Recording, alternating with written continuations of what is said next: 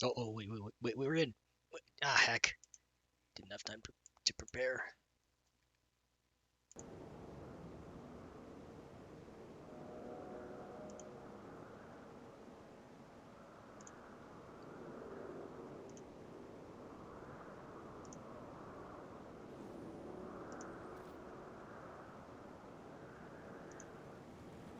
Okay, there we go. As for the controller, there it is.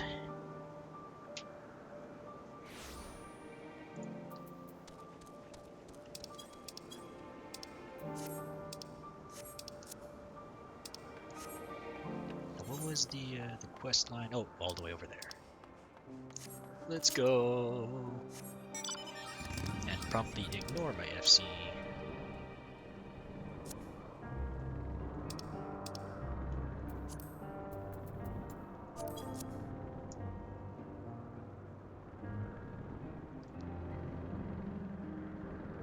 No, I forgot what I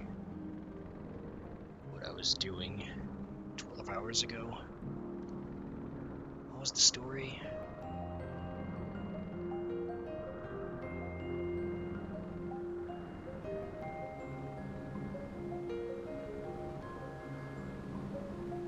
Nope, the story isn't coming to me.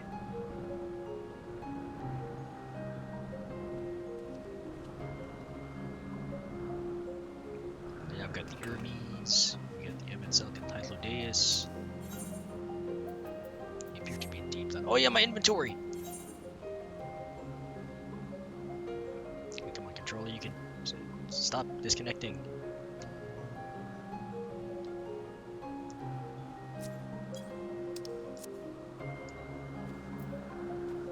Why do I have it? Okay, there we go.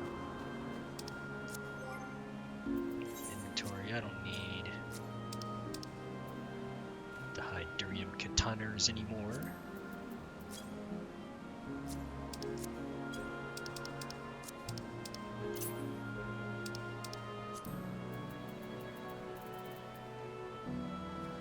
What the heck is going on?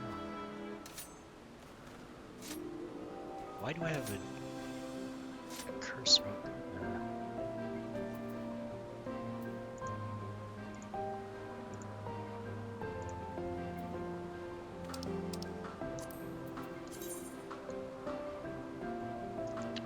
Why is my controller doing this to me?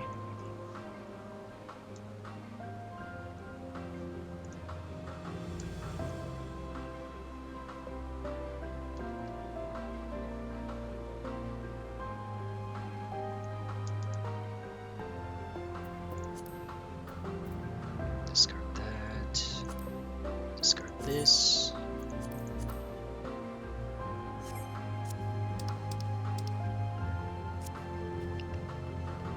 Now I can walk without the cursor. Man, that was odd.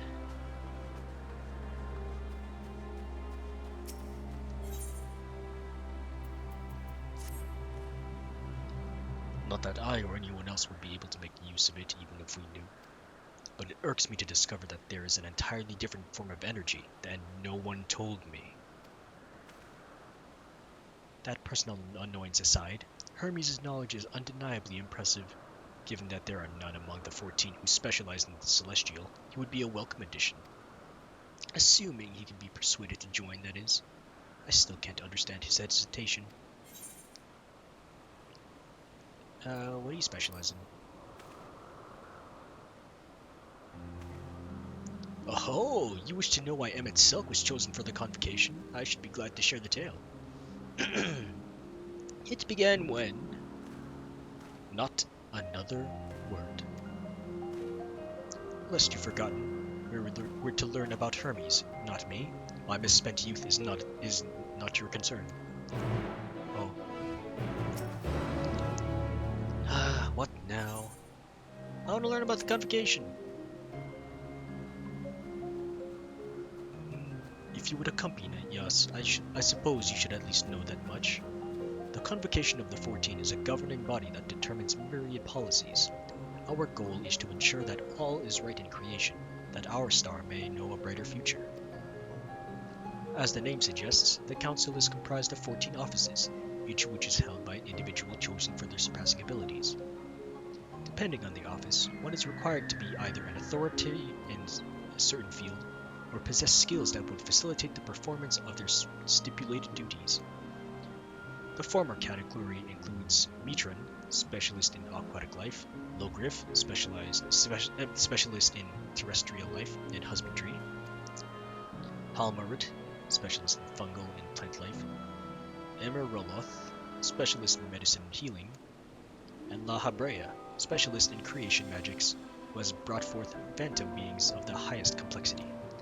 As for the latter category, there is Ultima, advocate of the arts, Aegeorum, champion of enlightenment and rhetoric, Pashtarat, observer of discipline and order, Emetselk, keeper of the ethereal realm or underworld in the vernacular, Van Daniel, pursuer of extant phenomena, and Azem, traveler of the world and counselor to the people. What? Should I be revealing such details to you? Don't be silly. Children know this much, and you would do well to remember it all. I don't remember it all. I'll tell you the tale when we're away from sensitive ears. Ah, thanks. What's up, Meteion? Enteleki or no, we're friends in thinness. Oh yeah, I already talked to you. My apologies for the wait. I've inspected the Ampelos to my satisfaction. All is well with the creature, and I dare say it won't be long ere it is released unto the world. Another creation, however, reportedly isn't faring so well. The Charybdis. That is what we shall tend to next. If you would follow me, my friends, we shall return to the main isle and head north.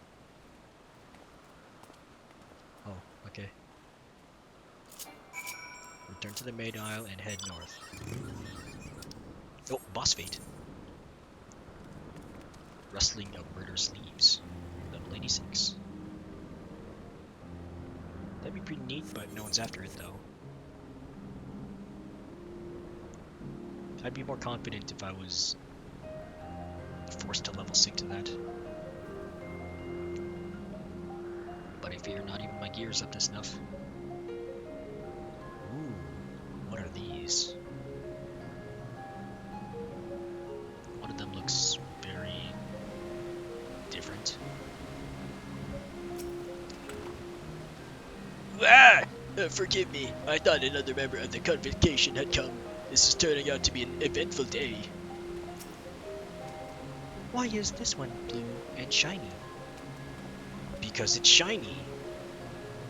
Can't you tell from the hue from it? It's shiny Pokemons. Nope, I didn't want to talk to you. Oh well.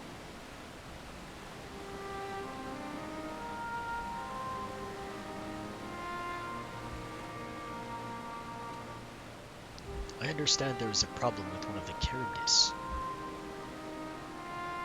Yes, that's right. As you know, the Charybdis is based on a sea creature. Owing to adjustments to enhance its affinity to wind, it is capable of flight. The specimens created from the concept could all fly without issue, but a problem arose in subsequent generations. This third generation creature was born with an etheric balance leaning strongly towards water. Its aquatic origin reasserting itself, it would seem. The result being its affinity to wind is diminished, and it cannot fly. No matter what we try, we can't get it to rise even the slightest bit. It's floating to me. For such a change to manifest in so few generations, I fear they are too unstable, flawed. With your permission, I will revert the creatures and recommend to the Bureau that the concept be revised. Oh? With its etheric balance leaning towards water, the Charybdis would indeed struggle to manipulate wind. Yet it is too early to conclude that it cannot fly. Having failed at first, it may simply have developed a fear. I shall transform and fly with it, helping it to manipulate wind until it finds its wings. What? You needn't go to such lengths. You can transform? You don't know. But of course not. Transformation is an art in which one manipulates a vast quantity of ether to construct another body around oneself.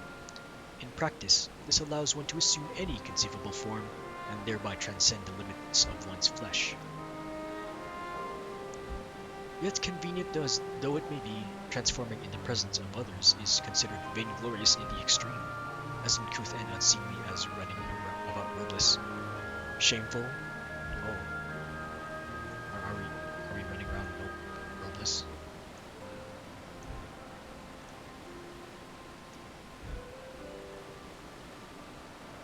Am I to understand you make a habit of this?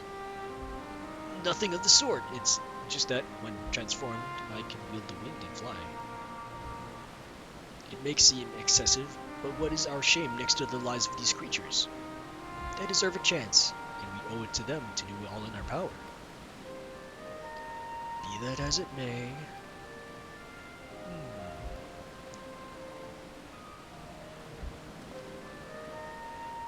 Yes, I believe I have the solution. Emet-Selch, may I trouble you to move that Charybdis away from its fellows, somewhere out of sight?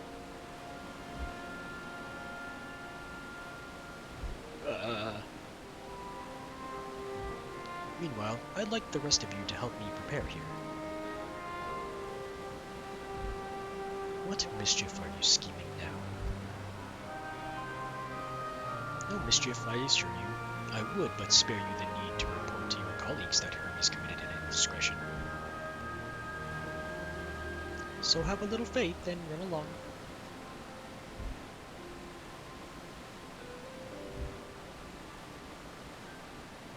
I trust you don't mind.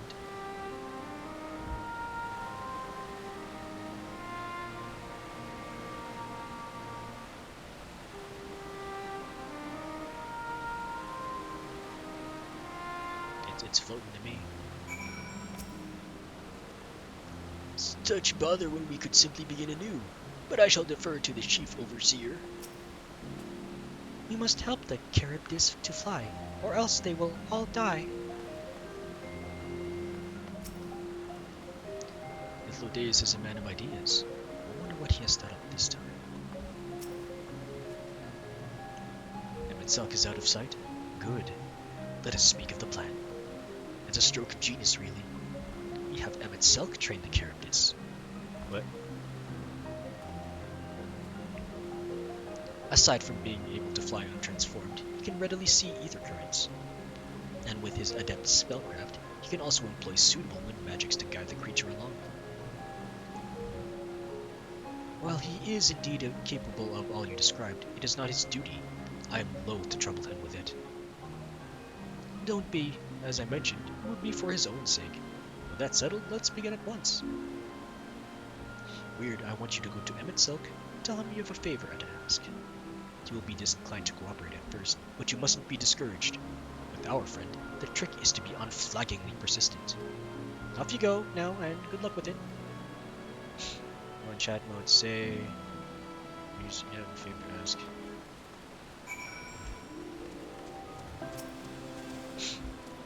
The rest of us will be right behind you. We wouldn't think to miss the fun. With apologies to Emet-Selch, this may be the best approach. Let us work together and win him over. I'll persist, too. Me, it's best if I watch from afar. Oh, you're the smarter one.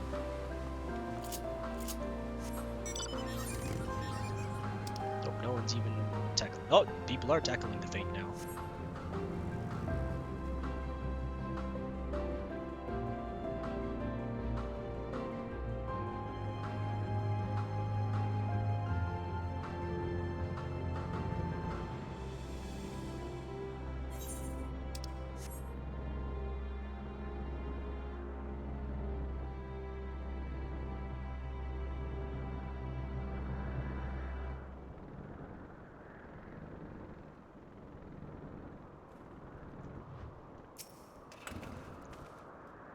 Well, are your preparations for the scheme that is clearly not a scheme complete? Oh, okay,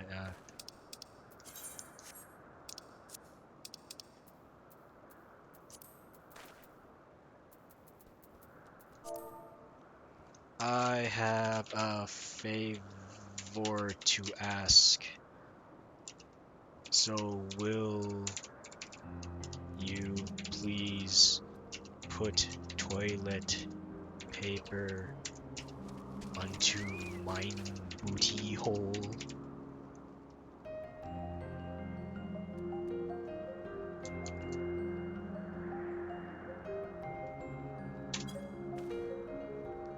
Oh, no you don't. I'm not lifting a finger.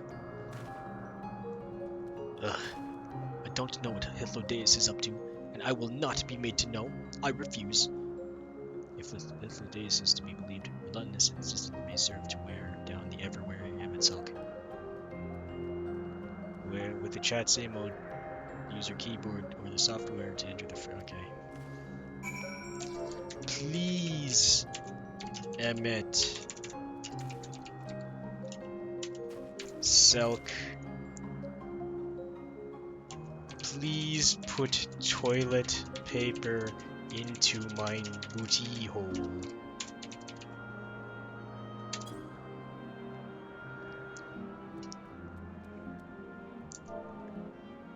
Shit.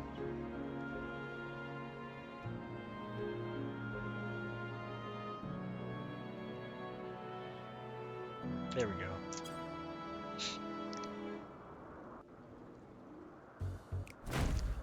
Do it! No, no, no. You are not foisting this nonsense on me.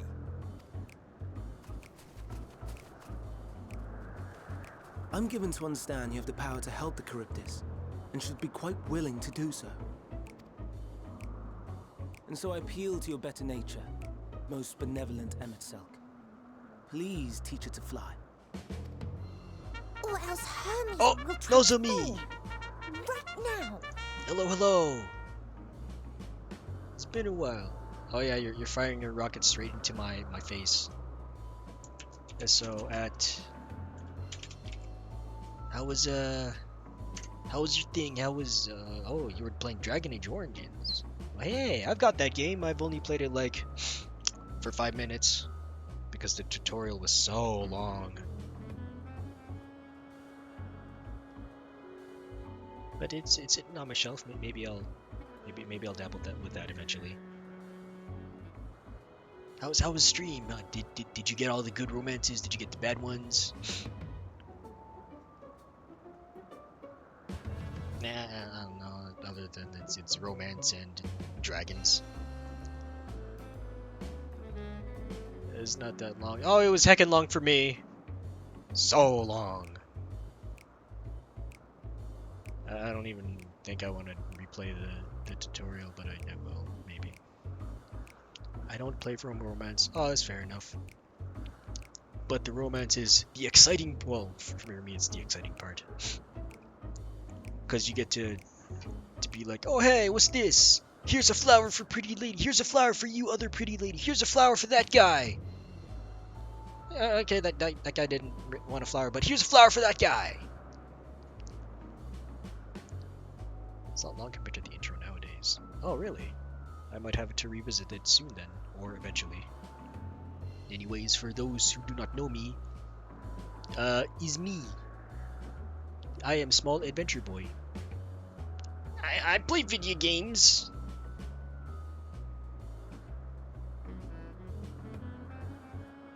I used to be a PNG tuber, but now I can move. You like jazz? No, I like jazz. Thank you for the follow, Lonely Lullaby. You're not lonely now, cause you got me.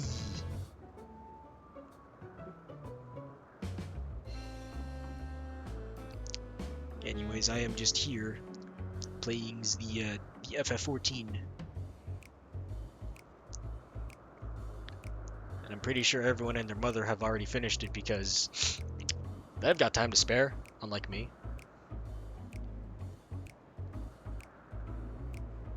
And now it's my turn to get through all of this story dialogue and dungeons. Yeah, stank! Oh, you're welcome. Oh! Now, there's no need to go quite that far. altruism is its own reward, as I'm sure he would agree. Oh, would he now? And who contrived to put me in this position, pray tell? Nothing so devious. I merely suggested a possible course of action. I've stayed away from MMOs for some time now. Oh, me too. Well, for about like a year or two now. But then I jumped back in once Endwalker has come around, because prior to that, all I've been doing in FF14 was leveling everything to 80. And oh boy, does that take a lot of time and mental capacity fightings to try and level everything every day. And after a while, it just gets stale. But now, new life has been born with Endwalker. 4 years for me. Oh, even before that, it was like because my laptop wasn't in the greatest condition, I could not play MMOs like at all. So I think it would have been like 7 years for me prior to getting back into FF14. Yeah. No, it was like 5. Yeah, 5. I also failed math 3 times, so I don't know when the numbers work. Do it! We're all doing peer pressure. Please, Emmett Sulk. Please. Do it for the little bird lady. Ugh.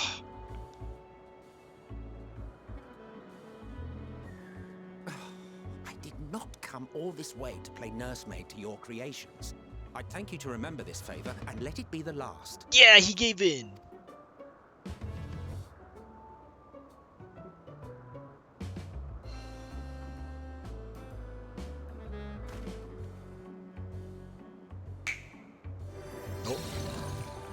Oh hey, it's that mount I have.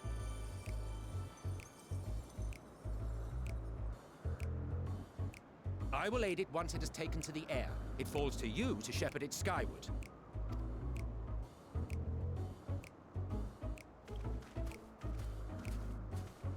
I will say this game breathes life into Well, characters. let's relax and enjoy the spectacle, shall we?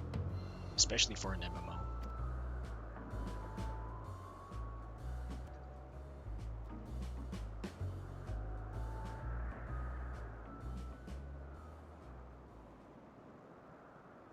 A lot of these NPCs give me feelings, especially in my downstairs. You were wondering why Emmett Selk joined the convocation.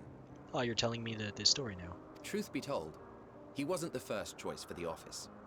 I was, on the strength of my ability to see ether. What? You? Whoa. But I declined the offer. For though my vision is exceptional, I am pedestrian in all other aspects. Worse even, quite abysmal when it comes to manipulating ether, for example. Couldn't transform even if I had a mind to do so. What good is the ability to perceive a problem if one cannot act to address it? Emmett Selk has no such shortcomings. He excels in vision and manipulation both, the latter to an extraordinary degree. If there is a mage more powerful, I do not know of them. Oh, it's me. Because I defeated him.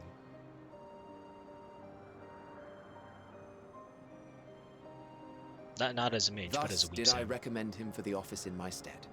And I wasn't the only one. Far from it. Countless others vouched for his skill and character. People the world over, to whom he had previously lent a helping hand. Oh, how surprised he was. Claimed he hadn't done anything remarkable for anyone. Modest to a fault. He deserved every bit of acclaim he received.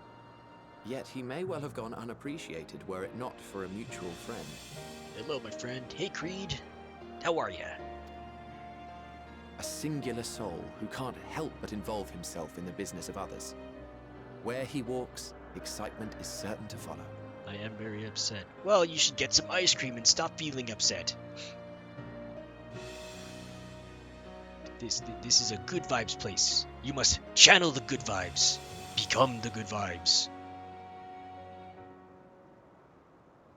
His antics irritate Emmett Selk to no end, but much of his grumbling stems from genuine concern. When our friend calls, he never fails to answer and lend his talents. Oh, no, it does suck that you're feeling that way. I hope that by being here, you'll be able to feel a little bit better afterwards. And in the course of doing so, he himself came to be recognized and respected by those around him. They are truly remarkable individuals, and I'm proud to call them friends. To help them realize their dreams. This will be my greatest contribution to our world. And when they have fulfilled their respective purposes, so too shall I have fulfilled mine.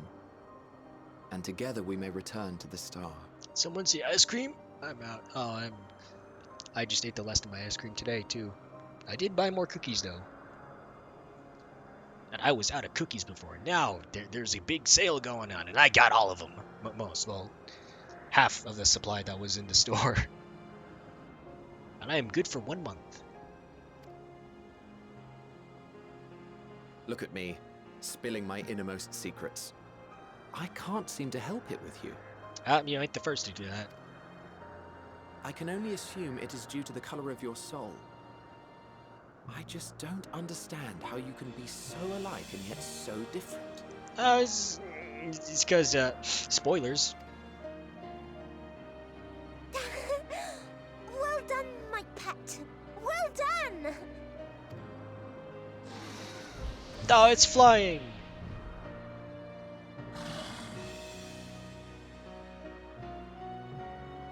Ah, yes. I dare say the Charybdis will be fine here on. Why don't you go and signal to Emmett Selk?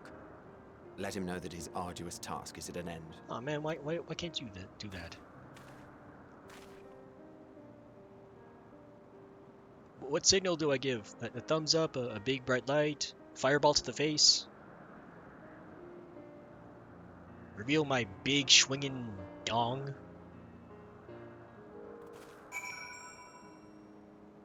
Kick him in the nuts. I don't think I'm tall enough for that. Maybe I can headbutt his nuts. Butt nuts. If I didn't know better, I'd say Emmett Selk is enjoying himself. Not that he'd ever deign to admit it. Nah, he's so tsun. Why is he so tsun? It's flying. It's really flying, as if it were born to do so. Thank goodness.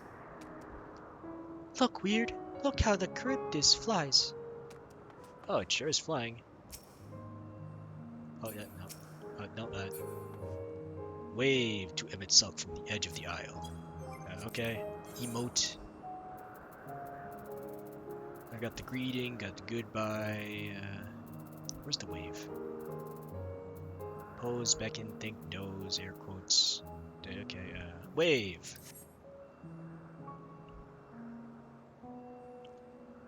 Emerging from his reverie, Emmett Selk notices you and begins to descend with the Charybdis. Too soon. Oh, so soon. Why so soon?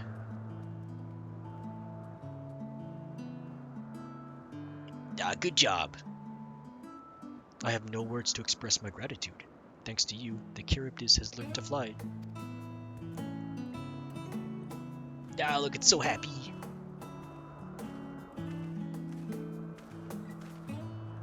And Weird and I could relax and have a pleasant chat. I'm sure you did. The creature needed some small assistance at first, but it was soon flying more or less on its own. I doubt you will need to repeat the lesson. That was truly impressive! Oh, he's been watching. I witnessed it all from afar. The Charybdis flies! Now you don't have to kill it. Indeed, with this, we've proven that even a creature with skewed etheric balance is capable of flight. Though we helped it to achieve this, the Cryptus is a herd animal. They may well aid their struggling kin in fashion if and when the need arises.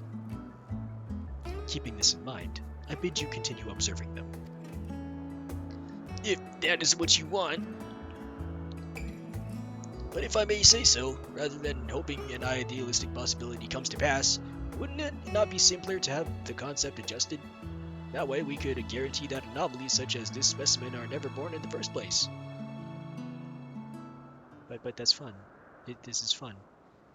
These creatures are already here. We will spare no effort in giving them a chance to survive. As you wish, Chief. As you wish. Can I have that one? I want that. Oh, okay.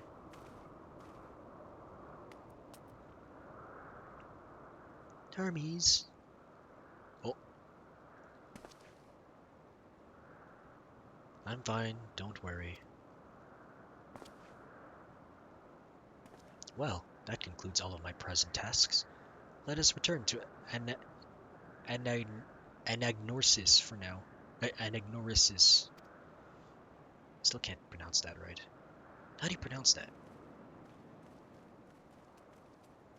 Anal noses?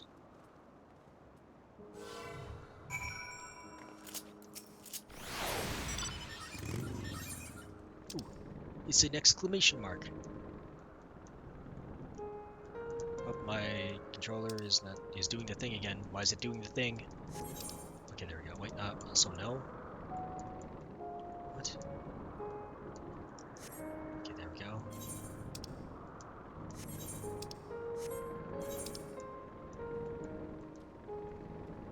There's something wrong with my controller, that's for sure.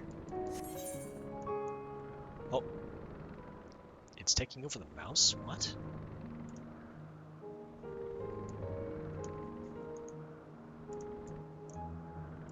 I don't understand what's happening with my controller, mouse, and okay.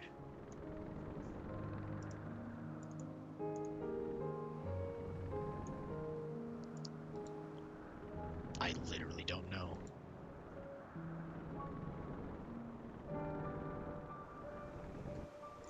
Unplug. Plug back in.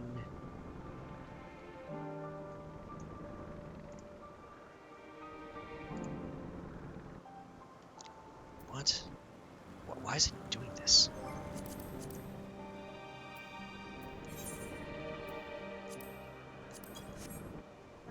Oh, there we go. I don't know why, but that one seemed to work. All the creations are happy.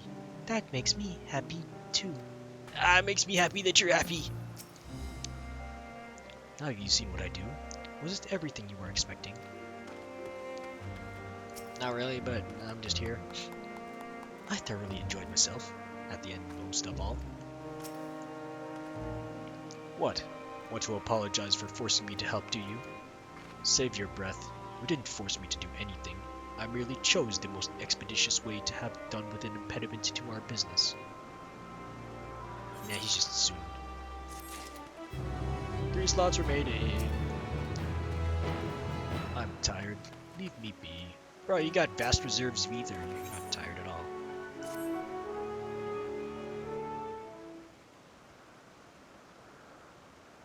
Tell me, in the course of watching me, have you earned aught of value?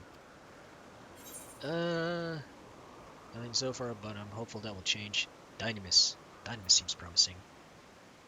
I'm not sure what I'm looking for, but I don't think I've found it yet. I like Dynamis.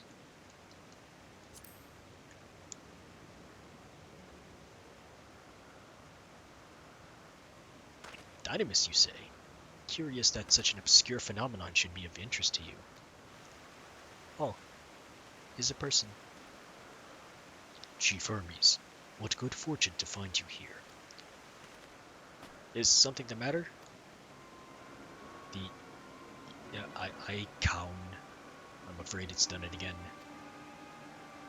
No sooner did we release one for observation than it set upon the nearby occupities, slaughtering them. Was the creature hungry or somehow provoked? I just fed them myself, and the occupedes were keeping a wide berth. It is the nature of the Icon that is to blame, their innate viciousness. Temperament aside, it is an outstanding creation, perfect in form and function. Though it may not be suited for release, I've no doubt that the Bureau will accept its concept for preservation. In any case, there is no point in postponing the inevitable. Doros will revert them all once the paperwork is in order. Where's the scene of the incident?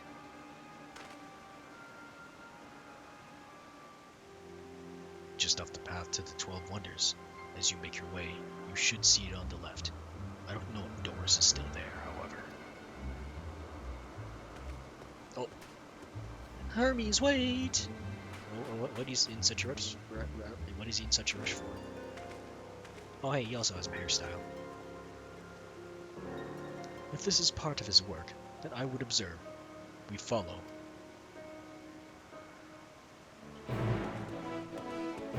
Oh, we're running? Oh man. I'm not running. I'm floating. I'm a float.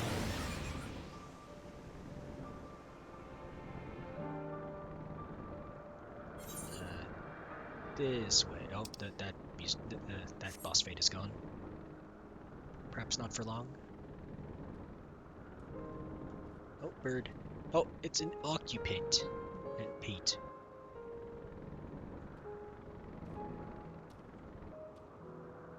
I don't know how to pronounce most of these. Cockine petaluda. Must like cockines.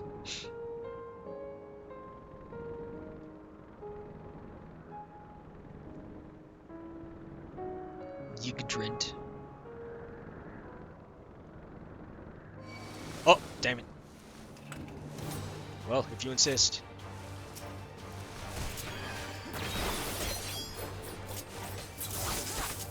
Not that. Oh no, you don't. Oh, I missed. Or I messed it up. Do this. Again. Start to rotate.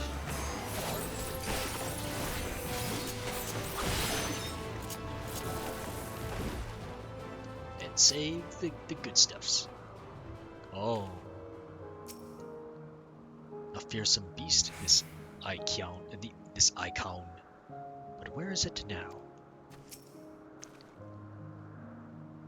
The occupant is no easy prey. With its hooves and horns, it was designed to be formidable, even on land. Yet they didn't stand a chance against the icon. It's heavy. Hermes' pain. Oh, they got hooves. The lacerations and burns are unmistakable. Oh, it's a lycaon. Lichen? Wolf? A lycaon was indeed responsible. But the creature is nowhere to be seen. Doris must have taken it away. The man makes his base at the 12 Wonders. I shall go seek him out there. Emmett Selk and I will search the area for good measure, just to make sure the lycaon didn't escape. My thanks. Let us meet at the 12 Wonders when you have finished. I will go on ahead. Please follow with me. Oh. Okay. Come. It's down this path and over the bridge. Oh, okay.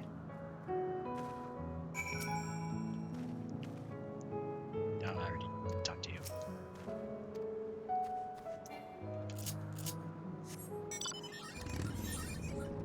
Oh, another fate. But oh, it has increased EXP. Oh, this one is a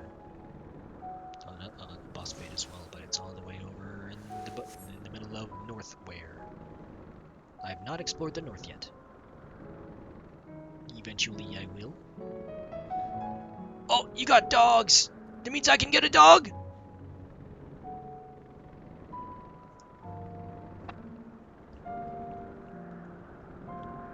Bro, I want a good boy. Dog. That was a good boy. That wish it was me. Oh, hey, an aetherite. There it is, the 12 Wonders. Hermes is looking for Doris. Let's look for Doris too. He's a man with long blonde hair, I think. I'll know when I see him. Oh, we can use another walk. First, I'm going to the aetherite. Oh, someone with a Pegasus. Dark-haired man.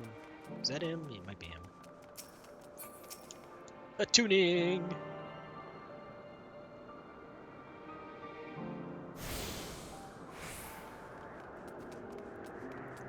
Oh, hey, Junkmonger. And a mender. I'll visit the mender. Mend, please. Thank you. Once I get back and report today's results, I should finally be able to put that report to bed. Not Doris. His hair is long, but the color is wrong. Oh. Given its body, weight, and the oh, okay. Here's Chloris. That seems close enough. Surrounded by such wonders, one cannot help but envision new concepts. Not all of them good, mind you. Not with that attitude.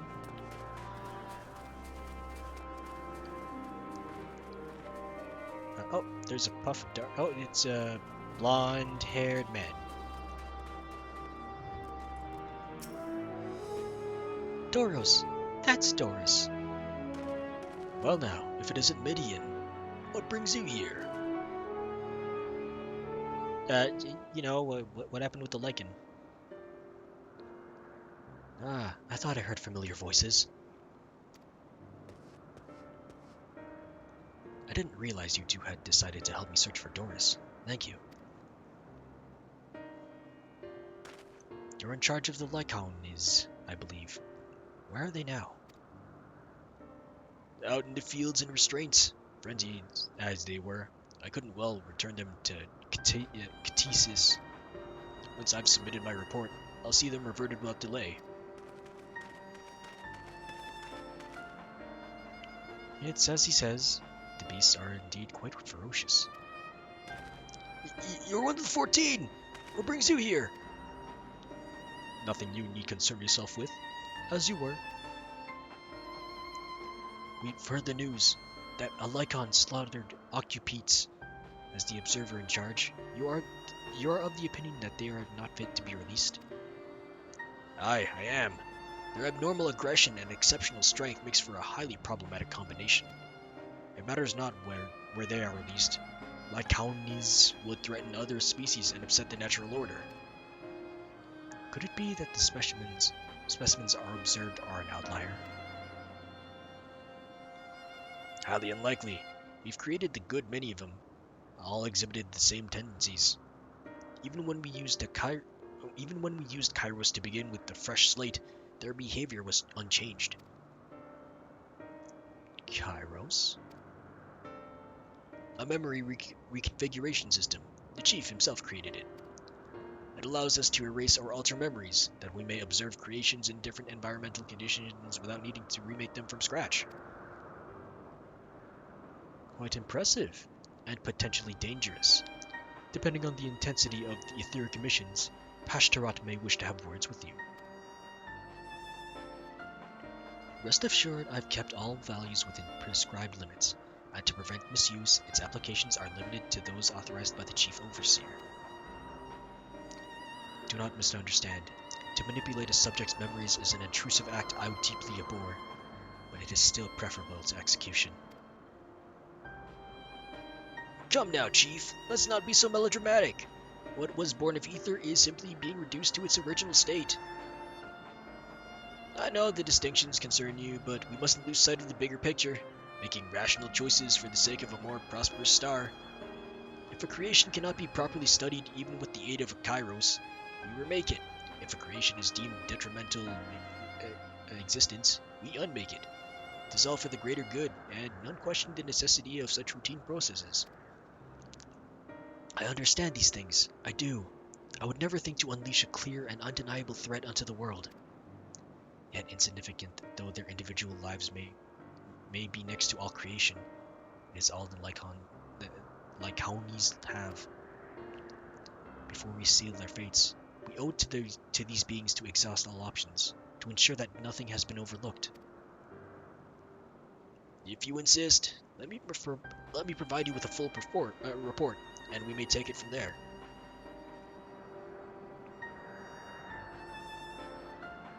Would it be possible for us to attend a discussion that Emmett Selk may better carry out his duties? Duty. By all means. Pray show them to the meeting room.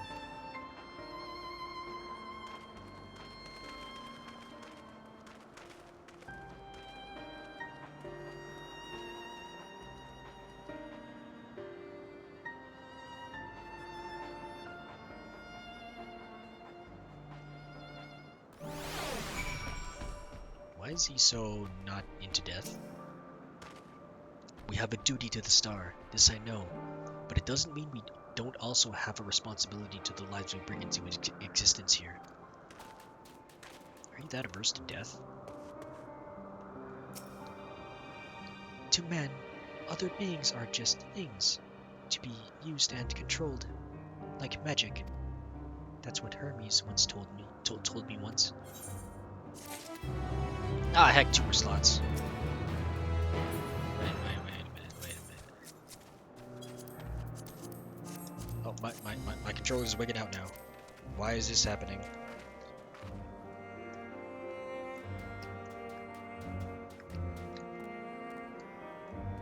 Sorry, person, for...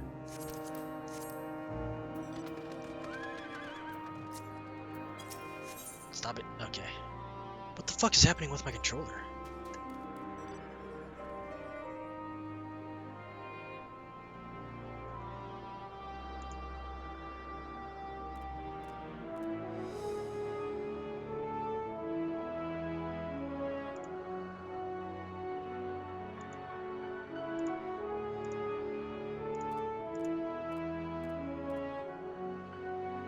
I don't understand what my controller is doing.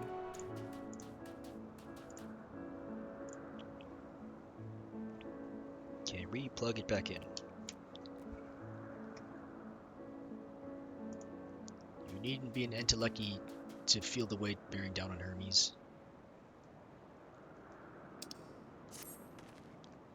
I fear this discussion may take a while, during which time... Oh. Meteion, are you feeling unwell? It's not me, Hermes. It's you. Oh, it's not her, it's you? Oh. I won't go to the meeting. I'll deal with Weird. Oh. Loath though I am to impose, may I leave Meteion in your care again? Well, you don't have much of a choice, do you? I'm in your debt, if you'll excuse me.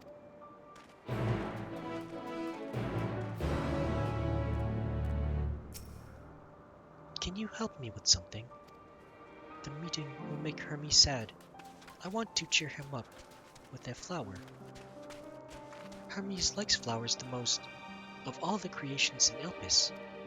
Most creations are expected to be interesting, or beautiful, or strong, better in some way. But flowers are different. They're designed to suit our emotions, what we feel and want to convey. Hermes likes that. I can't make flowers, so I'll search for one, and I want you to search with me. Let's start here, at the 12 Wonders. Okay, we're going again.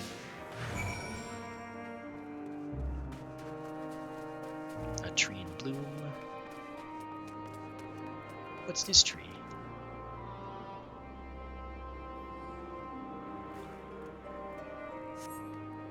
Vibrant purple flowers bigger than your hands adorned the tree. Oh, so big and bright. I love them. But they might be too bright. You have to think of the recipient. That's what Hermes said. Oh, I know the perfect flower. The Elpis flower. We just have to go all the way back to get it.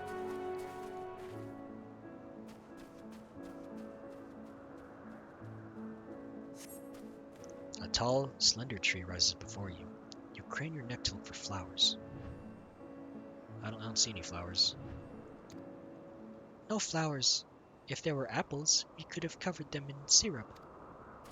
Do we even have syrup? Let's head outside next. Don't worry, we won't wander far. Come on, let's just get the Elpis and be done with it. Lots of flowers in the fields. We should be able to find something nice. Can I have one of these unicorns? They're a rare prize to have. Ooh, flower bed. Surveying. And a rare, beautiful flowers grow in the bed. Their mix of colors forming a pattern. These would be better for Hermes, but they're hedged in. That means we shouldn't touch them. They're either under observation or poisonous. Any other place should be fine though.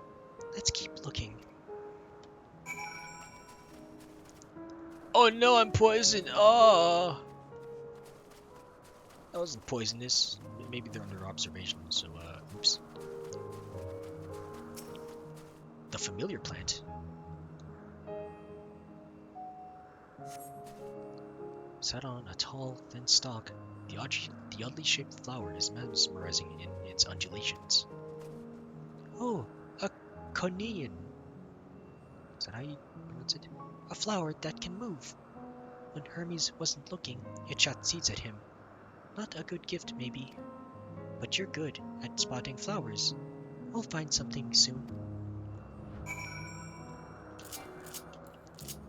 This way. Oh wait, I can't do pronounce because you'll just get lost.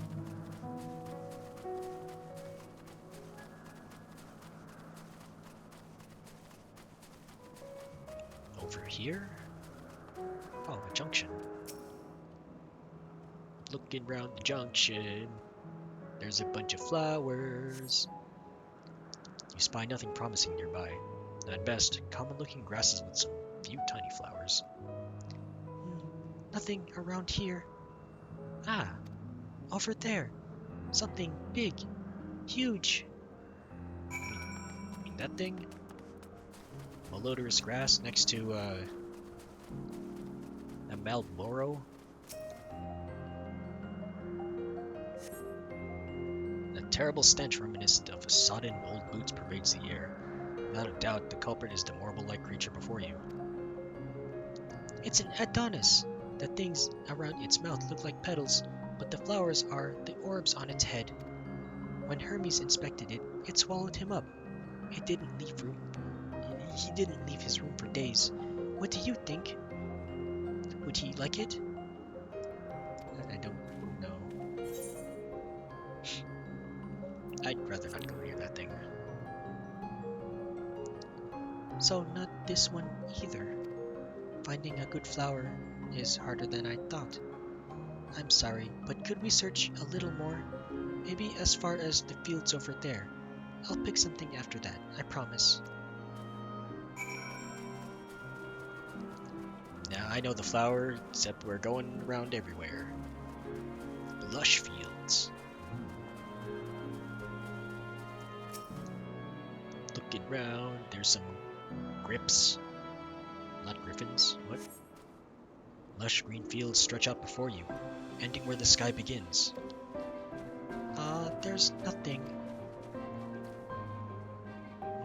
That shiny thing over there. What could it be?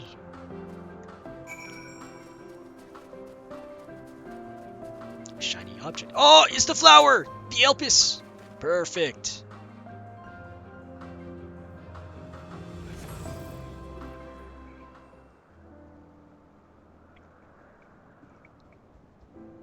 Ooh, Elpis flowers. They're here too. Are you a live controller? You're not alive. Why are you not alive?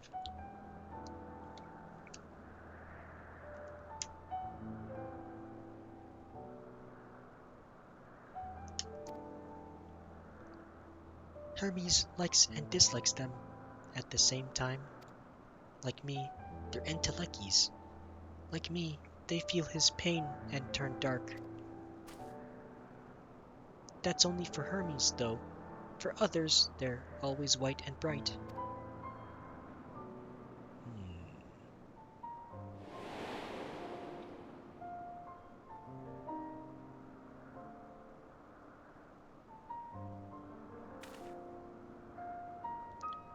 I don't know what I'm talking about now. Truly, the flower was dark in your home? Then, do you have it too? A dark emotion?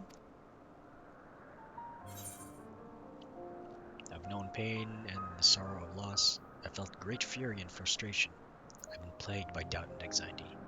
I got a few.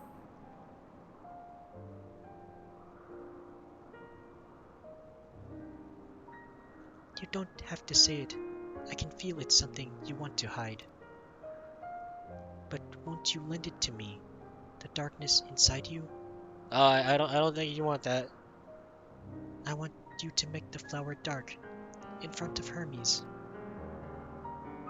He hasn't been in a dark place. He has been in a dark place since before he created me. He needs to know that he isn't there alone, that others are sad too. Leave it to me. I'll be so dark and brooding. Truly? You'll do it?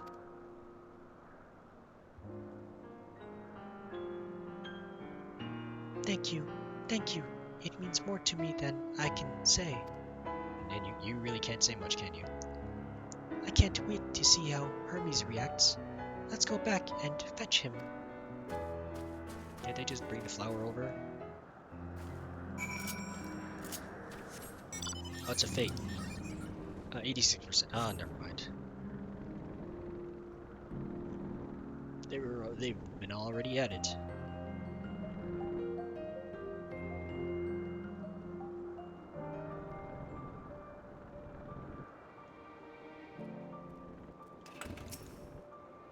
It seems they're still talking. Let's wait until they've finished. It's a cutscene. Oh my, that's a long time for talking.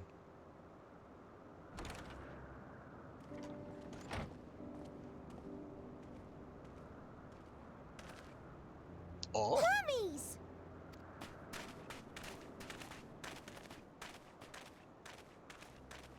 Oh, you were waiting for me. Yeah. You've finished talking? Yes, we've come to a decision.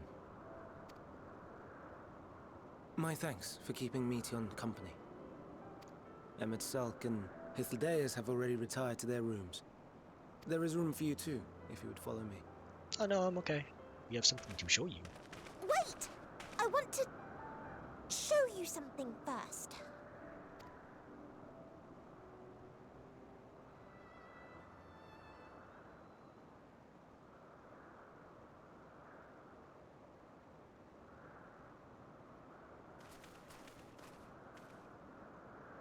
Elpis flowers?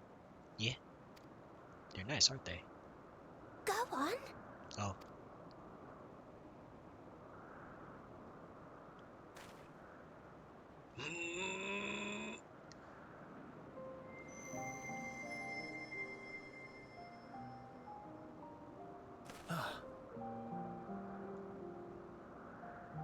You're not the only one, Hermes. Others feel sad too. You're not alone.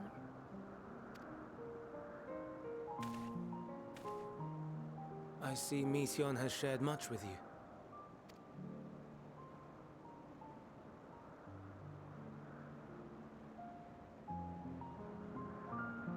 Not as black as this though. I mean, before, when it withered. Oh. No mask. Oh. May we talk a moment? You don't look like Asahi. I mean, Asahi. When you stole his body. Can I have that one? I want that. Give me that. Oh, never mind. I do not think it wrong that we live for the star. that we strive to make it a better place. And yet, in carrying out my duties here, there are times when I am plagued by doubt. Do you recall what Hythlodaeus said when we first spoke of my nomination?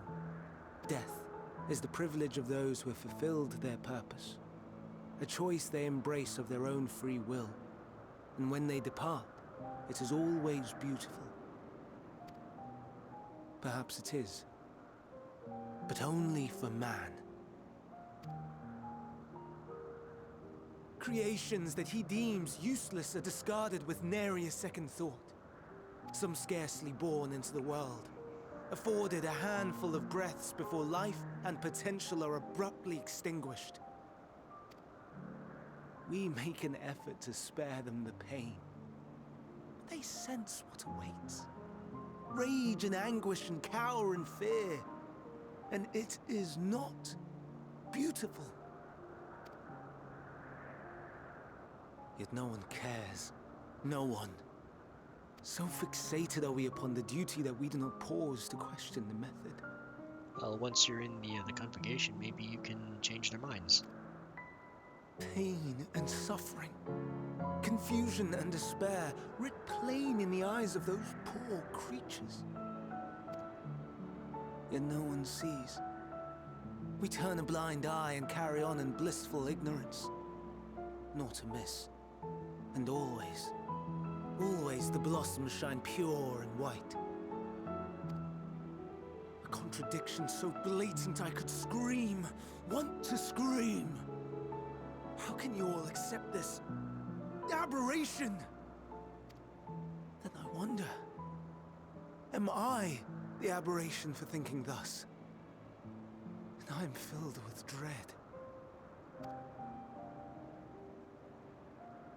But now I know I'm not alone. Not the only one for whom the flowers weep. I won't ask what you thought as you kneeled beside the Elpis, or if you only did it at Meteion's insistence. Nevertheless, I thank you. To know that you too have experienced suffering is a comfort.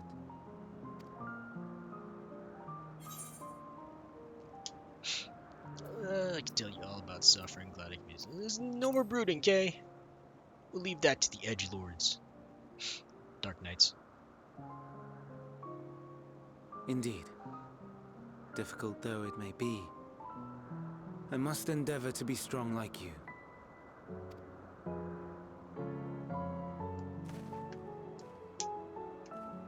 The stars in the heavens. Know you what they are? Stars. Though it is too far to tell, each glittering light could be a world not unlike Aetheris. A world filled with life. So many stars, so many lives. For us, there may be no higher purpose than to live for our world. But what of the other living beings out there? What is it that gives their lives meaning? That drives them day after day after day? To pose that question to our undiscovered cousins, I created beings of dynamis, who can traverse the vast emptiness between the stars. Meteion and her sisters. Aye, sisters. She has a great many of them, and they have already departed on their journey, traveling to one star and then the next in search of life. As one might expect, exploration on such a grand scale is rife with difficulties, and thus far I've naught to show for it. But I have faith that we will make some manner of discovery ere long. And when we do, I should be glad to share our findings with you, in gratitude for your kindness.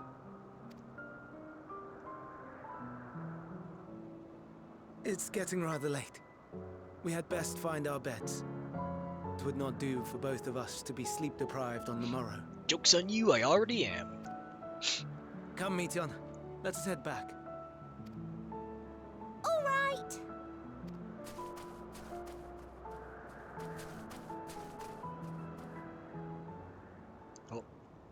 what's happening. An island in the sky.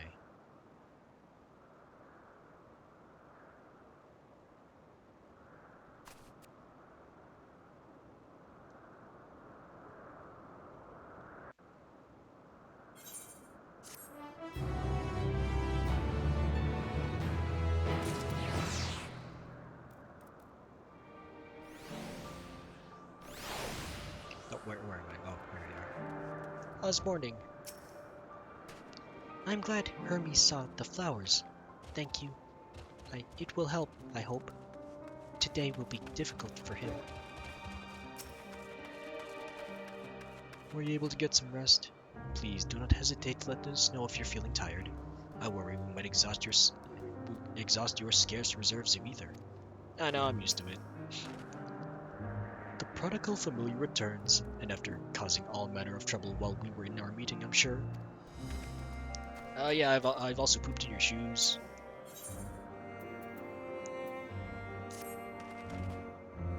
An all too brief interlude, perhaps, but it is time I attend to my next task. As Emmet Selk and Hythlodaeus are aware, we have reached a verdict regarding the fate of Lycaunes.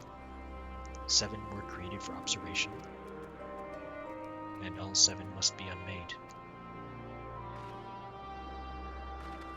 Doros has followed the correct protocols, and as chief overseer, I can find no fault in his judgment.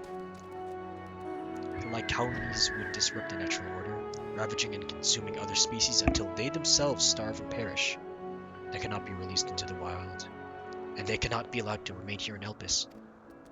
I intend to petition the Bureau of the Architect to have the concept preserved as a restricted purpose hazardous life form. Hythlodaeus has pledged to support me in this endeavor. Yet, whatever the Bureau decides, the existing Lycaunes and have served their purpose. Doros has already isolated the creatures and is preparing to carry out the necessary measures. I will join him forthwith. It is my duty to witness the conclusion to this study. If you are resolved, then we have but to accompany you.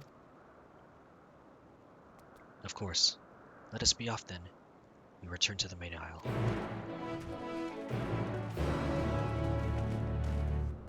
What was I about to do? Oh yeah, I've got something in the background that needs to shut off.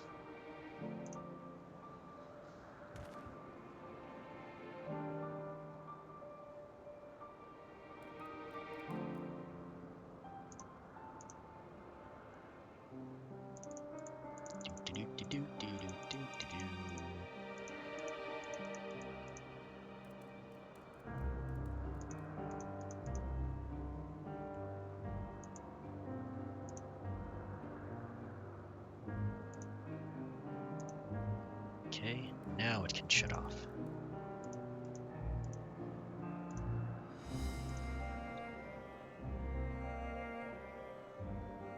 Oh, and there goes my mouse thing and the controller. No, the controller doesn't do anything. Oh,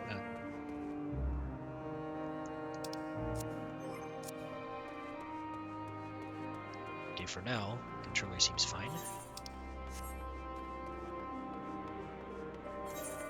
The main aisle.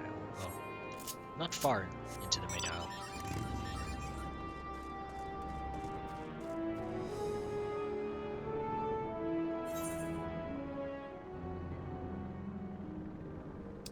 An E-thread as well over here. Phosphate's still there.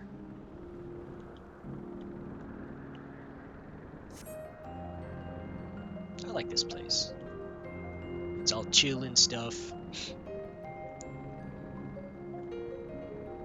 With birds. Lots of birds. So many birds. Oh, it's Doris. Oh. Ugh. These were the Lycaunes? Bruh.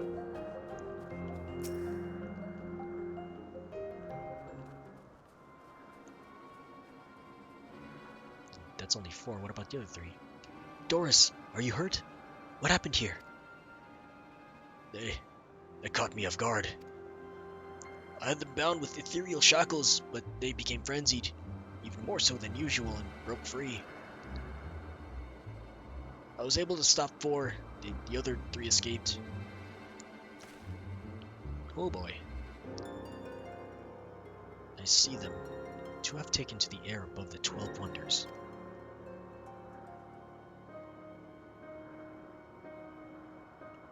The last is up ahead, lurking in the fields. You and Weird handle that one. The pair in the sky, you can leave to me.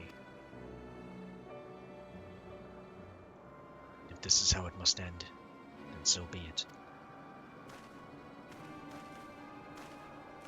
I will render assistance to Emetzelk, unneeded though it is.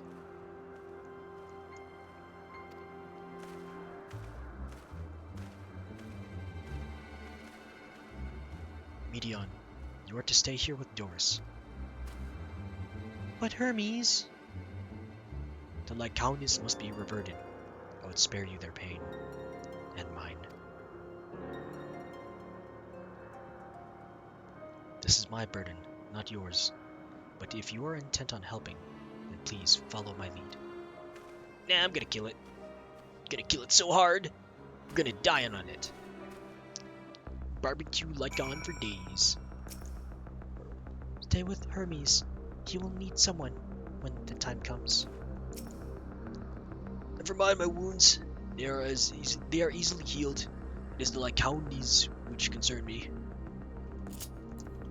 Okay, we will defeat the Lycaonians. What's ignorant? I'm adventuring with these 2 bad ladies. Ladies, lads. Oh, it's up there. Why is it up there?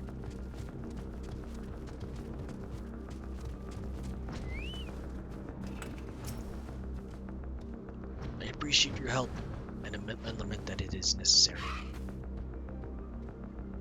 There it is, our quarry, within striking distance at present. But if it feels threatened, it may well flee beyond our reach. Here's my plan. You'll approach it slowly in full view and draw the Lycaon's attention. Now I warn you, its abilities are as fiery as its temperament. Once it spots you, it will unleash orbs of flame, all those things. But fear not. By my measure, you are more than equal to the task. Withstand the onslaught for a few brief moments, and that will give me time to catch it unawares. Ready? Let us begin. I'm gonna wait until those peoples are done.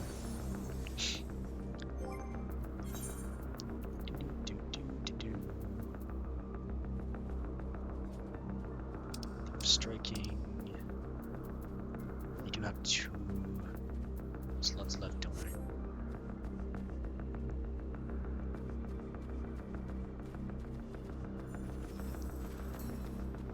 But don't tell me you're actually doing something.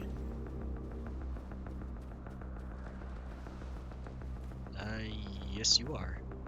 But also no, but also yes, but also no. I don't know what you're doing, so I'm just gonna go for it.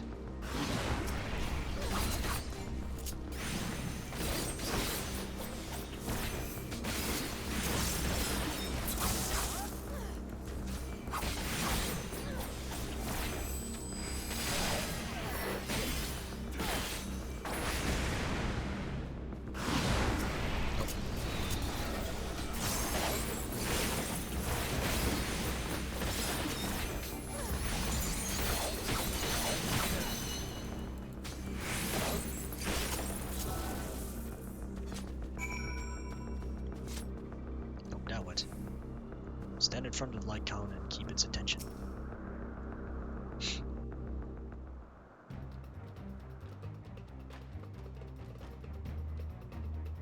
Am I the only one that's armed around here? Oh, you've got arms.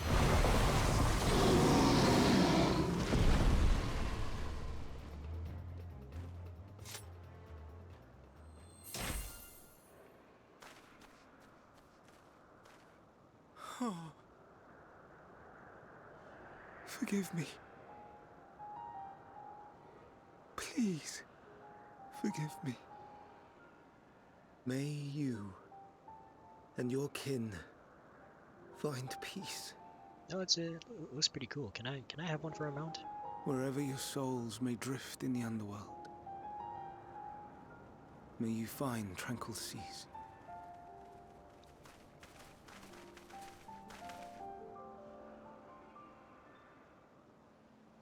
Be not forgotten, in concept endure, to reclaim form and one day live again.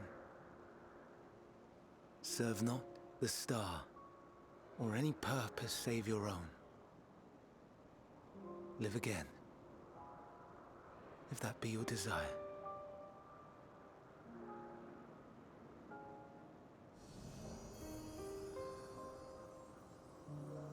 Hate, if that be your want. We are worthy.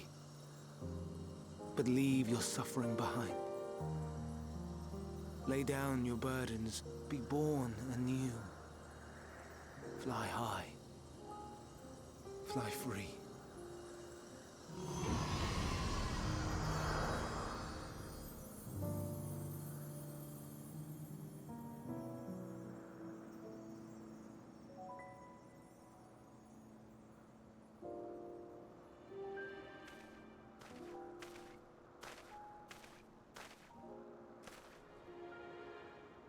Join the convocation, Hermes.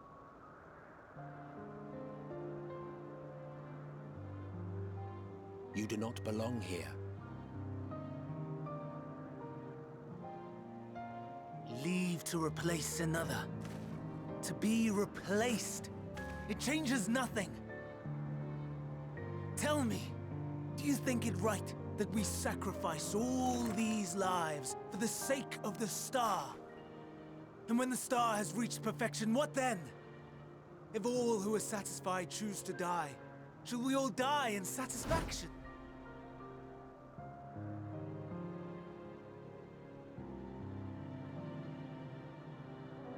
I do not know.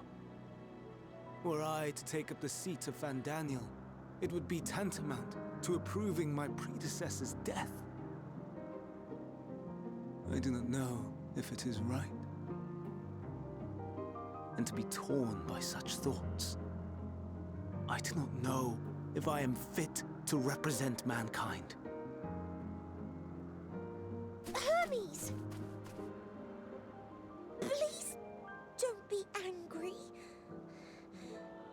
It hurts so.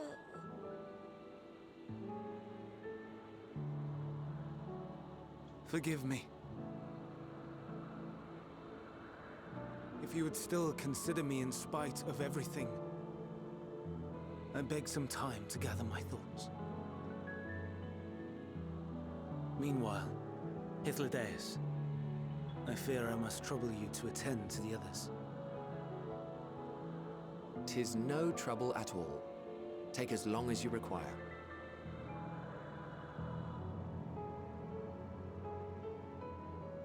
And you, my friend, I pray you find that which you seek.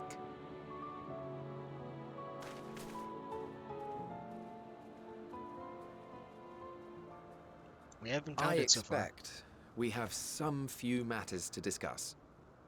Shall we return to the 12 Wonders for a time? Aye.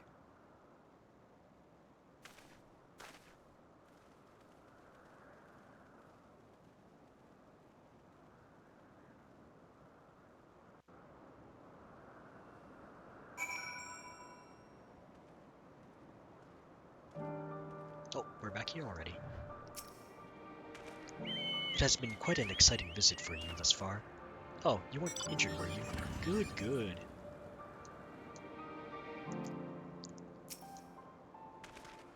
The other Lycones have been taken care of.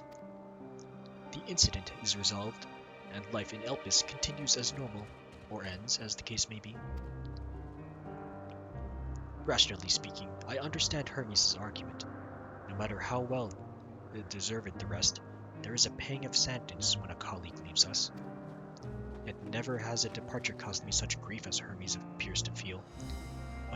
What must it be like to experience such torment? It'll take you many millennia for you to figure that out. Oh, what's this? 87? Ah, heck. I don't know what answer he's searching for, or if it is within our power to give it, but I believe he would make a fine Fandaniel, and that if he rejects us out of hand, we will all be lesser for it.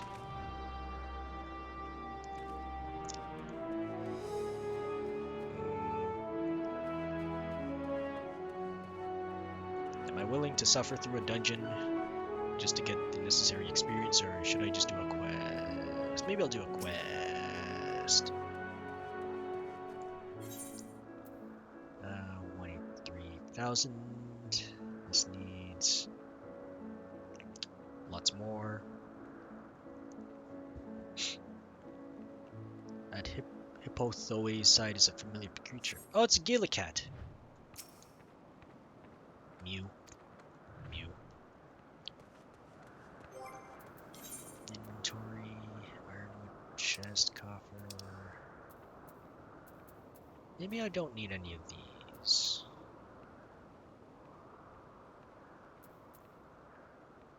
Required level 86, eye level 539.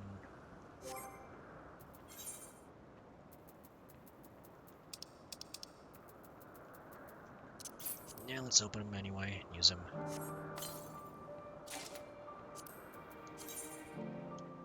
Ew, gross.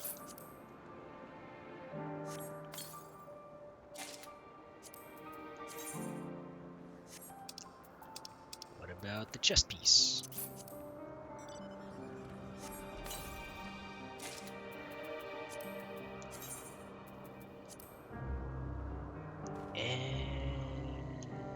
I don't like it that much.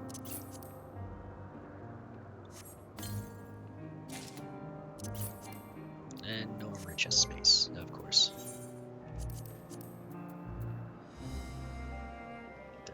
What the heck is this? Nope. Eden called Damnus and striking. Nope.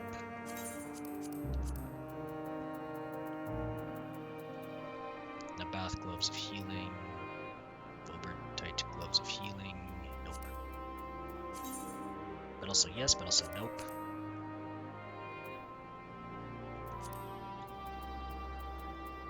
Colosseum, Subligar, Charlene Preceptor's long kilt. No, we're past that.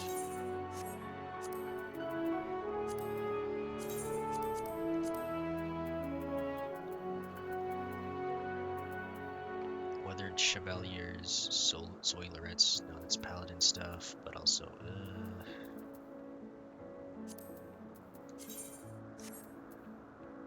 Keepers, Sandals of Healing. Nope. But also yes, but also nope.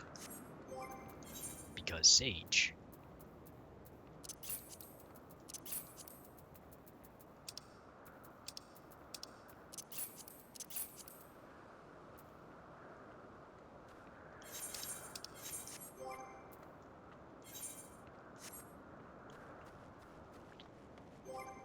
Character 528, sure. We'll teleport somewhere else for now.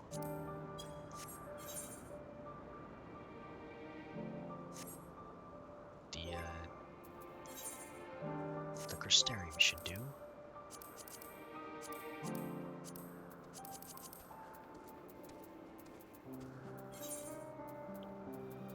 Just so I can get my glamour back in order.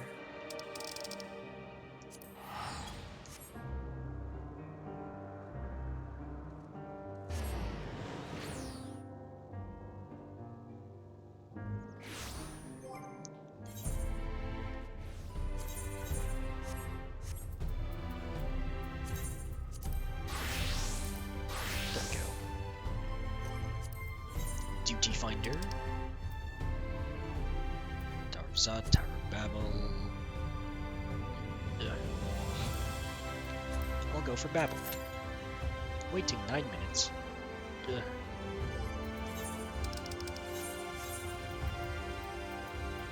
I've got one pizza. I can eat that one pizza. Don't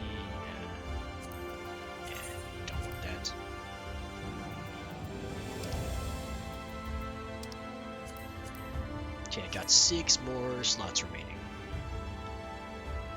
Me and my hoarding nature. Ugh.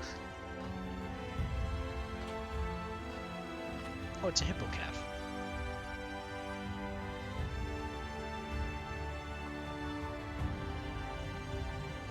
Some of these mutants I don't even know how to get, and I sure do want them.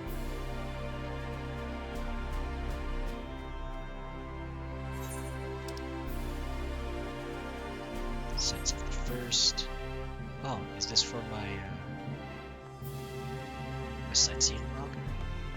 Because I haven't even touched any of the sightseeing log. Because I don't think I have.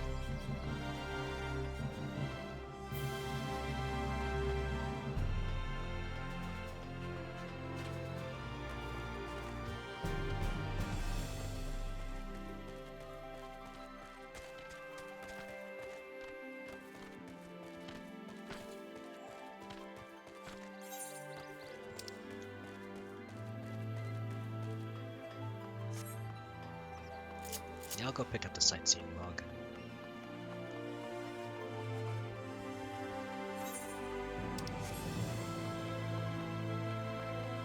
I think I go up, yeah? Going up!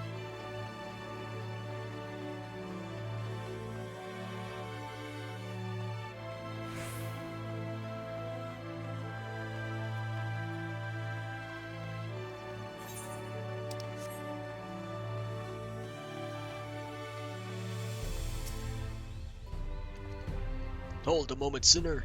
You're not from around here, are you? A fellow wandering soul, an eternal inhabitant of the road? I thought so. Erlal's the name, and my aspiration is to travel the whole wide world, though it's a fair bit smaller than it used to be. So as far as the dreams go, it's a lot more realistic than you might think. But danger still lurks in every corner and around every bend. And so, this sinner's got nerves of steel. He's a born explorer, Erlith. There is no land too distant or place too forbidden, aye. But what is that I spy poking out of your pack? A log, if I'm not mistaken. Give it over, if you would. Okay, here you go. Aha, I thought so. A record of fantastic vistas and unforgettable sights. We're kindred spirits. A burrow of a feather. Excellent, excellent. Oh, no, that's not me. Someone just scribbled on my notebook for no reason. 'Tis only right I share with you such wondrous experiences as you have with me. A collection of amazing vistas I catalogued myself that I guarantee will rival the best you have ever seen. Novrent may be a shadow of its former glory, but there is still joy and excitement to be found if you know where to look, my friend. So I implore you, look, look, look! Follow in my footsteps, savor every moment of the journey, and then, when you feel you have discovered every secret this realm has to offer, start again. I promise you won't be disappointed. Okay. Thanks. Doo-doo. Must be disciple of war or magic, level 70 or above. Use your wits and notes provided. I have neither. I don't know what's happening with my controller, but it keeps connecting and disconnecting.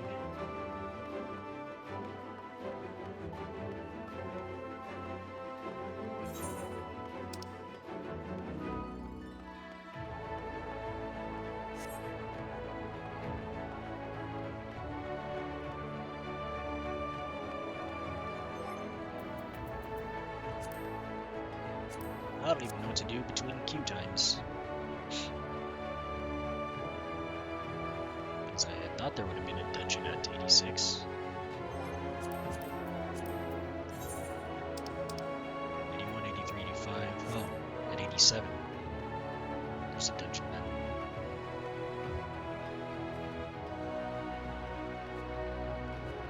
Okay, I guess I'm waiting for one dungeon until I can get to another.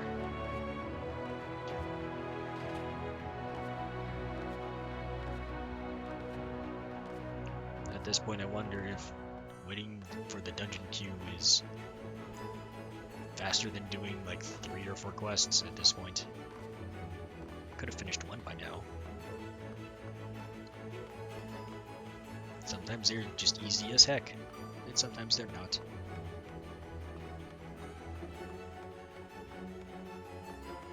maybe I'll do some while the queue's going. Yeah, that seems like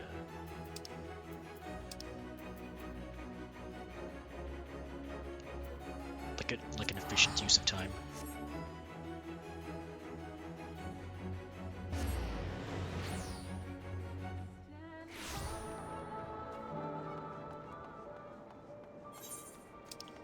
Or I can finagle with fates, the rustling of murder sleeves.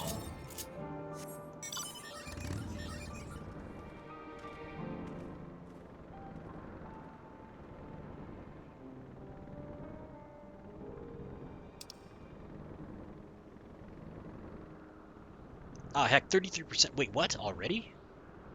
What? Oh, bird.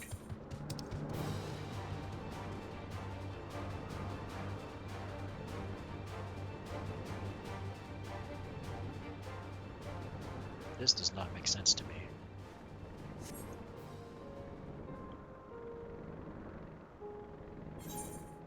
Just ahead.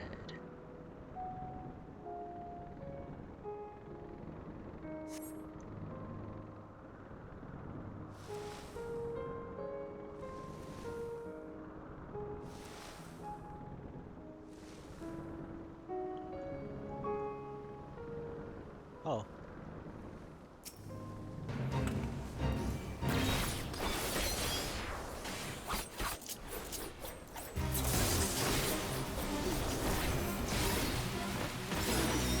Never mind.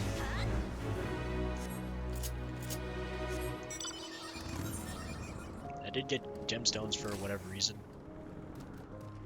Which is okay with me. Maybe I'll take the opportunity to explore instead. Free EXP and I get to go places.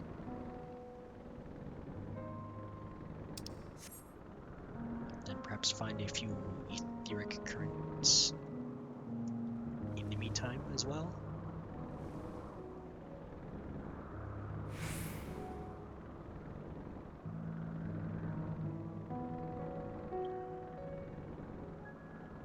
Because as it stands, I'm definitely not making it in before queue time.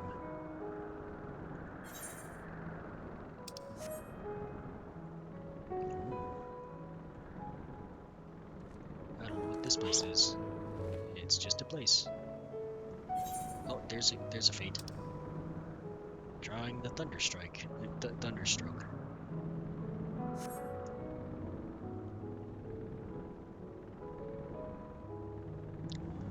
That's a lot of dudes. Oh, that's Ixals? What? Inventory. Yep.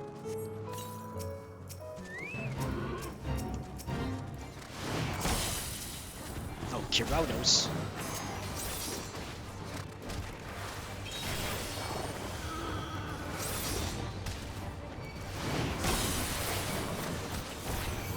Oh boy.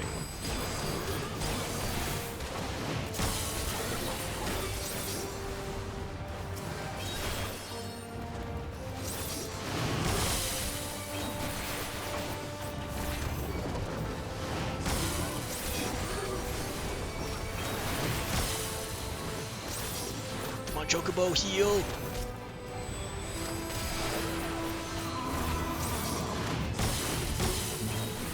Oh, this is a problem for me.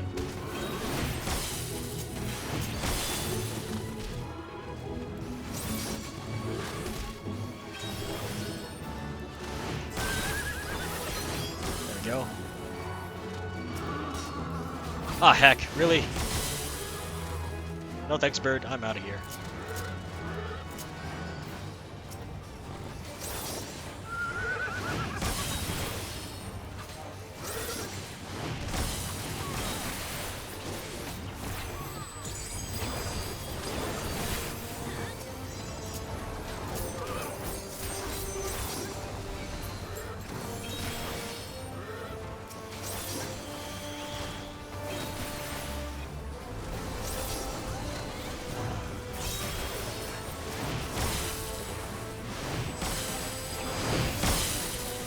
Ouch.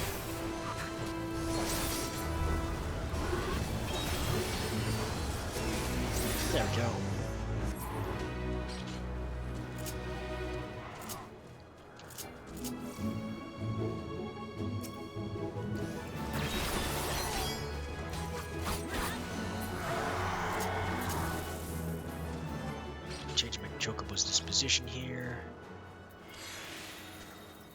Duty, character, action traits, companion, healer.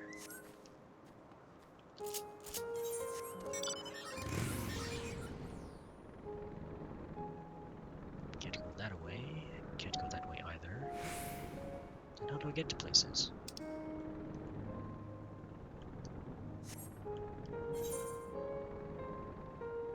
Wow, this queue time is super long. So I might as well abandon it.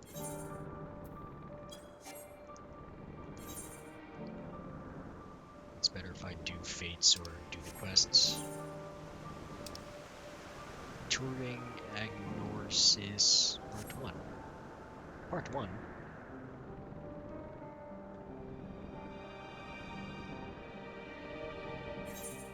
I'll just keep an eye out for fates in the meantime as well.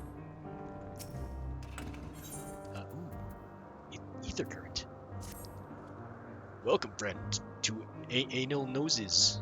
I am Socles, and I am managed this region under the authority of Chief Hermes, the head overseer of Elpis. And you are, oh, how unusual, a soul-bearing familiar. A familiar must have a mission, and yet you offer no message and carry no cargo. Are you perhaps here for the purposes of observation? Yes, that must be it. In which case, you'll only need to mention my name to Charmian, and she will gladly give you a tour of our domain. Soak it all in. Oh, okay. There's a fate over there.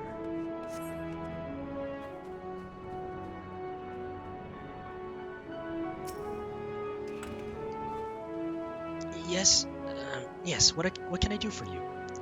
I'm here for tours. Weird, is it? An overseer Socles wishes me to act as your guide? Oh, no, I didn't mean like that. I would be more than happy to show you around. I'm simply wondering why the overseer chose to send you to me, of all people. I haven't been here long myself, truth be told. Until quite recently, I was wholly engaged in a prolonged research project at the Academia Annider. Surely there are other, more experienced individuals who could provide more comprehensive... This grumbling is hardly constructive now, is it? The task was given to me, and I will attempt to cover the most salient features of our facilities to the best of my abilities. After all, it is not every day that one is asked to indulge the curiosity of such a rare and fascinating visitor. Ah, am I that fascinating? You interested? We can commence the tour this very moment, if you like. Yeah. Then let us begin. You know, rather than have me lecture you as we walk along, I think observing firsthand what we do here in the anal noses would prove more beneficial. I will point you to the right direction, and you can question my colleagues to your heart's content. Once we've completed a circuit, you can return and speak to Overseer Socles. Oh. Do.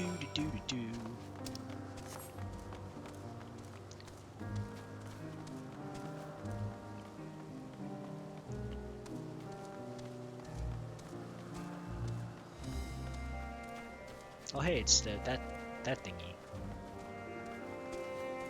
Oh, and that thingy. Oh, so that's what it looks like up close.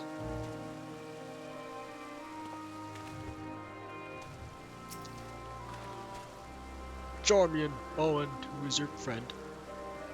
It's me. As I'm familiar. Why, you appear so astute and deliberate in your thinking. I should very much like to make an extended study of your composition and consciousness. Oh, do forgive my forwardness. It is my duty to chart the behavior of familiars, and I find it ever so diverting. Arcane servants are rarely permitted to roam the world at will, you see, but our research here is given special dispensation, once the subjects are properly registered as concepts, of course. There are times when familiars are tasked with tending cattle, or must otherwise coexist with other living beings. Such projects are brought to me, and I am responsible for observing and evaluating their potential compatibilities. Oh, but of course, if a Zem might grant us permission, then you could abide here for a few years while I analyze... And on that note, we really must be moving. Step lively. Okay. Ooh, still here? As my request for a full compositional analysis has been granted? No, please, please no. Oh, it's another goob.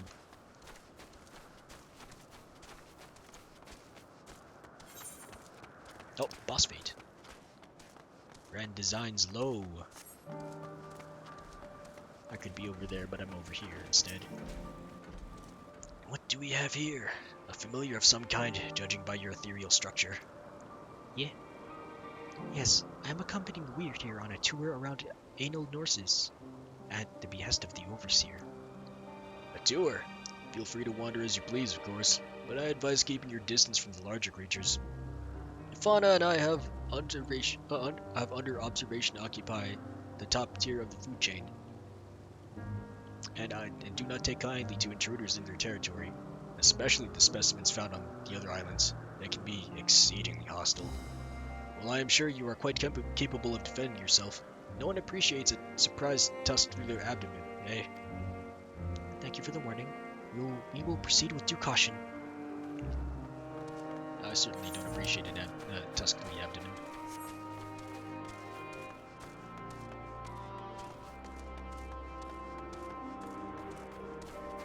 Hopefully I'll be able to finish this quest and head over to this one.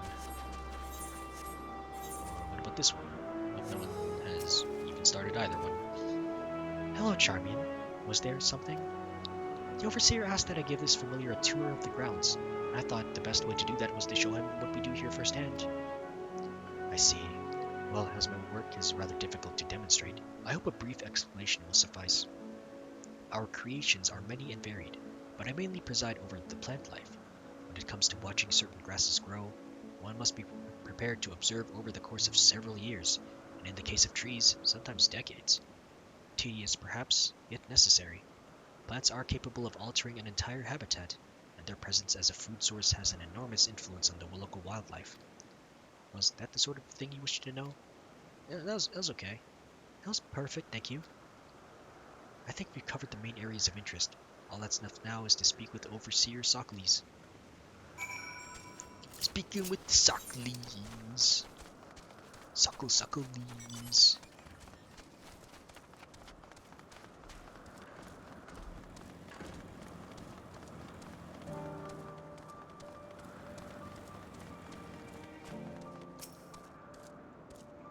Oh, a slight cutscene.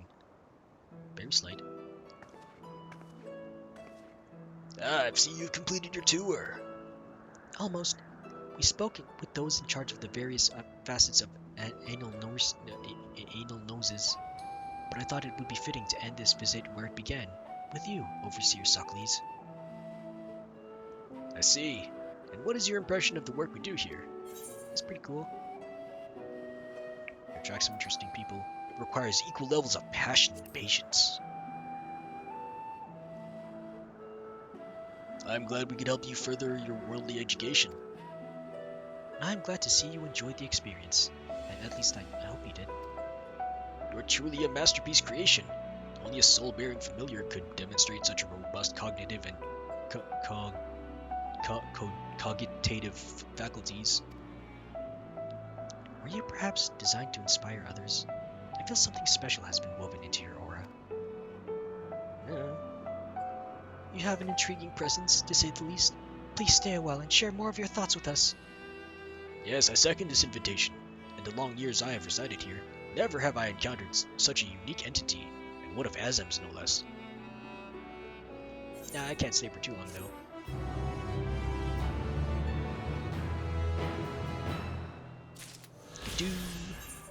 Oh, boss bait here. Rustling leaves. Grand designs and low.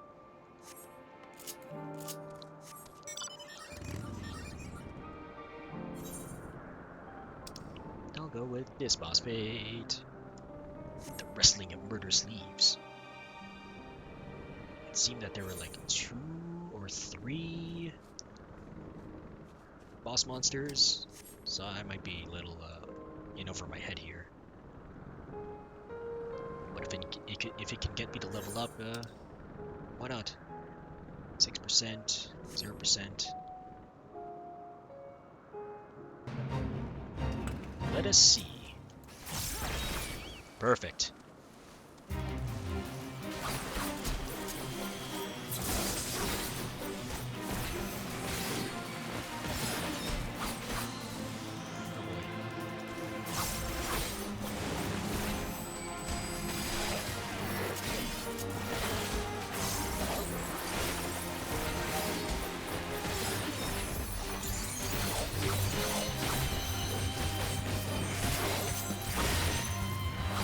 This is tough on my own.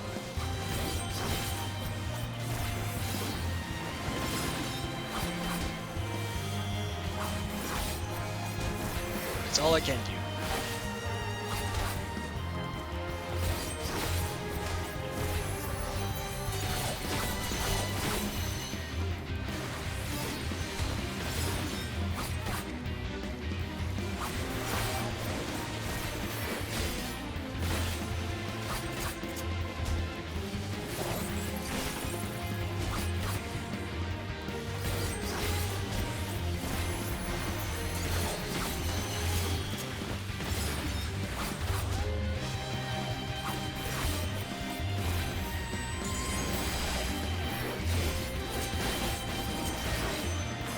Oops, that was a mistake, but also yes, also no.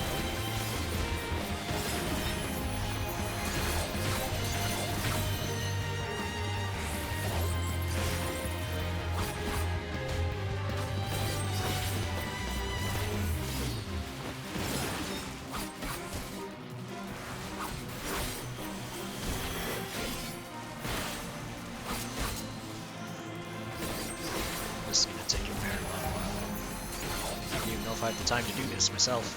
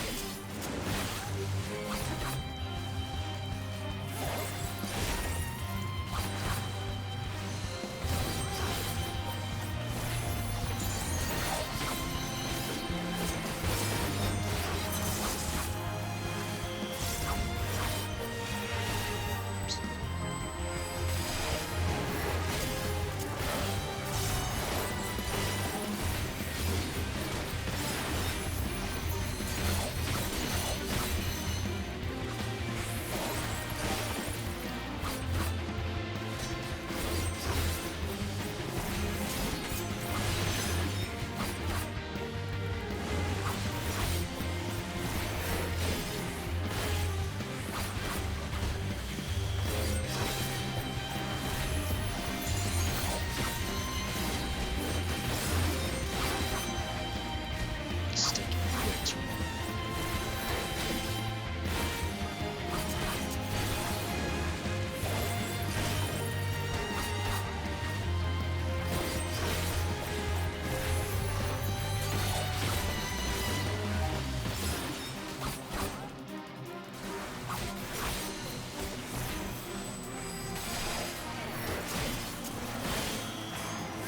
Oh heck, another one? Oh, I'm be dang screwed. Unless.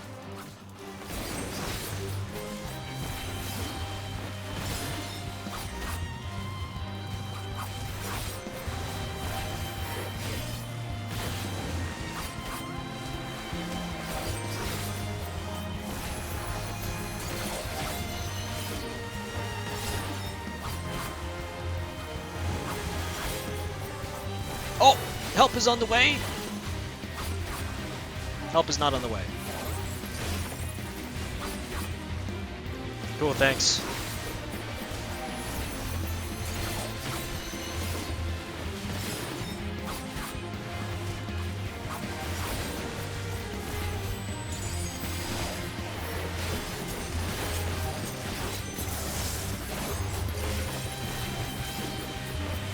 Oh, hey, Cove. How are you?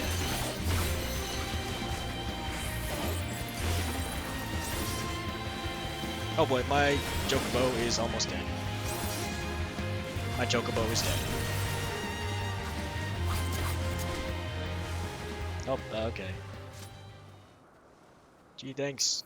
Thanks, people from the sky who didn't bother to even help me. I'm good, you? I'm doing pretty good. I'm just trying to gain one little level so I can finally progress the story.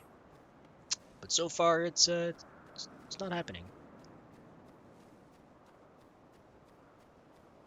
Nope, that guy's going in. Good luck. Have fun. Maybe I just gotta do one little itty bitty quest. I'm so close to leveling 2! Nah, heck.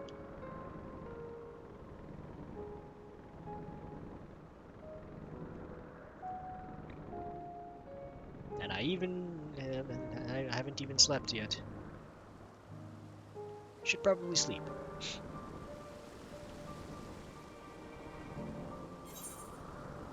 Nah, I'll sleep when it's like 5 in the morning or something like that. Or 6. What quest looks like it'll be stupid easy? Kick some ass!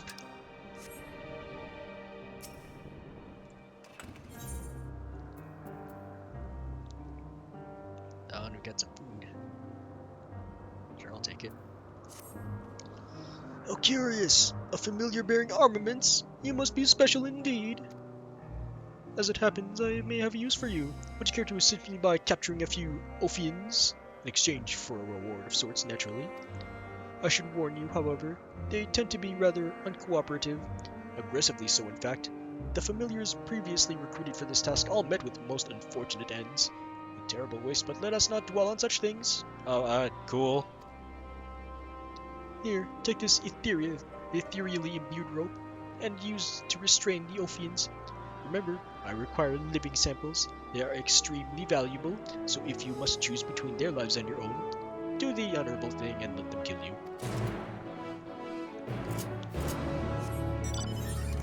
No thanks, fuckface. I'm off to capture more Ophians. Pokemon style.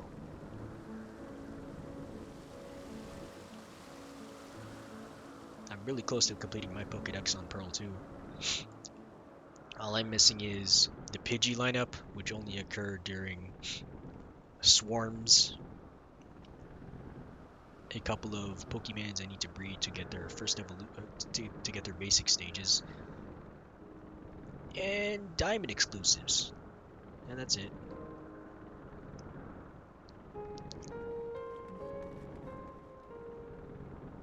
Oh, there's an Ophian.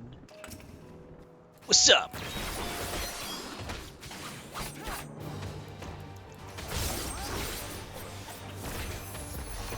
Swipe, swipe.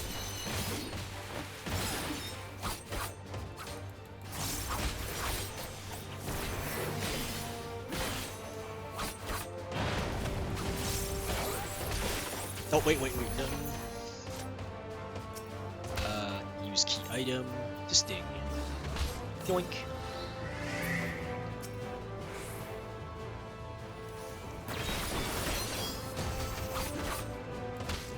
Oh, someone's also doing the Ophians. I don't know if it occurred to them that they need to be alive.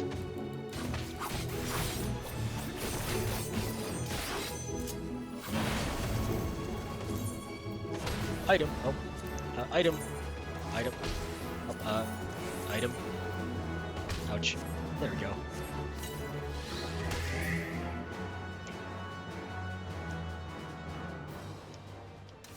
Just get my health back in order.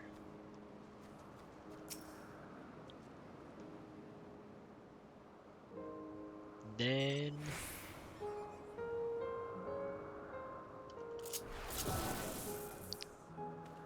go for it.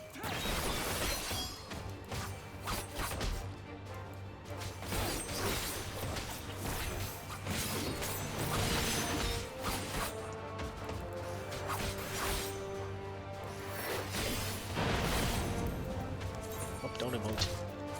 Yitem. Yoink.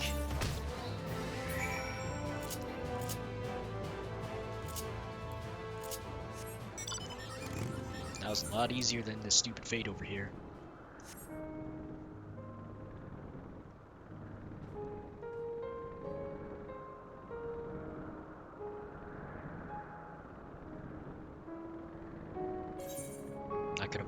I could have just teleported back.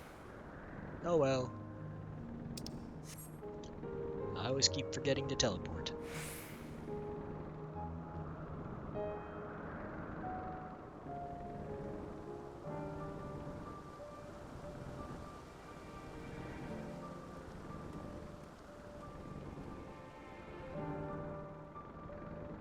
Sup, buttface? I got your specimens. Have you brought those specimens I requested? Yeah, they're right here. The Warrior of Light is possessed of many talents, mystical and strange. The ability to smuggle gigantic scalekin on their person without so much as a suspicious bulge, however, is perhaps the strangest of them all. No, you don't like my suspicious bulge? Well, well, to overcome such ferocious creatures and live to tell the tale, your maker certainly placed a great importance in durability. As for the Ophians you brought me, they will be delivered to Academia Enidir. Like the other creatures in Elpis, they are currently under observation, that we may determine their suitability for existence beyond these confines. Nay? What about Nay? Oh. Us is a little Pegasus. Sepals are carefully selected and sent for further study. If they are found worthy, they will receive official approval. Only then can they be submitted to the Bureau of the Architect. As even you can imagine, the evaluation process is particularly strict for voracious predators such as Ophians. It would reflect rather poorly on those involved if they were to wreak havoc when unleashed into the wider world. Not that it is any concern of yours. Here's a reward. Now run along, would you? Okay. That's exactly what I needed. And now where was the thing? Oh yeah, right here. Whoosh.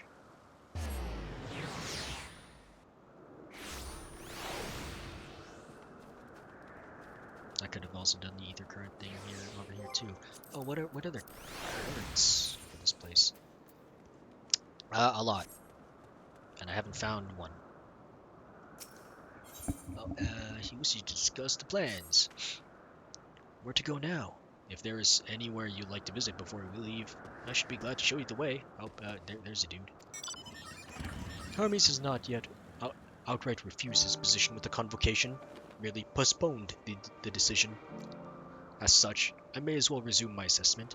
If we cannot accompany him, then I will content myself with questioning his colleagues. Never the pragmatist. Then allow me to remain your humble guide. And what of you, Weird? Will you continue along with us? Yeah, sure, why not? Wonderful. Our fellowship travels on unbroken. I say we explore another part of Elpis and see what new encounters are there to be had. If you would follow me, we will first head back towards Anal Norses.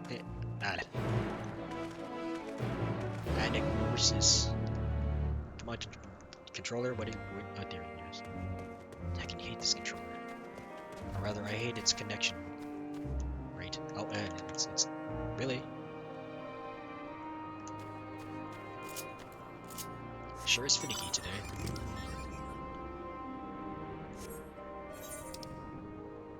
"22 seconds on that because no one gives a fuck." Oh, I attracted the ire of Grips, and not Griffin.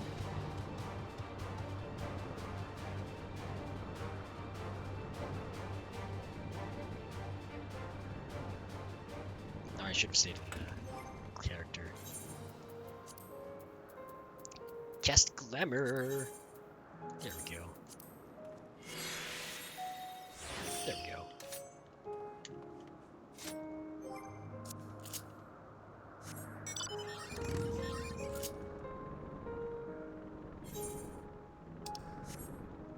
Honestly, don't even know what's going on with the controller. It was working fine 12 hours ago.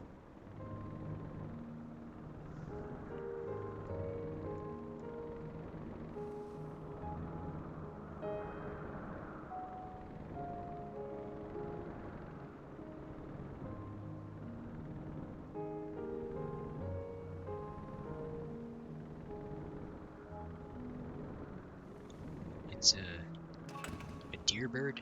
Bird deer? Didn't we part ways with Hermes not far from here? Given the size of Elpis, I expect our paths will cross again before long.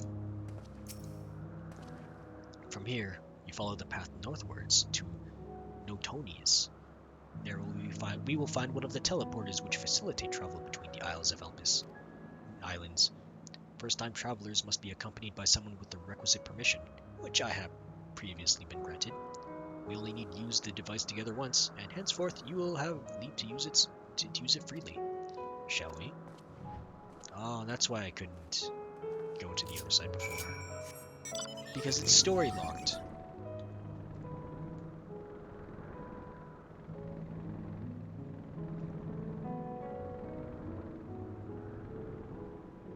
No, it's just an occupant.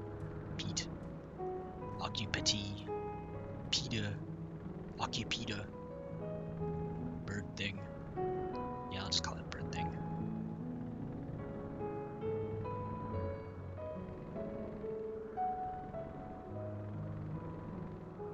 Here we are.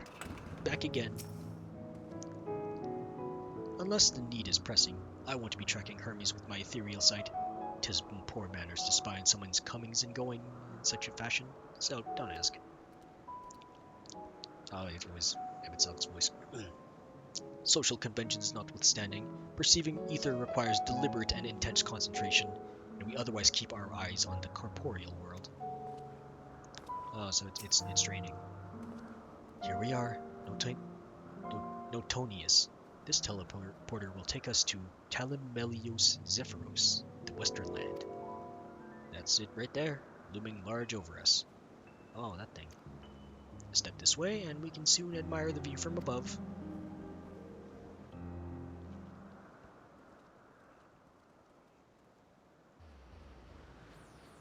Oh.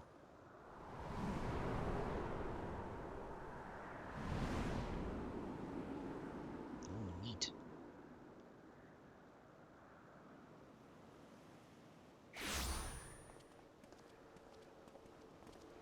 I present to you Talimelios Zephyros. Here you will find a number of testing facilities, as well as the observation hub of Poiton Oikos.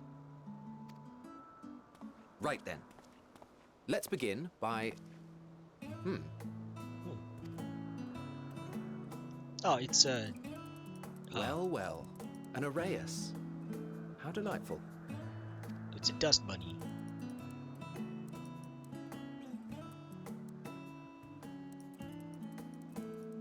Oh, and a big shark. And what, pray tell, is that?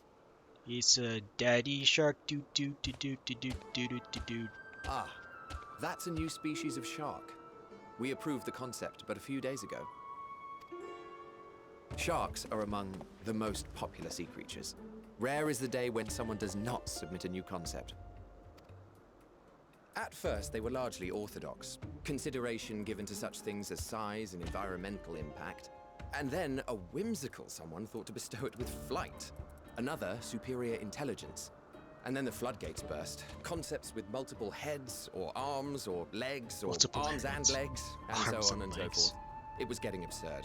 A part of me wanted to tell them to go away and find something else to create, but in the end, I couldn't deny their passion. And here we are.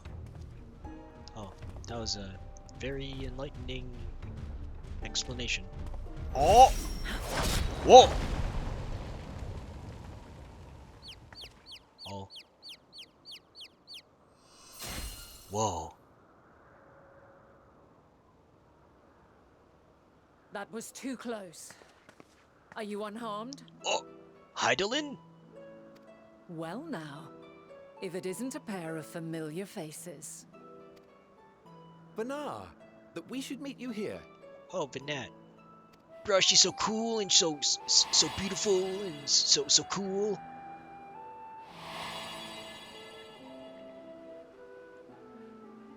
As I mentioned earlier, the better part of the convocation holds that when we retire is when we return to the star.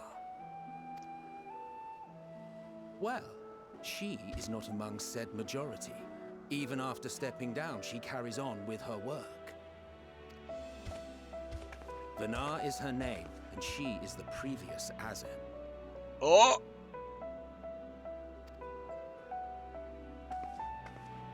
It has been a while, Hythlodaeus. You look well. Less so, Emmet Selk. I dare say the lines upon your brow have both deepened and doubled in number. A shame for one so young. You must make an effort to frown less often.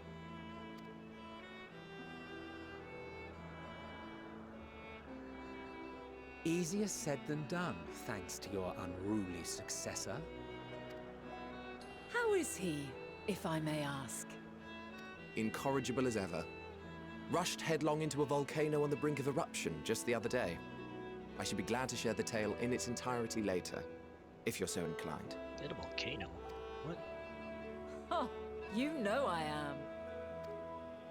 Now then, you are?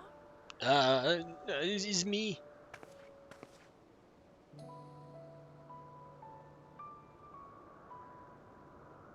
What?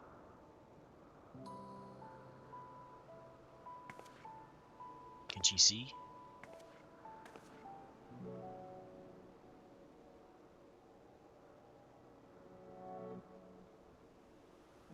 I say, have you perchance come from the future? Oh!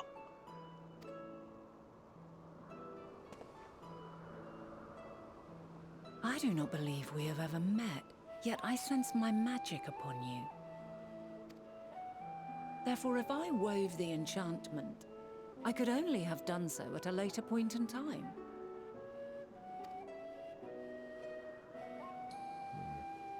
What manner of magic is this, if I may ask? A traveler's ward, of course. It prevents the corruption of one's ether.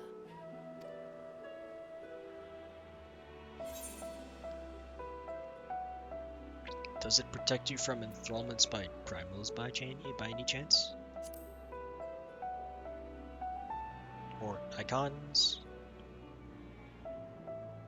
Primals, you say? But I'm not familiar with such beings. But if they enthrall by warping the balance of ether, then yes, the magic would afford you a measure of protection. I gather from your question that you are not ignorant to its presence. Hold on. From the future? That's absurd.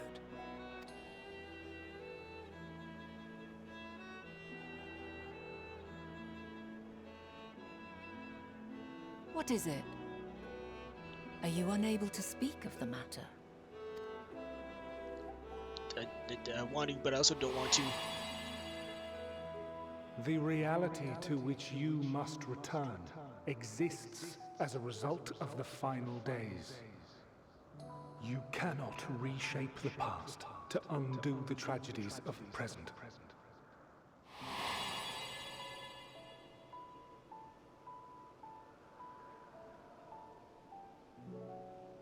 I can't reshape the stuff, and it's the final days and stuff, and stuff's happening.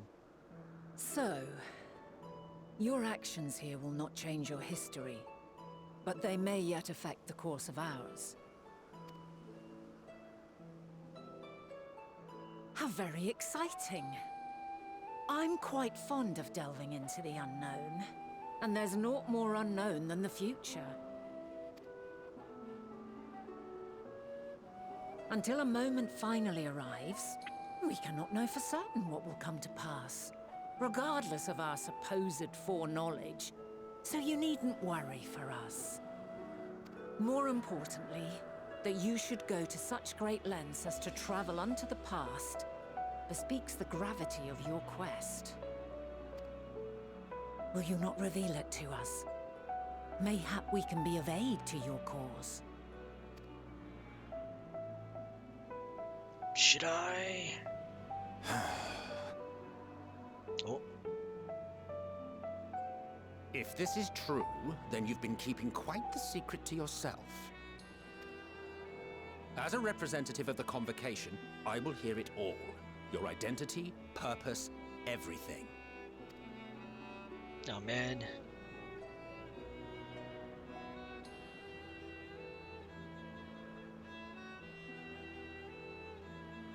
Why don't we move to a place more conducive to calm conversation? I've been working here for some days now at an old friend's behest. If it is agreeable, we may make use of my accommodation at Poiton Oikos.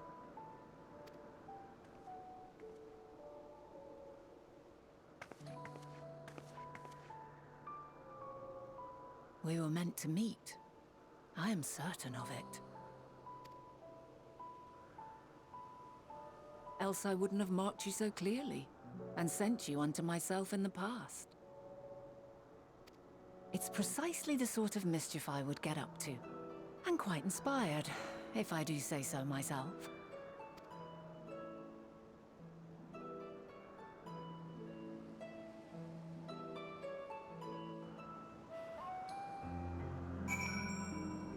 The big mystery is more mysterious.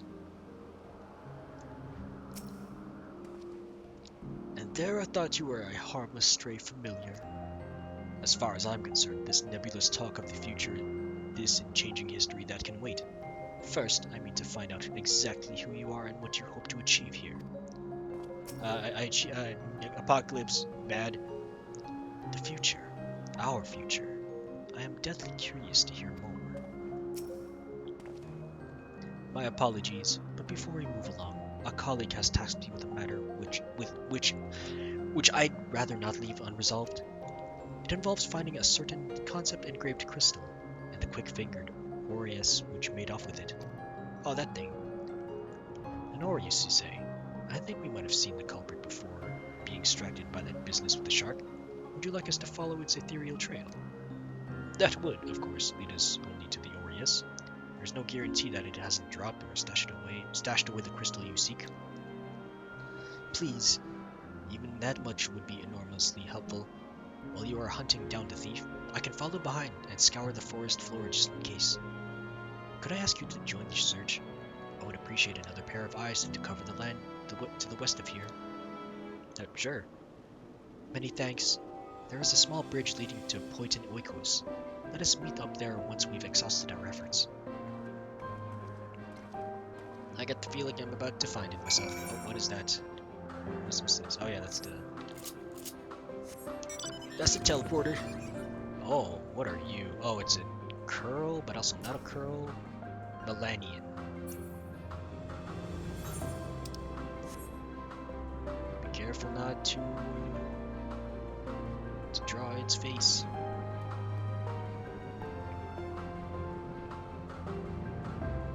Somewhere around here, yeah. Up above. No. Oh, over here. And that thing looks like it's about to attack me. Ooh, a concept crystal. It's been found.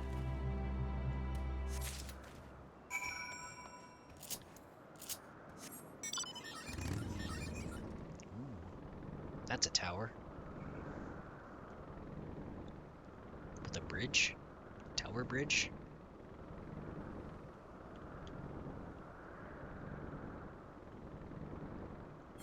How far do I have to go? Not that far.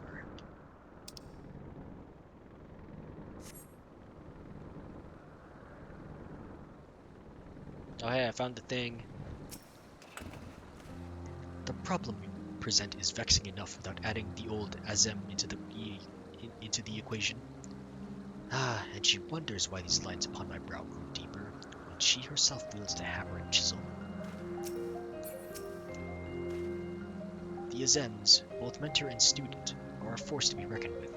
I find them a delight personally, but they have a habit of making Emmett Selk look as if he bit down on a sour grape. Maybe he likes being grape-like. Our last searcher returns. I'm afraid that the Aureus no longer had the crystal, nor was I able to find it as I followed in its wake. I don't suppose you fared any better? As luck would have it, a scintillating crystal, upon which is stored some manner of esoteric concept. Is this thing? The crystal! Well done! Wonderful. Now I can focus on your tale without that missing concept nagging at my mind. Have you always had a knack for finding things? Little too well. Traveling and searching go hand in hand. would travel often then? It seems we have something in common. Long ago, when I held the seat of Azim, I was forever trekking back and forth across the star in search of answers to people's problems. Naturally, the need for such journeys has lessened considerably since I entrusted the position to my whimsical successor. Yet I am still eager to come running should an old acquaintance or new interest require my personal attention. This is what brings me to Elpis. In fact, many times has my presence been requested, my opinions sought concerning the habitat of this or that creation. Agreeing to help locate that missing crystal was a minor distraction, which now promises to become a major revelation. How strange and wonderful it is, the way one thing leads to another. Wouldn't you agree? It is something.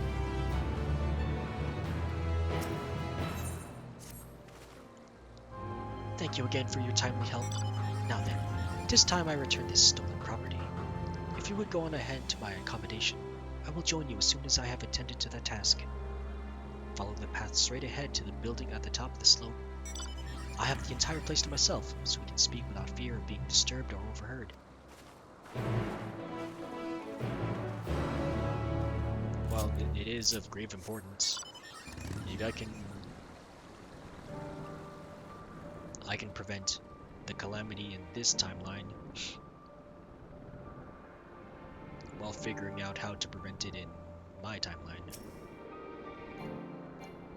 Cannot see target? What do you mean cannot see target?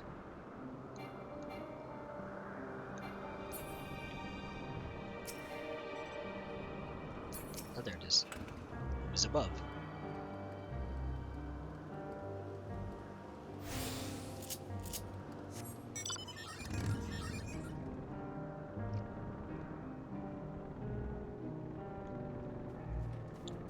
Ding dong, it's me. Oh, you're already here. You needn't be nervous about Vana. Those white robes mark her as one of fair and impartial reasoning.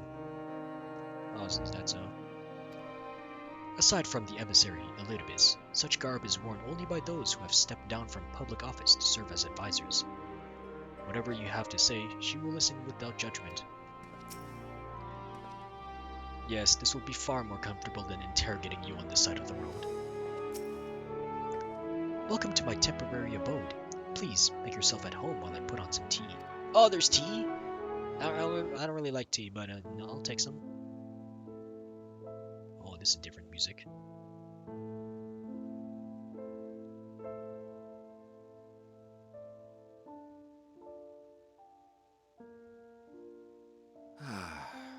A wonderful aroma.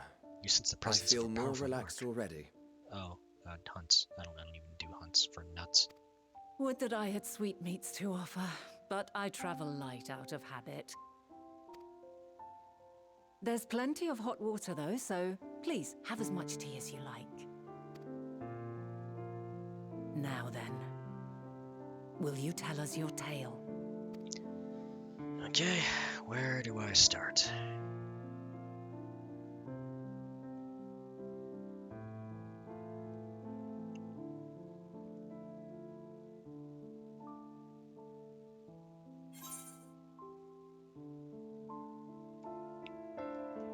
A calamity called the Final Days has befallen the world.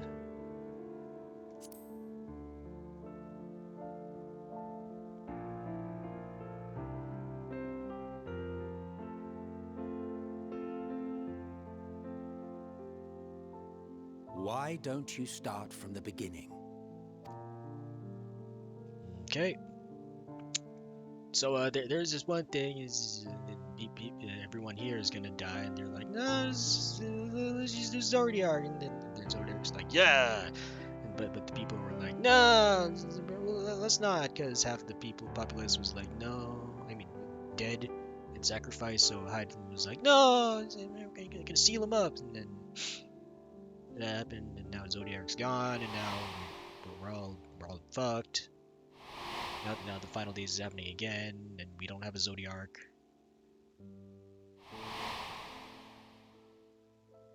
Oh yeah, his Asians.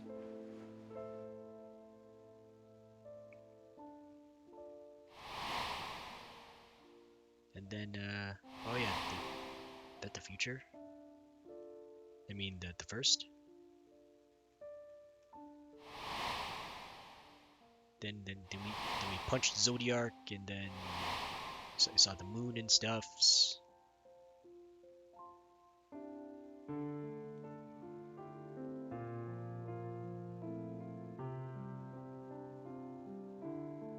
And now I'm here. Preposterous. Utterly preposterous. While not the words I would have chosen, I too have my doubts. Much of it borders on the incredulous. What of you, Vanar?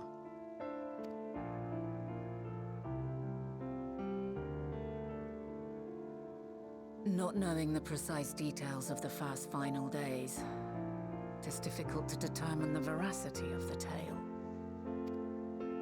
Supposing it is all true, I must ask myself why I would do what I did.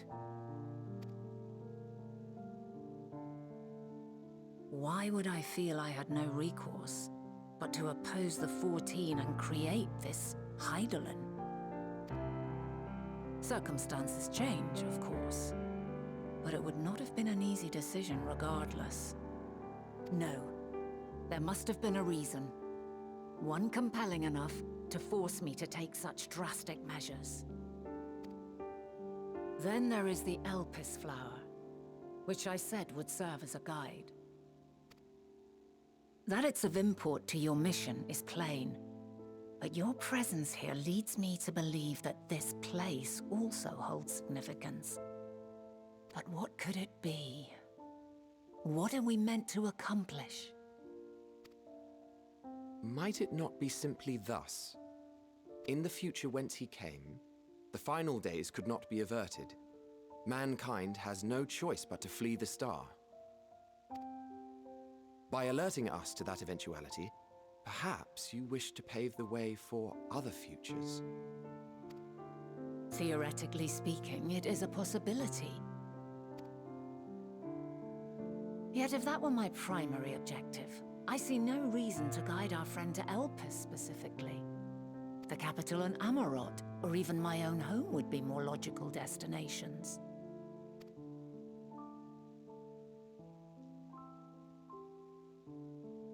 True, true.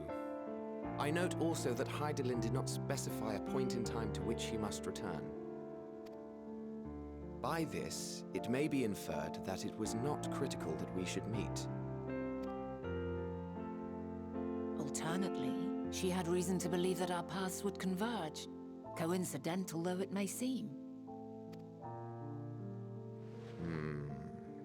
This is quite a puzzle, and we do not have all the pieces.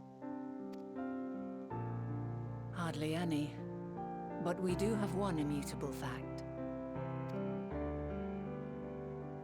If the final days are indeed as described, they will bring death to all that I hold dear. Yet despite being afforded long years of preparation, the only provisions I could make were for flight. Nay, my first and foremost endeavor would be to find a way to forestall the coming doom. Given that even the 14 failed, mayhap you deemed it impossible. Nothing is impossible. This I have always believed. And if Hydaelyn is indeed me, she would believe the same. Listen to yourself. Are you seriously entertaining the notion that you are a messianic figure in some far-fetched tale? Well, what do you want to believe?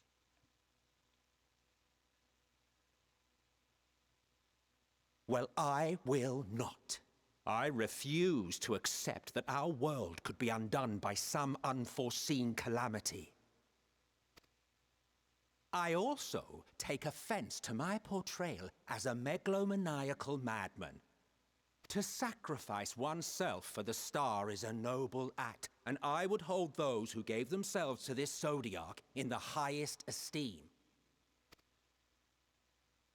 Yet, You claim I recreated Amarot and populated it with phantoms of our people? A bizarre indulgence that would be insulting to their memory.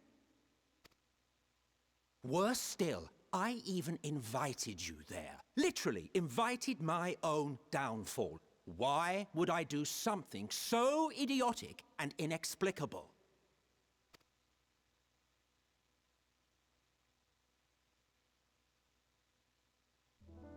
Now, I will allow that the hypothetical task of restoring our world would be daunting in the extreme. The thought of having to bear such a burden for 1,000 lives horrifies me.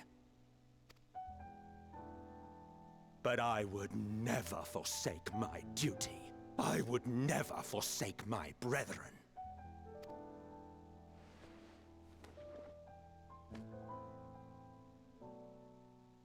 You do not know me. I've had my fill of your fiction. I will return to my duty, and you will not bother me again.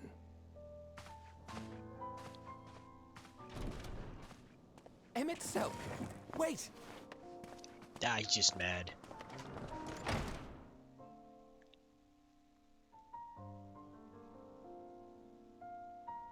You've seen much of Elpis already. If you have any observations to share, I should like to hear them. It's a nice place. Dynamis is key to all this. Hermes and Meteion are somehow involved. I'm still trying to make sense of it all. It's Dynamis.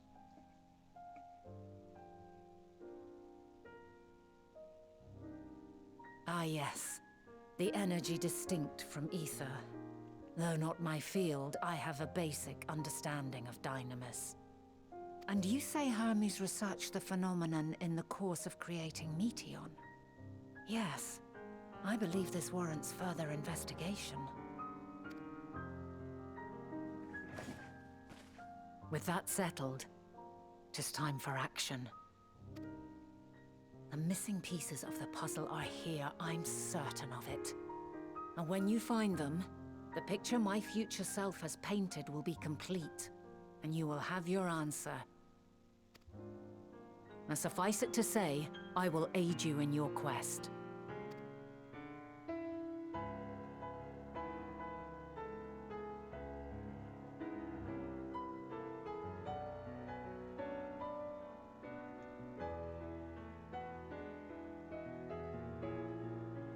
Have faith. If Emmett Selk is the man Azum described to me, we've not seen the last of him.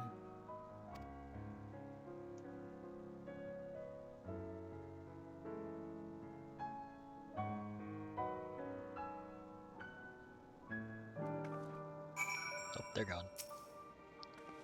Shall we begin our investigations then? I am acquainted with Hermes, of course, but only as a visitor received by the chief overseer of Elpis. Of the man himself, I only know that which is common knowledge. Thus, I suggest we fall back on the tried and true method of conversing with the locals. The observers who live here can surely tell us more of Hermes and Meteion, and I have a good idea of where we might begin. Oh, you're not even gonna tell me.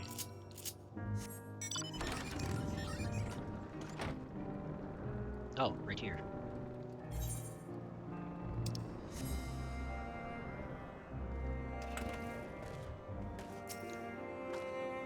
See you the woman standing in front of yonder building? Her name is Ismene. She is the one who made arrangements for my stay in Elpis, and from what I recall, she has held her position here for quite some time. Chances are she can provide us with some insights. Go and ask her questions. I will help with drawing out answers if need be, but I leave the choice of topic up to you. Okay.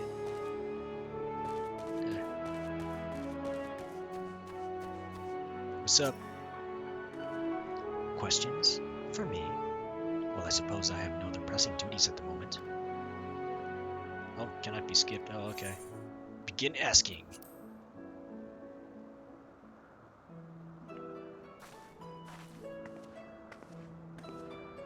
Greetings, Ismene. My friend here is desperately curious about Chief Hermes. and I was wondering if you might indulge him. Certainly, Mistress Fanat. Anything to be of service. What do you wish to know?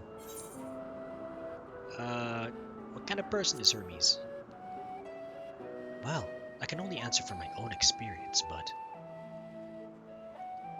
I would describe him as a quiet man, reserved, you might say, and occasionally somewhat poor with his choice of words. Bruh. Mood. His reticent nature, however, does not prevent him from carrying out his duties as chief overseer. The man is a walking archive when it comes to life forms. He can discuss any species in incredible detail, and is the leading authority on concepts with the power of flight. I hope that answers your question. Was there anything else? How long has Meteion been here? I cannot rightly say. As the chief's personal creation, Meteion has not been subjected to observation and study like other concepts. So one day she was simply there. What do you make of her abilities? I understand she is a highly unusual familiar, able to read emotions and communicate directly with one's mind. Exactly how she was created with that talent, however, is a mystery to me. My apologies. I wish I could explain her nature in more depth, but I have not had occasion to discuss it with Chief Hermes. Do you wish you knew him better? The chief may not be the most gregarious individual, but he engages us as is necessary for everyone to perform their duties. I wouldn't want to intrude upon his privacy for the sake of curiosity. Though if you wish to learn more about Meteion, you could try speaking with Timaeus, another expert in the creation of flying concepts. He should be conducting his observations on the banks of the stream, somewhere to the east. Oh, and unless you take particular joy in rambling discourse, I suggest you keep your questions concise. We shall keep that in mind. Thank you for your patience and your insight. Think nothing of it. If there is aught else you need during your stay, please do not hesitate to ask. Come, Weird. I think we've taken enough of Ismin's time. Thanks, lady. You are a familiar, yes? Belonging to Mistress Fanat? You couldn't have been blessed with a finer master. Oh, no, I'm just a dude. Our investigation is off to a fine start, wouldn't you agree? From here, I propose that we split up. I shall continue making inquiries with the resident observers. If you could track down the colleague Ismin mentioned. Well, I did feel compelled to interject once or twice during that previous conversation. You seem more than capable of drawing forth the answers you seek. All I ask is that you watch your footing around the stream. We can meet back here once you've finished speaking with this Timaeus. I will start from one side of the compound and make my way through, speaking to as many people as I can. We should have plenty to discuss upon your return. Nah, I don't think I'll have much to discuss.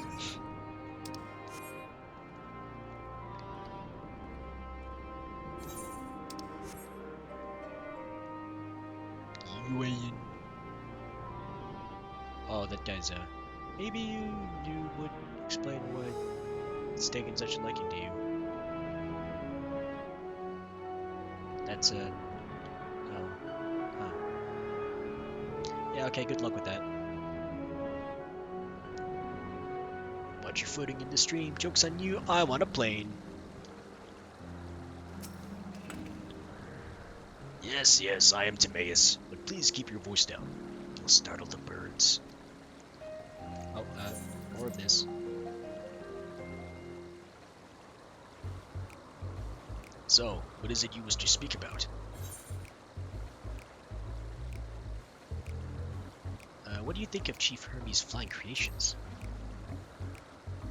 Chief Hermes' work? A worthy subject indeed.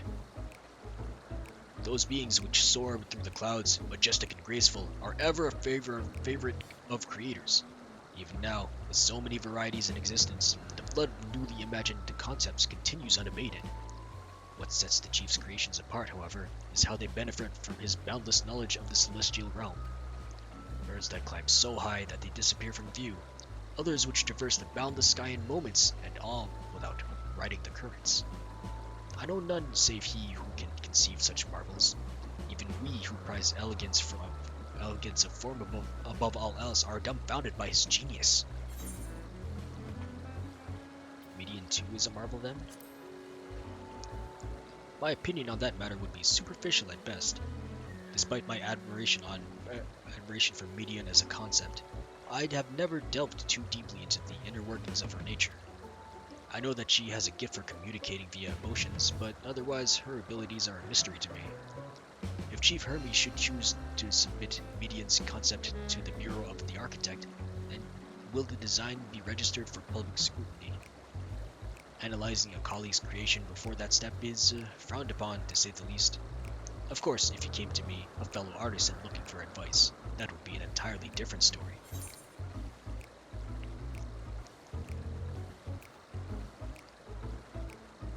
Do you know of Dynamis and Entelechis? Dynamis and Entelechis? Those terms do sound vaguely familiar. Was there not a flower made here in Elpis which exhibited properties of one or the other? It must have been centuries since I last had heard anyone speak of such things. Has there been a resurgence in interest? No, just me. Then why bring up the subject? I'm flattered that you sought my insight, but I cannot afford to neglect my duties for the sake of idle chatter. Now, I really must return to my observations. Surely you have your own tasks to attend to. Not exactly. As I said, I have work to be getting on with. If you wish to speak more, you'll have to wait until I finish for the day. Okay. Thanks, I guess. Oh, Epiphoron. Are you having an epiphany? I'll leave you to your epiphany.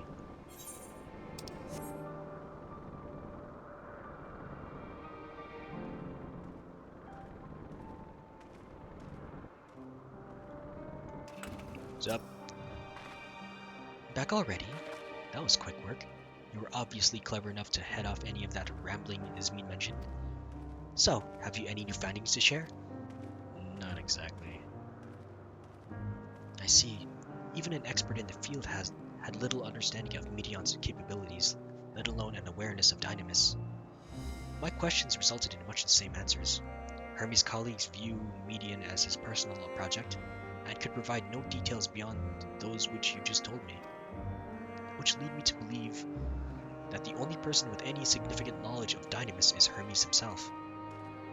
Yes, we've made some progress here, but more information is needed if we are to reach any definitive conclusions. Oh, it's a hat. Oh, the last one of the 86. At present, the strongest link we have to the final days is the power of Dynamis, and the Entelechis which can control it. Yet most scholars are only vaguely aware of these terms, let alone study them in any depth, except for Hermes, it seems. Thus, I am inclined to stay our current course, and learn all we can about the Chief Overseer and his familiar. And on that subject, was there aught else of note you can tell me about Meteion, aside from her unorthodox method of communication? There are more like her. She's got sisters. They were created to journey to the stars in search for intelligent life. I rather wish you had mentioned that earlier.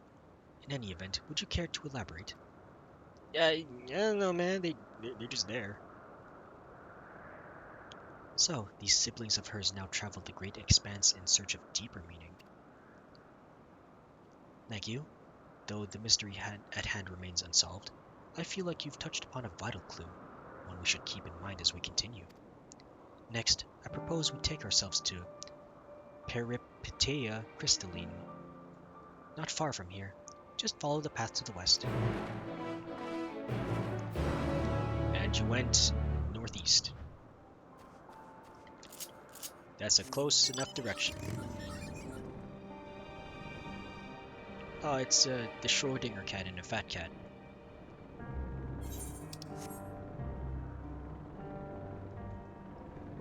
Got a lot of minion pets here. Can I have one of them? there's even a northern part that I have yet to traverse. I'll need to go through another teleportee.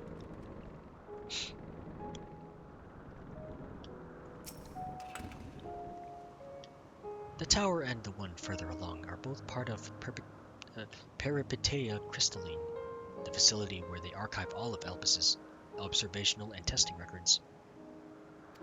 Despite how they appear from the outside, the interior is actually a vast area of magically interconnected spaces, which, while fascinating, is not the reason why we are here, is it? I shall cut my architectural lesson short and see what those two archivists have to share. If you could find someone to speak with over at the other tower, I shall join you there anon. How odd that I should suggest this approach without a second thought. You've come from a time and place that is dramatically different, yet here we are, working side by side, or apart as the situation demands, with barely a word of explanation required. No matter the centuries which separate us, we are of the same star. We share a connection, and I hope that together you might find the answers you seek. Ah, thanks. We'll find them together. And then save everyone, including all the pretty ladies that have yet to reject me.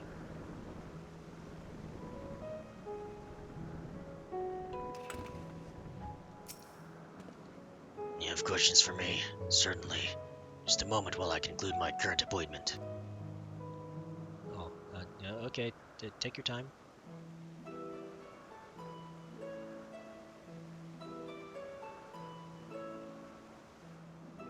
Indeed. So if you could provide here a comprehensive log of those behaviors, we should then have sufficient data for our official records.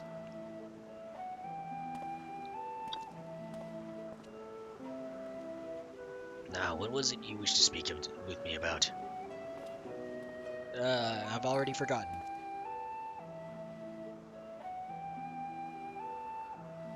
The Chief Overseer's personal research project. And by that I assume you mean Meteion? Such undocumented studies are difficult to track. After all, hardly a day goes past without seeing a researcher trailed by one creation or another. I'm afraid I cannot tell you exactly when Meteion appeared, only that she now spends much of her time at Chief Hermes' side. Although, I do recall an interesting tale that my dearest Galeen shared with me.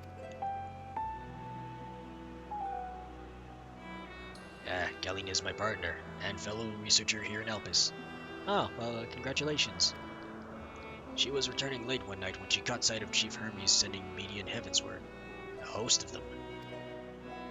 For several days, she would speak of that scene with wonder, describing it as one of the most beautiful spectacles she had ever witnessed.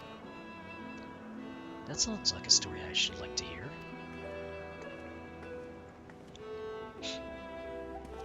Mistress Vinat, I thought you had already left. I thought you had already returned to the surface. Permit me to thank you again for your invaluable contribution to our concept placement proposal. Pray do not mention it. As you say, my original plan was to leave after that task, but I have since become engrossed with Chief Hermes' research. Would you favor me with a retelling of this sight which so delighted your Galeen? Of course, or you could hear it from her lips directly if you prefer. Yo, Galeen, she's right here. At present, she should be observing a subject in Metabasois Thalassai. She does enjoy her time there, watching the sea creatures hunt and play, gazing upon the salty waters of the world's oceans, recreated in such sublime details. I imagine you must find similar joy in indulging your boundless curiosity, Mistress Vana, even though such pursuits must continually and regretfully delay your return to the star. Indeed they do. 'Tis a rest, well deserved and long overdue, I should think. How gratefully we have prospered for the wisdom you have accumulated during your travels as Azm. And what would Elpis be without your earlier academic work? The theories you developed served as a basis of many techniques still in use today.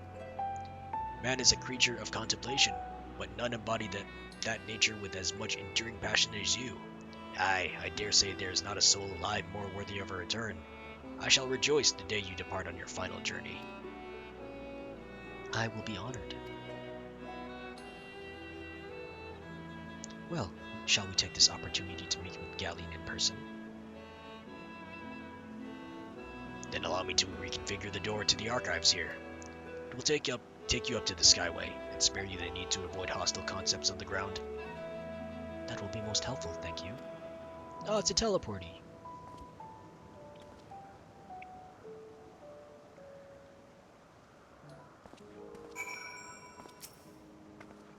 The other archivists said not we hadn't already heard, but this story of Galeen's sounds promising.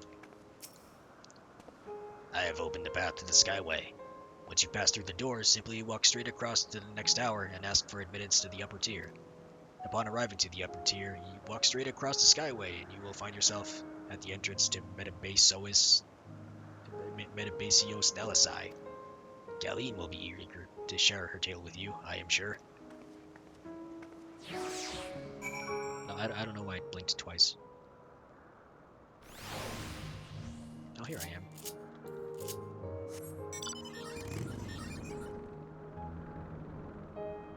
Go through, ask for admission, approachable archivist. The tower ahead is still part of Peripatea crystalline. We'll need to ask for permission for passage through. We will need to ask for passage through to the upper tier. Mistress Vana, just passing through. Then allow me to prepare the path. If you need further assistance, there is always an observer or two out on the upper Skyway. Oh, that was easy. And then head all the way across.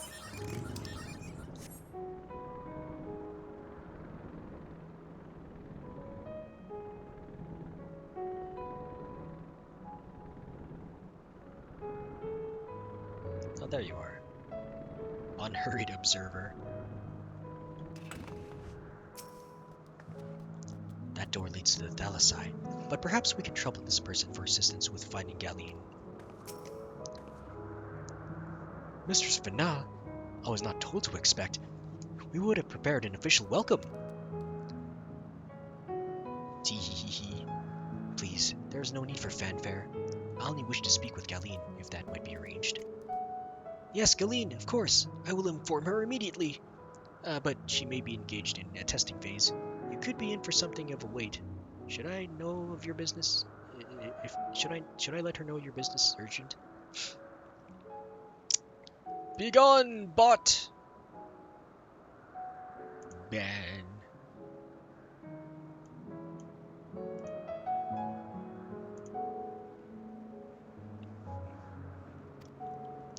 That won't be necessary. This lovely view will keep us occupied until she is ready to receive us. Oh. It is a nice view.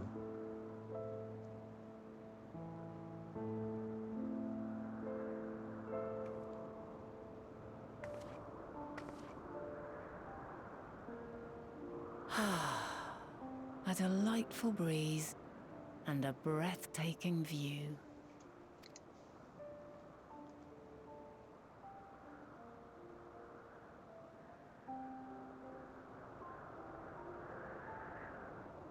What is it like in the future?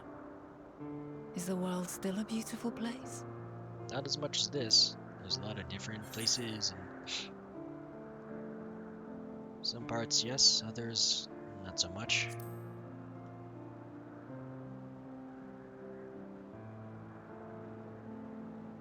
Dark hidden places, rife with danger. Those have an altogether different, but no less powerful sort of appeal. While we wait, will you not tell me about your adventures? Sure. Well, not the portentous events which led you here, but the simple delights all your own. By learning about the future world, I may gain insight into future me's plans.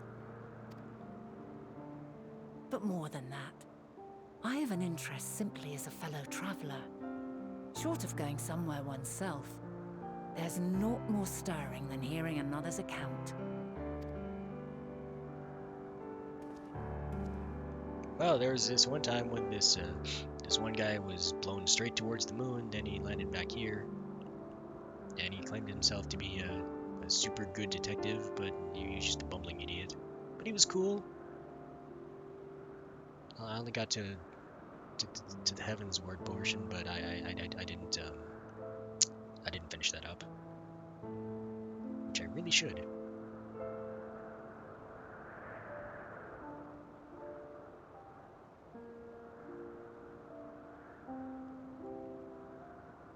Incredible. Would that I could have been there to see it. No, you will, probably in later years. Yours is a harsh and unforgiving world. Yet in spite of this, your brethren hold fast to their virtue. To know that the light of mankind's potential still shines, even in that faraway place, it gives me heart.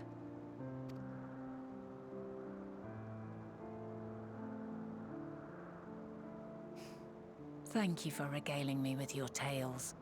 I will treasure every word. You better not forget. As you know, I was once a scholar. And among other things, I sought to understand the workings of the world. What exactly is ether? How formed the laws of nature? Whence sprung mankind? Riddles and mysteries beyond counting. Over the years, I have managed to find answers to some few of them. Yet rather than attain a sense of mastery, the more I understood, the more I came to hold the world and its miracles in awe. We too are miracles, each and every one of us, born of the warm breath of life that traverses the heavens, swirling through eternity. When I fully grasped the improbability of our existence, nothing felt impossible anymore. If it could be imagined, it could be done.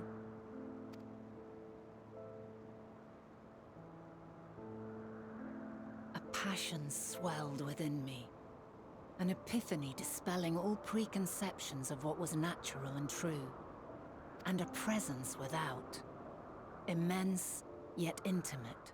Fate, perhaps, holding us in its tender embrace. As reassuring as it was intimidating, how keenly aware I became of creation's fragility, built as it is upon precarious happenstance. I was overcome with an irrepressible urge to know the world more intimately, to hear its voice, feel its breath.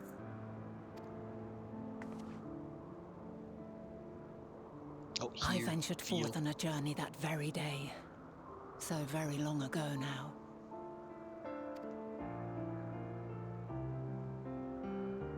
Freed from presumption and prejudice, I saw the world through a newborn's eyes. Everything fresh and new, and so beautiful. Lands that stretched on forever. Skies one could drown in. The heartbeat of nature, silent yet strong. And amidst it all a people. Beacons of light and life. Laughter that warmed my heart like naught else before. They are my meaning, and my purpose, my love. And so long as they need help, I cannot return to the star. Perhaps my future self is still waiting for it. The moment she can let go and walk unto the end. Safe in the knowledge that man will find his own way.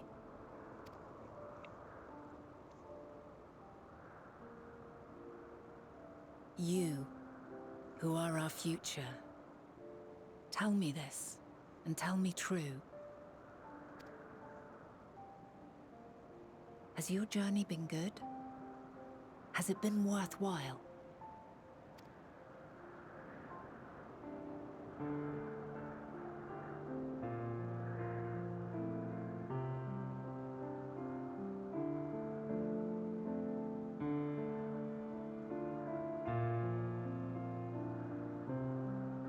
Pray forgive my lateness. Oh, My observation subject was rather irritable, and it took a while to settle it down. No need to apologize. Your work takes precedence. Besides, we had a pleasant conversation in the meantime. rather You're too one-sided. Though. kind. Now then, I'm told you wished to ask me some questions. Indeed. I've an interest in one of Hermes' creations. Meteion. You witnessed a host of them take flight, yes? Oh, that! Yes, yes, I did. 'Twas in the dark of the morn. I'd left the Thalassai after nocturnal observation. As I walked along, I spied a bright light climbing high into the southeastern skies. Then, in an instant, it was gone, like a shooting star, only rising rather than falling. But then another shot up, then another, and another. Intrigued, I made my way to the edge to investigate. And who should I spy on an isle to the south but Hermes and Meteion, the Meteion, rather. There were lots of them, and I realized they must be the shooting stars that I'd seen. A dazzling spectacle indeed. Have you spoken with Hermes about this? Oh, yes. The sight left such an impression on me that I approached him about his mystery project the very next day. Alas, he said that he couldn't reveal anything just yet, that he needed to conduct further tests. It shouldn't be long now, though. He often returns to that isle, and I have a feeling he's nearing a breakthrough.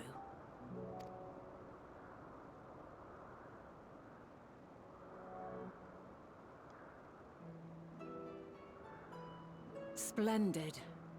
We are likewise eager for the details. Well, that is all we wish to ask. Thank you for taking the time to indulge our curiosity. You're very welcome. It's always a pleasure to speak with other inquisitive souls. Oh, and will you be descending now? If so, I shall link the doors for you. Please.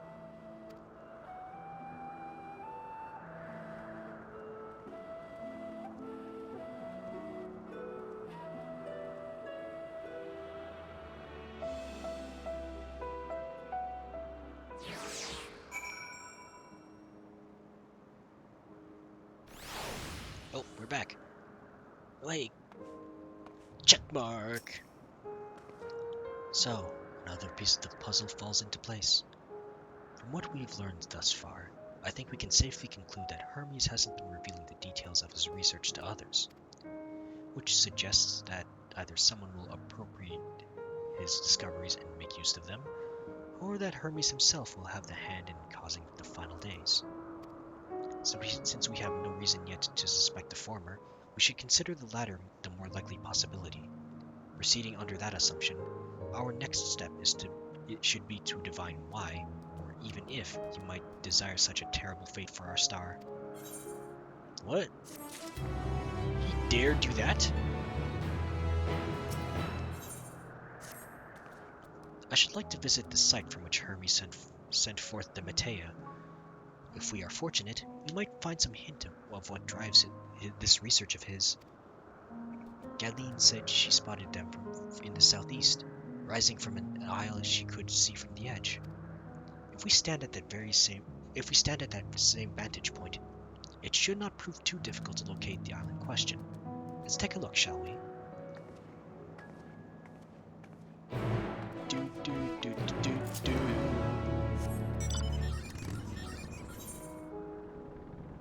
Oh, just over here. Gatekeeper.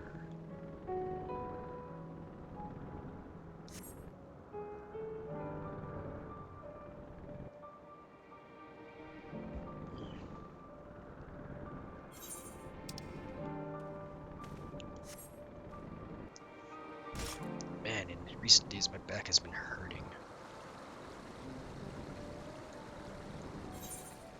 Perhaps too much work or bad sleeping posture? I have no idea. All I can do is try to be as comfortable as I possibly can during work and during sleep mode. And play mode.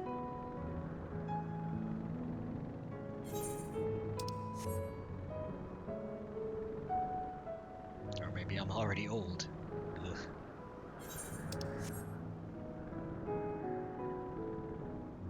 Just gonna avoid all these big antler boys with curl whiskers and dragon tails.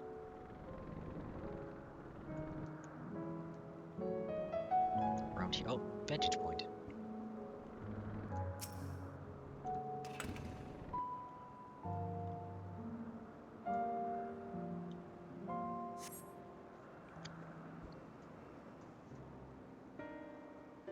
Ooh, there's an island over there. I can't get to it yet. Now, if I were conducting some mystery research, where would I go? To an island that I can't get to. Oh, that's my tissue box. Ah, what about that one? Have you the means to fly? 'Tis quite a distance away. No, not yet. Inconvenient, but hardly an insurmountable problem. To me, Argus. Oh! Argus! Oh, he's a good boy! Oh. My friend, would you mind creating a double to carry Weird here over to that island?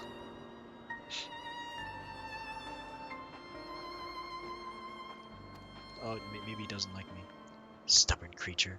There is no place on this great star we have not together traveled, and still he remains obstinate in the presence of strangers. Argos has a rather exacting standards, I'm afraid. I've met him before. What? You've ridden him before? Ah, your before meaning my after. Not at all confusing, that. Interesting. 'Tis certainly not unthinkable. But speaking of the here and now, the quick solution is for us to face off in a sparring match. Oh, wait, what? Demonstrate to him that you are capable of holding your own against me in a battle, and you should convince Argos that you are worthy of his back. And besides, I might even teach you a thing or two into the bargain.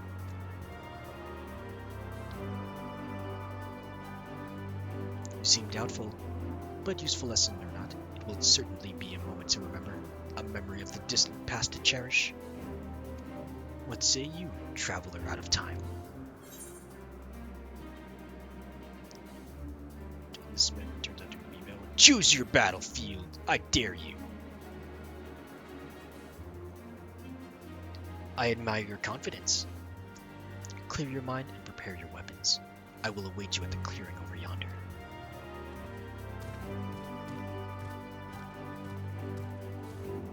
We're gonna fight Heidelin before she was Heidelin. What? The clearing over yonder. Oh, just beside this boss fate that's slowly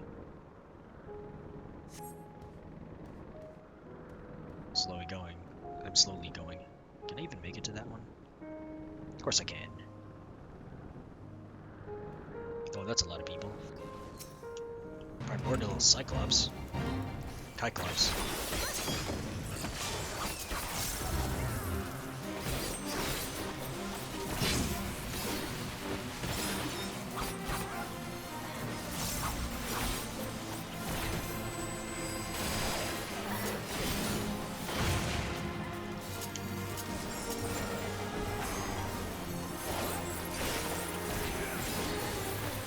Take this!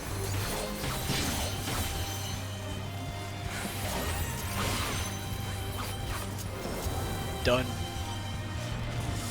Ooh, silver. Close enough. Wow, you defeated it! Goodness me, what an incredible familiar you are! Oh. Rest assured, I've witnessed all most carefully and see clearly. It's okay, just do whatever you want.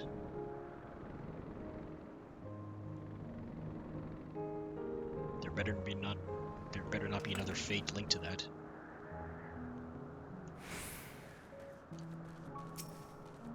Is Argus! The entity is identical to the one you encountered in Mare Lamentorum, except this Argos is pointedly ignoring you. Okay, thanks. Shall we begin? Be warned, I'll not go easy on you. Neither will I, baby. Oh, level 88. I don't know if I can. What up, weird? How is twerk? Oh, twerk was delightfully boring. Oh, how are you, Pain? Oh. You're using a sword and shield? I see. Oh, that's a nice shield. That's a pretty cool sword, too. Time to fight Heidelin. You ready, baby? Let's go! Let neither side hold back. You're holding back, I know you are. You're literally not even attacking. Cleos. Oh boy, ouch.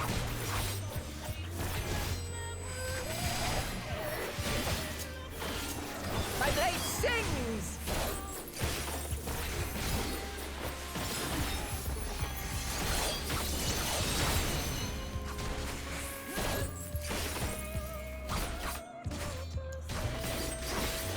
Oh boy. What are you doing now? True Blink. Oh boy. Oh wow! I'll just do this. Oh, you don't.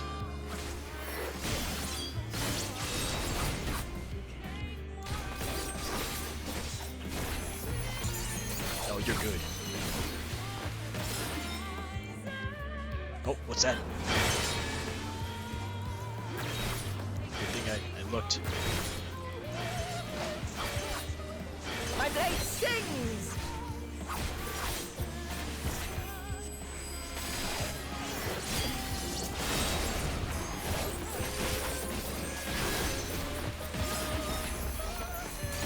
Impressive. I shall have to try something different. Maybe you do, maybe you don't. Oh. Oh, dancer time. You can change your classes. How neat. No quarter. Pay up turn. Oh, you dance all the way around.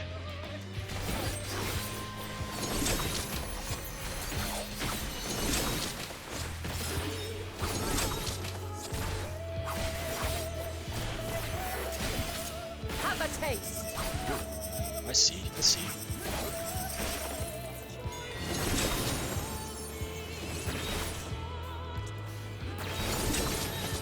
Oh, that's really using it first.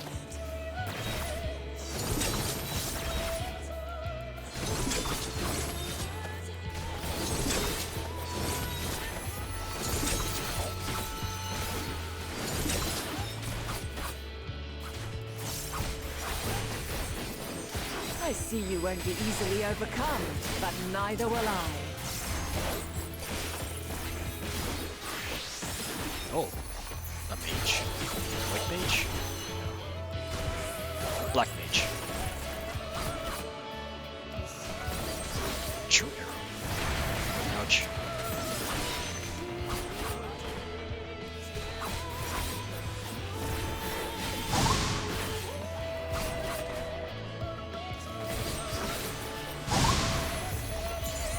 Prepare yourself. Oh boy.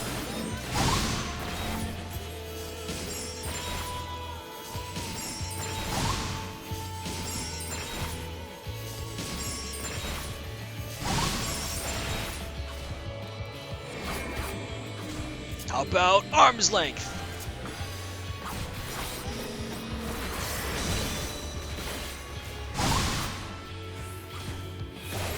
Shame that I can't heal anymore because I don't have Merciflies anymore.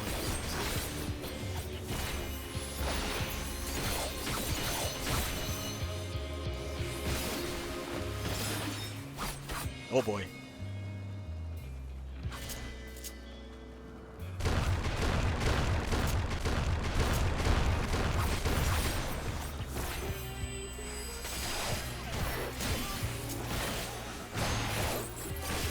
Very well. Oh. Let us move to the final trial.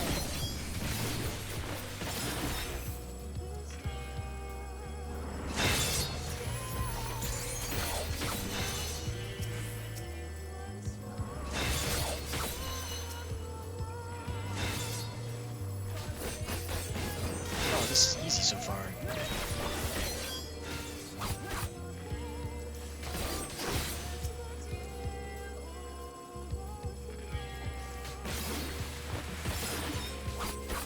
Haha, you get no either.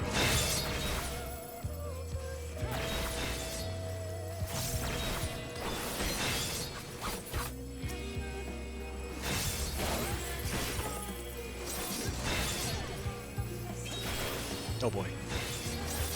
Never mind, to get some ether.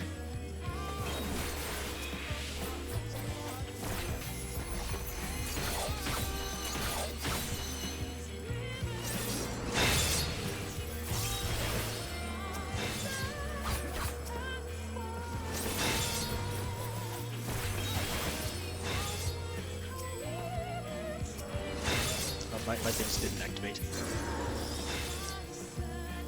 What, really?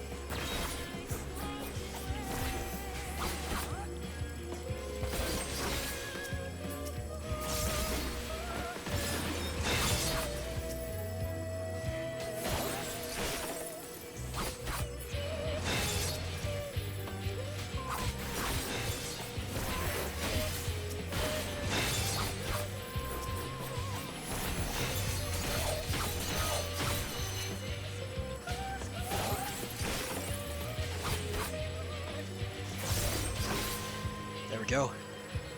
You done with your bullshit? Oh, I've been shamed.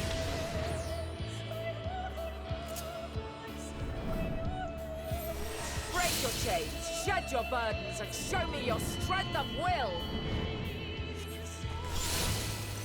Oh, it's an X. Or everything. Ah! I'm okay. Ouch. You still stand. The people of your time are more resilient than I had dared hope. I have seen enough. Oh. Are we done? Yeah, I did it.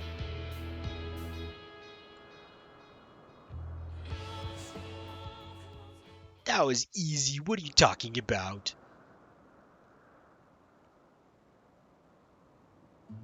'Twas my intent to finish it, but clearly I underestimated you.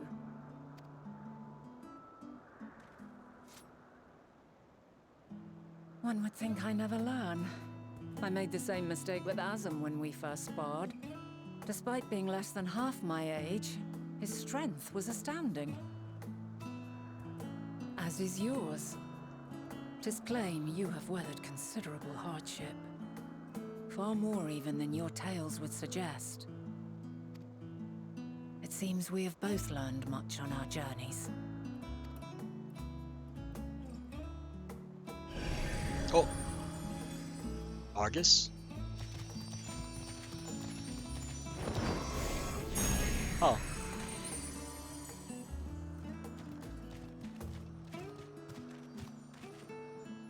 What's up? Well now, I dare say he has warmed to you. Oh, that's all it took? A boon to be sure. He never forgets his favorites, and is ever eager to come to their aid. Ah, that's why. Hello. Hey, Fast. How are ya? Yeah, he's a good boy. Argus is a good boy.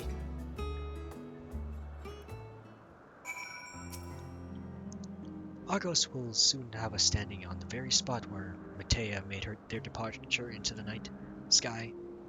With any luck, we will learn something of Hermes' intentions. My hope is that we find no connection, no festering wish for oblivion.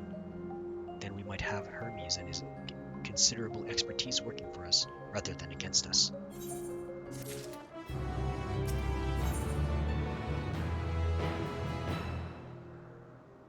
Vana has Argos at his double and his double at heel. No, you don't need to sniff me that closely.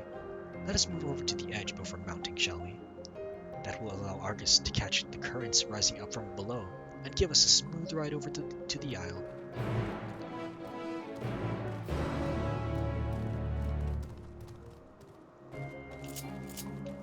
Now I got a plane that doesn't fly. I'm okay.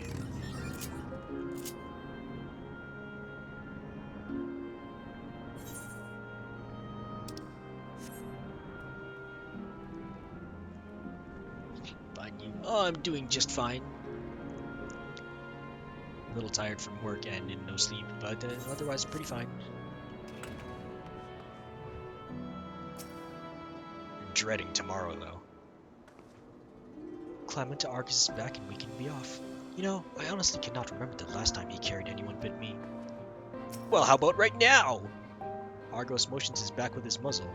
You've been given the go-ahead to hop on. Yeah, boy!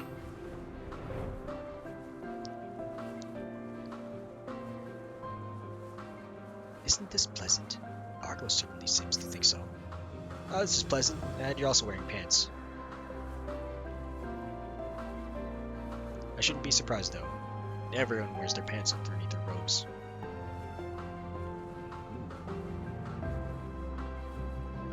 I was just down there. Now, what was the name of that tree? It's a pink tree.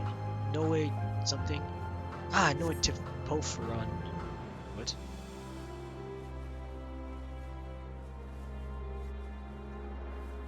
I couldn't even read the rest. We are descending!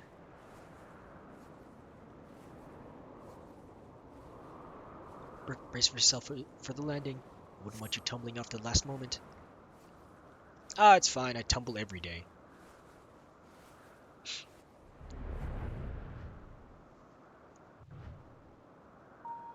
Oh, we're here. That's a nice tree.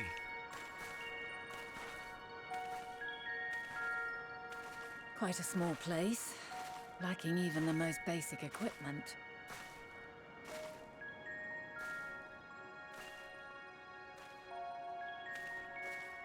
The present may yield no clues, but we may yet try perusing the past. Have you done this before? The guy from Tekken! You mean me? Am I from Tekken? Perusing what past? What? Oh, that's your character. Oh. So you cannot control the power freely. It is me. Worry not. I shall assist you. Oh, the echo! That's right, Come and stand before me.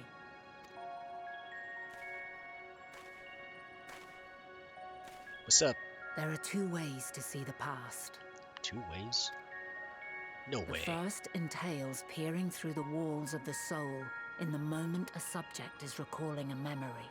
Oh, that's how it The second requires no subject, and is instead a process of piecing together an event from ripples left in the ambient ether. As memories are etched upon the ether of the soul, so too are they etched upon the ether of the world.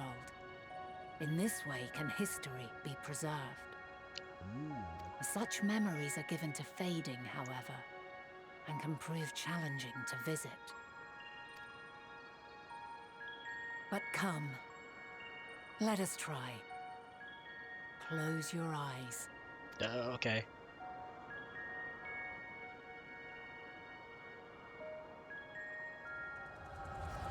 Oh!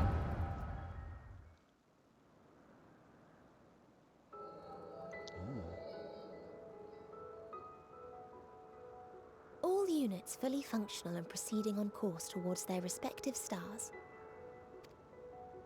Estimated time to completion of survey is 108 cycles. 108? Years? End of status report. Severing connection with shared consciousness. Did you hear that, Hermes? All is well.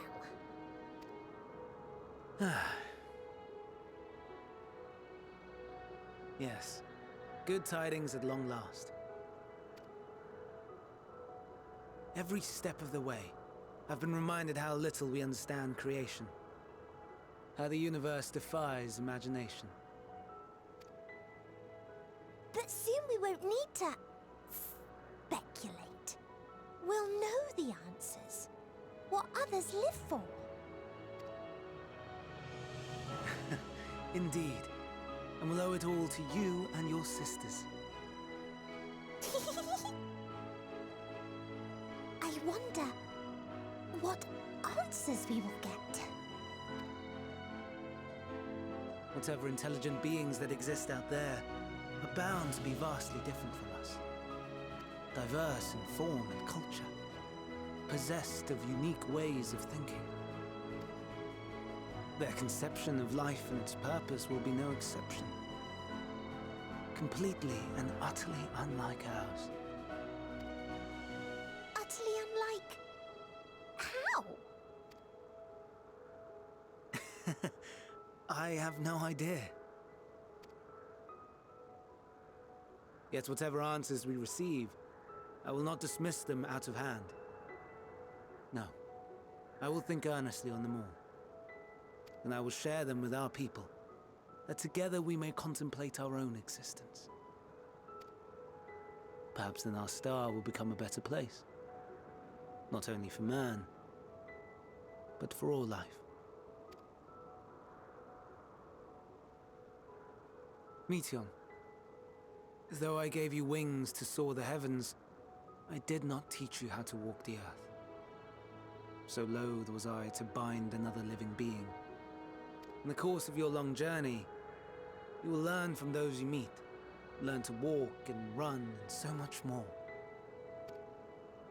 And when you return, older and wiser, we will have a celebration to mark your homecoming and coming of age both. Will there be apples? Covered in syrup? And how are you supposed to eat them? Rather than food, perhaps...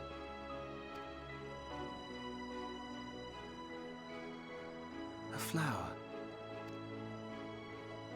Yes. Upon your return, I will gift you a beautiful flower.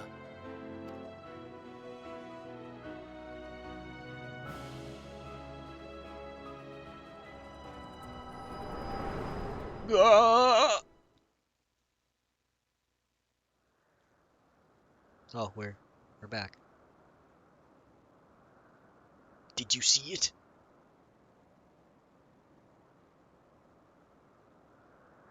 So, what is your opinion? Hermes wouldn't wish for the final days. He's a gentle soul, yet couldn't say just by this moment alone.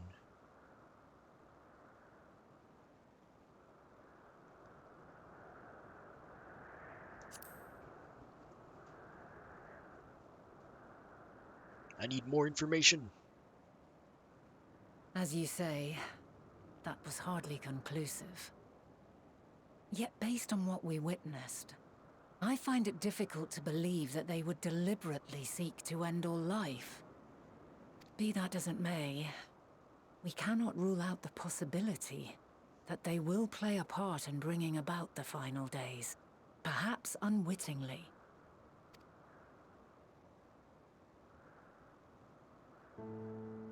In light of this, I propose that we reveal your tale to Hermes himself. Oh! If he does not wish for the final days, as we believe, he may well join us in pursuing a solution.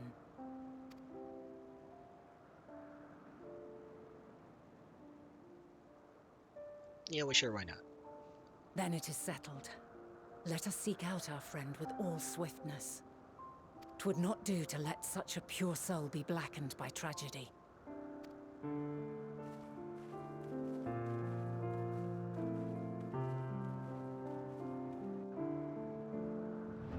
Oh, I'm here now. Oh, that was that was odd.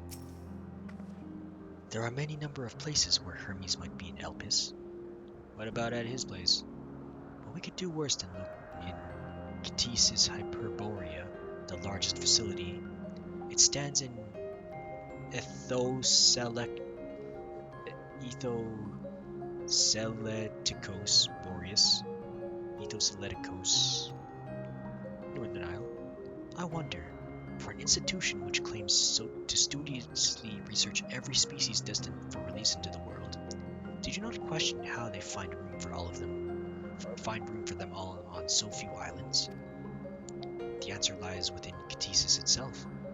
I touched upon the practice before back at the archives, where a vast area is stitched together out of multiple conceptual spaces. The same holds true for the interior of this facility and its magically constructed environs. 'Tis there, within those sprawling habitats, that the chief overseer and most of Elpis' observers conduct the bulk of their work. Come, the simplest route is via the teleporter north of Poeticus. Just north? Oh, it is north. But I'll teleport anyway. Teleport to the teleport.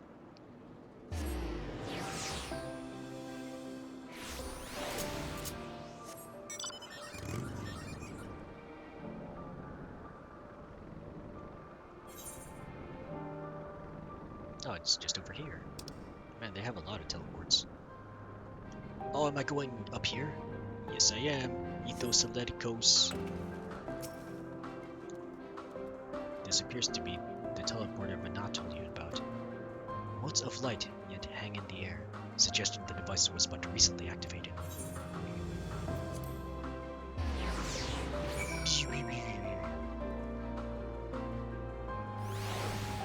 Oh, hey. Ah, good. The teleporter acknowledged you as my guest. You should now have the authority to use it as you wish. As the way to Ctesis Hyperborea, we follow this path, then turn left at the crossroads. Follow this path, turn left. Which left? Your left or my left? It's got a check mark there. There's a snake in my water supply. Oh, Ophiotaurus.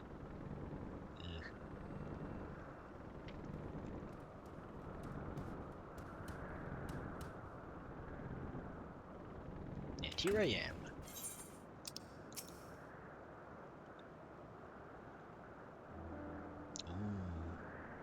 That's a good looking building. Reminds me of my old school. College, I meant.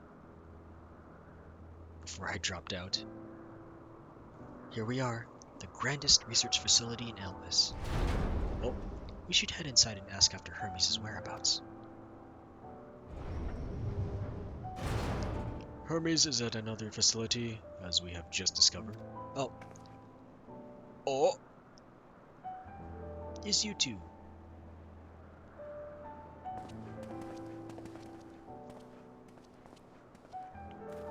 Furthermore, we've confirmed that his studies into Dynamis, as well as his creation of Meteion, were entirely private pursuits. No one else we spoke with appeared to possess the chief's depth of knowledge on the subject, and neither did we hear any tales of stolen research. Which means that if Hermes himself harbors no desire to bring down an apocalypse, then he might be recruited to help prevent one. Or so saith the illustrious Elm itself. Oh, you believe me? According to your story, the 14 divined the connection between the celestial currents and the final days, but were never able to pinpoint the root cause of the calamity. With our people's greatest minds, not to mention Hythlodaeus' sharp eyes, committed to the pursuit of a solution, such an outcome seems inconceivable. The only possible explanation is if the nature of the catalyst was so inexplicable that even we failed to perceive it. And what better fits that description than the invisible, intangible Dynamis? Which in turn leads us to our next question. How did Hermes, in his role as Fandaniel, not recognize the subject of his own research. We must assume that he either knew and was unable to help, or that he was otherwise prevented from identifying the cause in the first place. At this juncture, all we can do is speculate. To be clear, the Convocation does not tolerate acts of deception or malice. We are practiced at perceiving truth and would have known had Vandaliel lied to us. Hermes has no conscious wish for the world to end. Of that I am certain.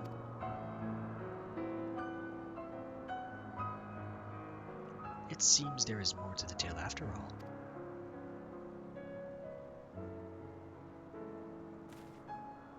We can conduct an investigation of our own, you see. Relaying the results.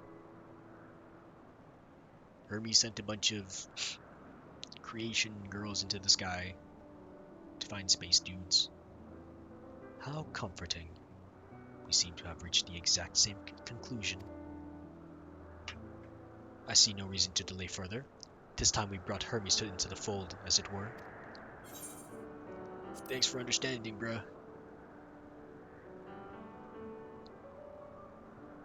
Save your thanks. I did not say I believed your ridiculous story. But as Emmett Selk, I have a duty to examine any potential threat to our existence, no matter how ludicrous or personally offensive I may find it. Well, at least you're on board.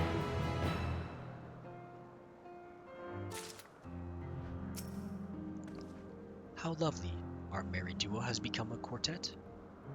Past disagreements are no reason to reject collaboration in the here and now. I commend Emmett Selk for his practicality.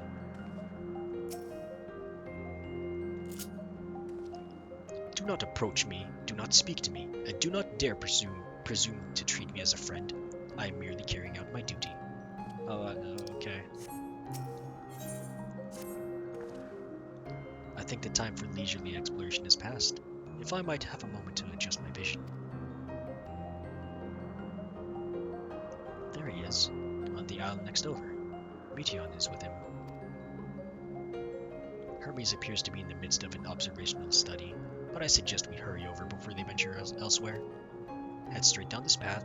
We can teleport to Misopsis Euros from the device at the bottom of the slope.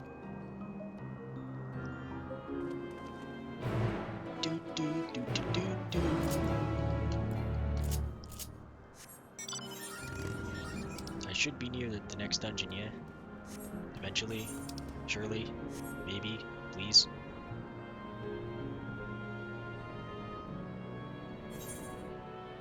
There's not much to this little island, is there?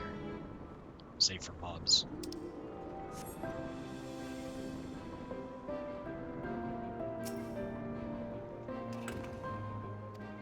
Teleport!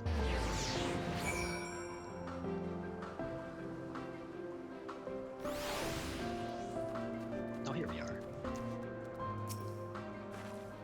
Misopsis Euros is interesting in that it is the only region in Elpis which lacks a researcher hub.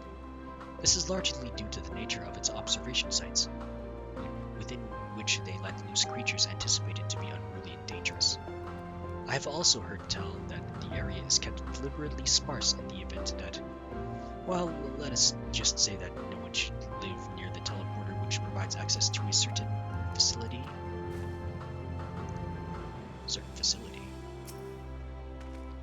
What? You expect me to praise you and your progress? On the contrary, I'm simply surprised you made it this far. Then again, even with you slowing her down, there's no denying that Vina is an accomplished researcher. Her wealth of wisdom and experience is unmatched, and her achievements in creation magics, in any field, frankly, are nothing short of extraordinary. Though the singular brilliance which sets her apart can make her motives somewhat impenetrable at times. As her student and successor puts it, she is a force of nature, at once so close, and at the same time so very distant. Yeah, she is a force of nature. I fought her. Real nature, of course.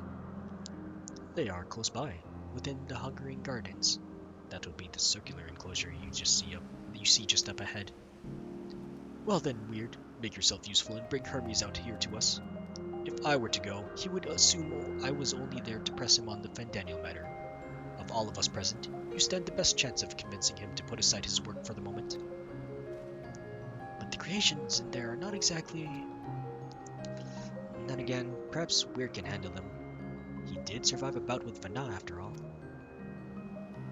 Off you go to find Hermes, but do be prepared to come to blows with the garden's denizens. Oh, okay. Oh, I already talked to you. If someone needs to go to the Hungering Gardens and speak with Hermes, and it seems Emmett Selk has nobody to use for the task, I consider it revenge for making you do that. Teach a dude how to fly.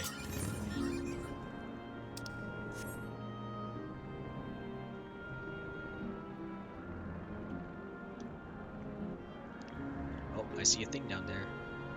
I don't know what that is. It was brownish. Oh. Oh!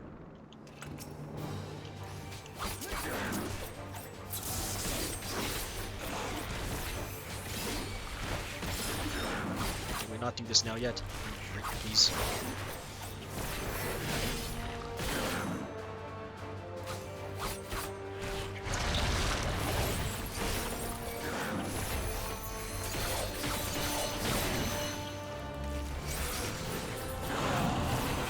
More of them? Oh boy. Okay, I'm just gonna run instead. Fuck it.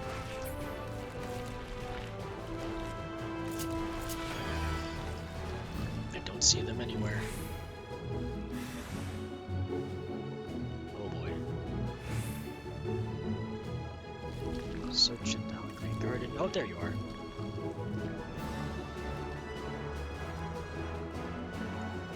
Found you.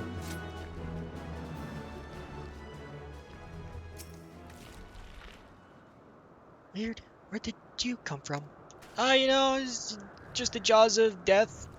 Like a lot of them. What are you doing here? I thought you were keeping Hitlodeus and Emmett Selk company. I'm searching for you. Come on, we gotta get going. An important matter, and unrelated to my decision on Van Daniel, you say? Then yes, I will come, as soon as my work here is finished. It will not be long, I promise, but you should really wait outside the garden with the others. This is no place for idle exploration. Okay, I'm just gonna go right through the garden, I suppose. Oh, now they're not spawning after me.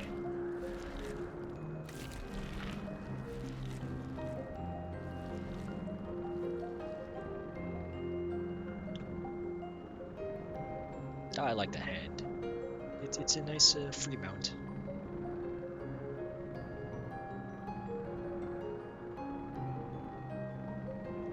Don't know why it has 9 fingies though. I was prepared to swoop in if need be, but 'tis clear you have faced your fair share of monstrous opponents. Maybe too many of them. What is that ghastly odor? I know, it's monsters you made me go through. You spoke with Hermes then, and were briefly entangled with the denizens of the Hungering Gardens as well. I see, or should I say smell. I cannot speak for certain convocation members, but I for one am impressed with your fortitude. Well done indeed. Now that you've convinced Hermes to confer with us, let us pray things will soon take a turn for the better.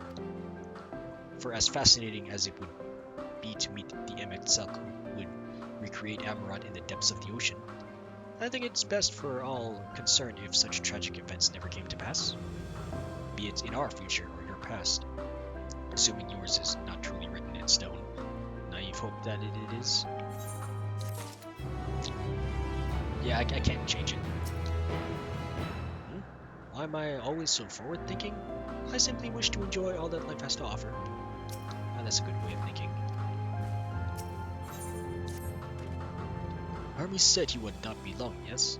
Then we shall wait here until he emerges. He doesn't have anywhere else to escape to, I would think. There he is.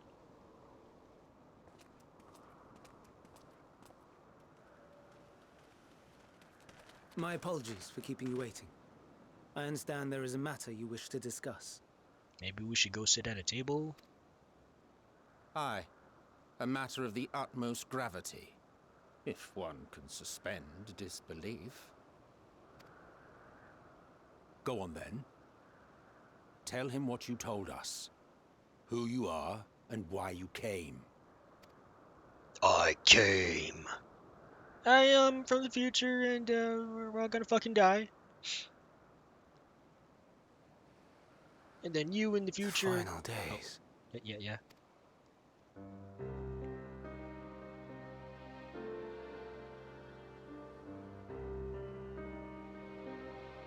The phenomena observed during these star-encompassing calamities is likely the product of a dynamis reaction. And none is more versed in the applications of this energy than you, Hermes. I must stress that we do not believe you would desire such destruction. We come not to lodge accusations, but to beg your wisdom. And so, distressing though the exercise may be, I ask that you share with us your opinion on the matter, on the assumption that our visitor's tale is true. Even you, Vana.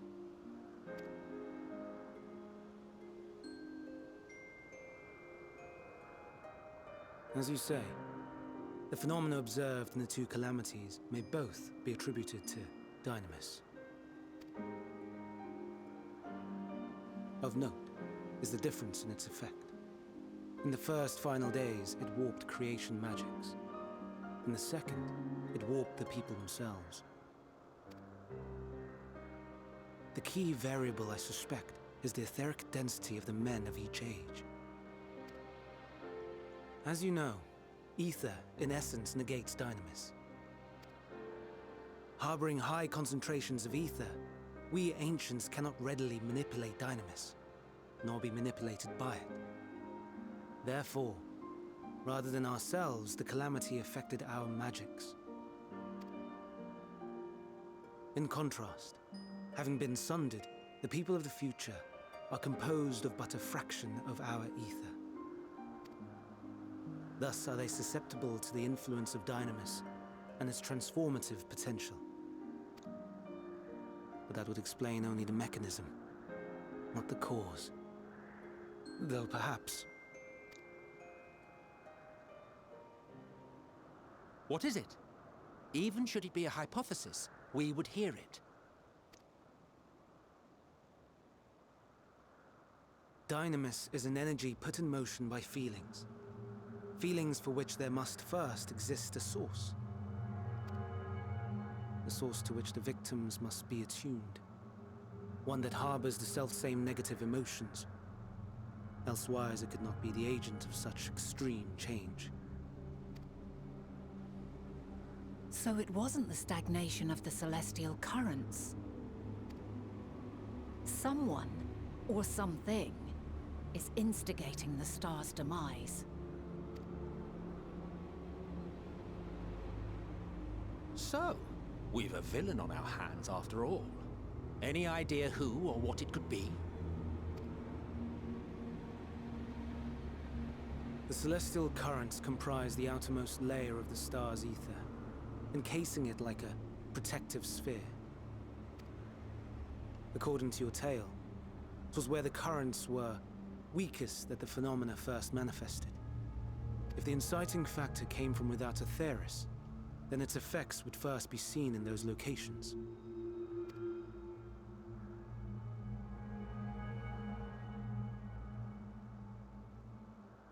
Greetings. Can you hear me? Oh, Do not be alarmed.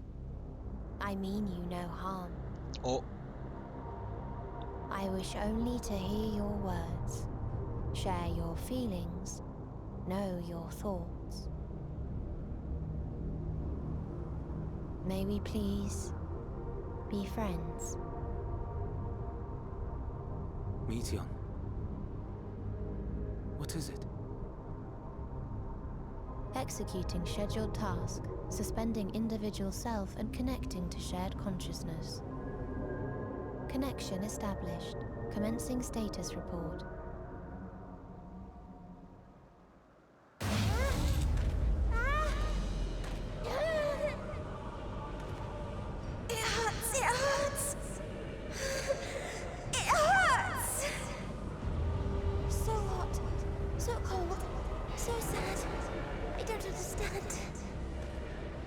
Make it stop. Please, make it stop. Did we find the cause? Steady, Meteion. Steady. So scared. So lonely. The pain. It's too much. Why? Why? Why do we... They hurt. Hurt. Hurt. This is wrong. All wrong. Oh! She's gone? But how? She has altered her etheric density in order to blend in with her surroundings, an ability for avoiding confrontation. Most effective. Frustratingly so. I can't see her either. Not even a trace. Stay away. Please. This is wrong. My mistake. So please. Are you all right? I believe we have our answer. In your mind? No. We only heard her speak the instant before she vanished. Of course. When communicating without words, Meteion also employs dynamis. That would explain why you were able to hear her, when we could not. Then you are our best chance of finding her. Follow her voice and try to track her down. Hindered though we may be, let us split up and search as well.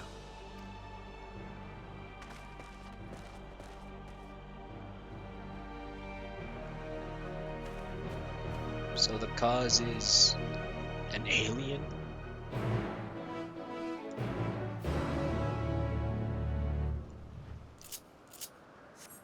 Search the area for medium. That area? Maybe. If I cannot perceive her either, what else do have I to offer but my rousing support? Hermes is truly a master of his craft.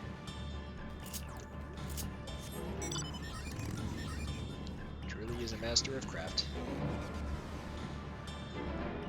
Where'd my other friends go?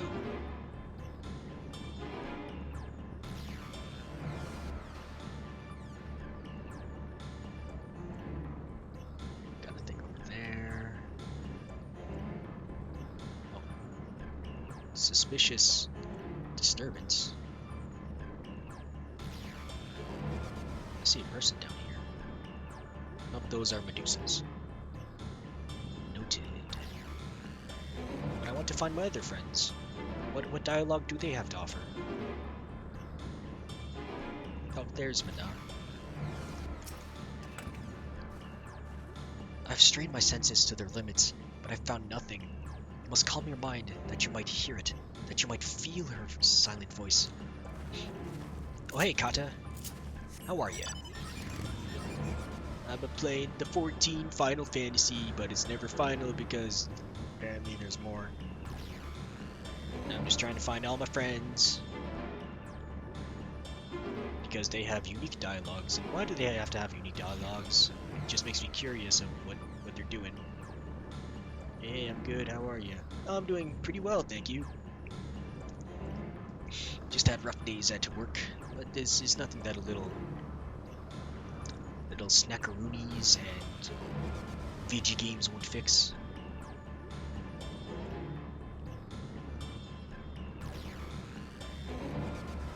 Oh, up here I found Hermes, but where's Emmett Selk? I don't see Emmett Selk.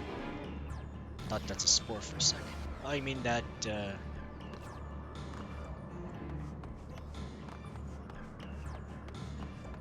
You mean the big tentacle-looking dude? No, wait, right there. That's not tentacle-looking. What is this guy? This guy is Lotus. Oh, the ship thingy. This would be a building.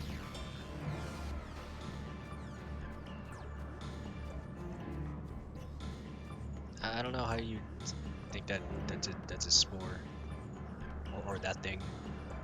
That's a teleporter in the distance. And that's an island. And that's a beacon. Oh, that's a beacon. Meteion, where are you? Please answer me. What has happened to you? To your sisters? I think they're all gone, bruh. Now we gotta find a cute girly that has escaped into somewhere. Because there is possible aliens that don't like us. You calm your mind, your senses questing for any hint of Meteion's presence. I don't know, it looked like it. I can see how it looked like it. I've played the Pikmins before. It seeps into our mind. Our voices reporting. No, no, Hermes mustn't hear them. I have to run, to hide. Meteion's anguished voice grows distant as the source seems to flee down the slope. Down the slope. Down the slope. Down the slope. Down the slope.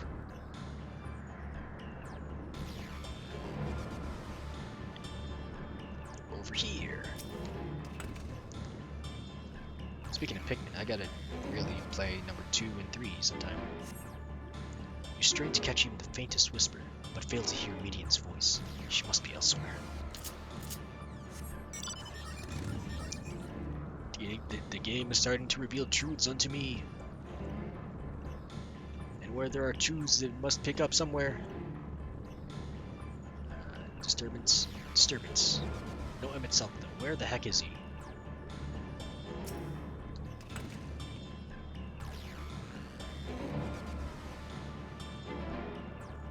Oh, we're here.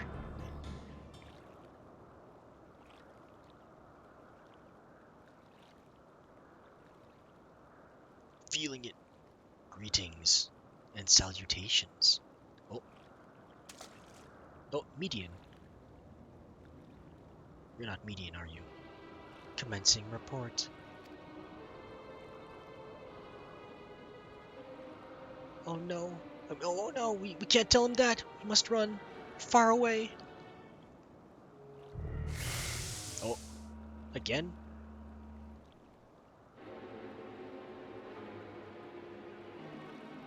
Please don't follow me.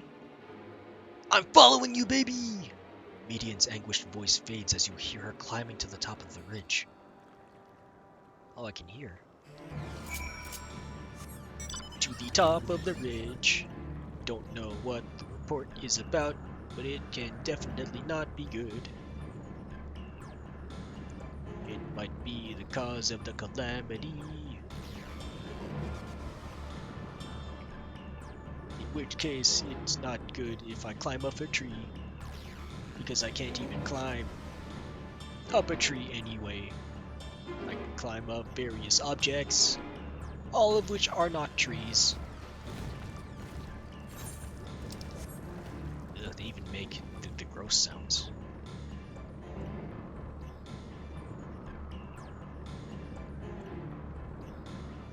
Just around here.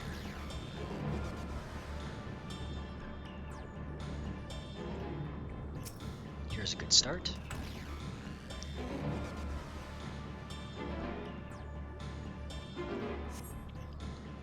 But she's not here.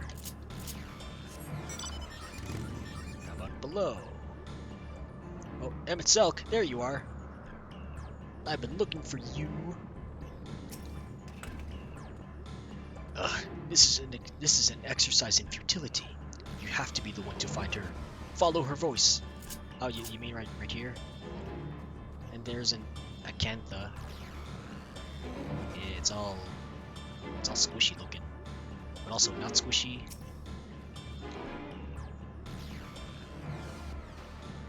It's a tree in which you can hide.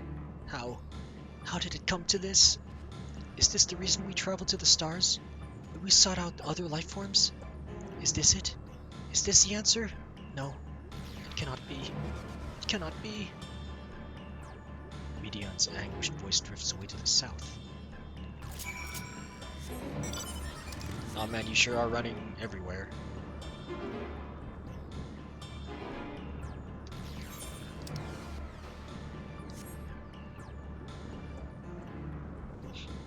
and she gives out so many cryptic messages. I must understand. I want to understand, but she's not letting me understand.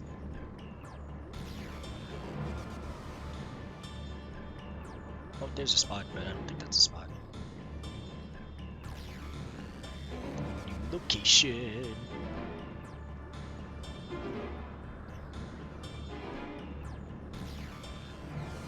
Oh, there's a person. This must be it.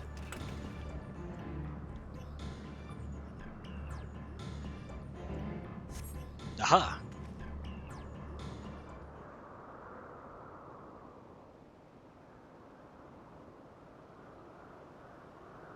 Compiling report for dissemination to Hermes and all peoples of Aetheris. What? Oh, hi. Processing expedition data. Preparing profiles on intelligent civilizations. Formulating answers to the question. Finalizing report. No, you mustn't listen. Oh. I have to listen. Stop avoiding it. I want to know how to avert it. It's wrong. It's all wrong. Metein's anguished voice flees towards the lake. She's fleeing towards the lake. Any sign of Meteion? Oh, she's going toward the lake. Panicked and confused, which will make it all the more difficult to predict her movements. Hermes, what do you make of this situation? The media are linked to a single mind, a shared consciousness which connects them across any distance. I suspect something has happened which disrupted its usual harmony.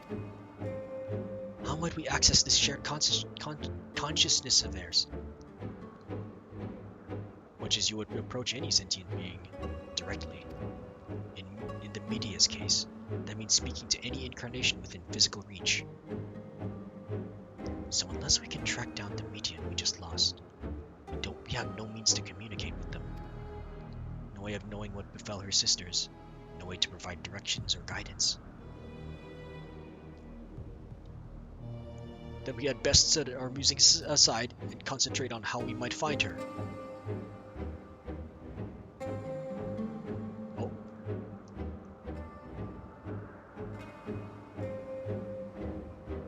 What's up, Van Daniel? I mean, not Van Daniel yet. What's up, Hermes?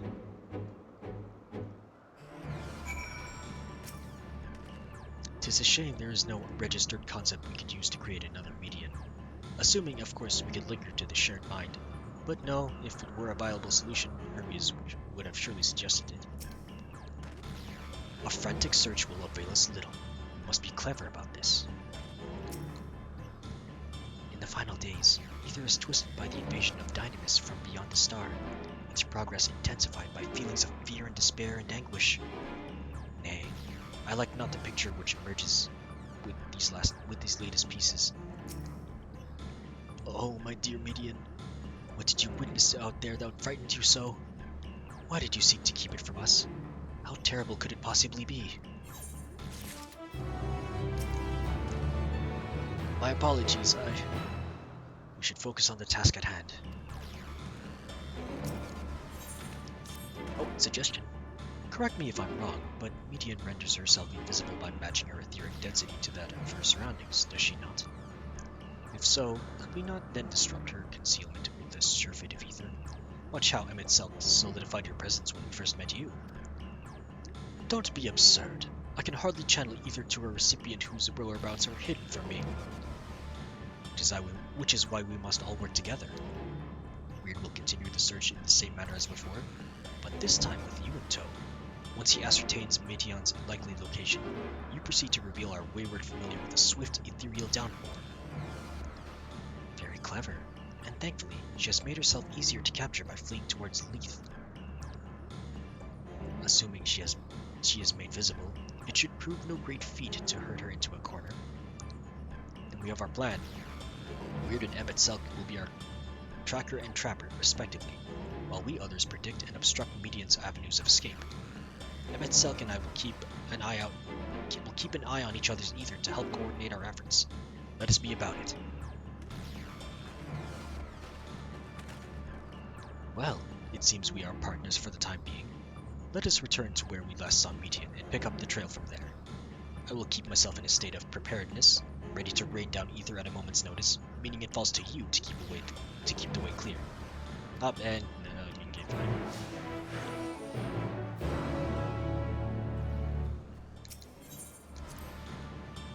Now, did Meteion go straight towards the pier, or did she stray from the path somewhere?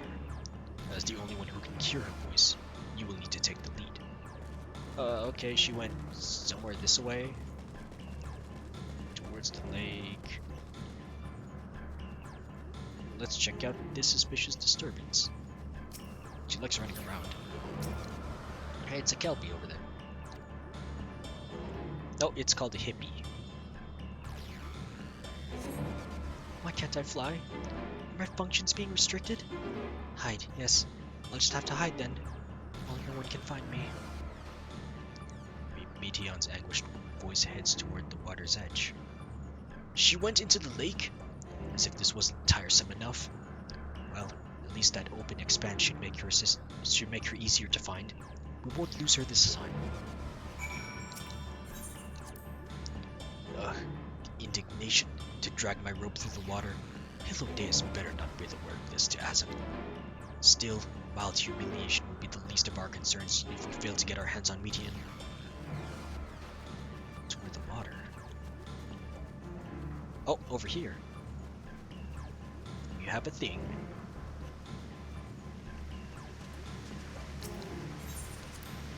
We should be able to reach the bottom of this drop by climbing down the rocks at the water's edge.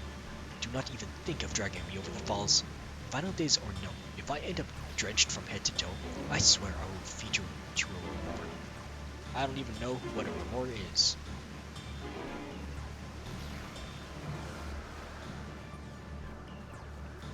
Oh, that's a remora.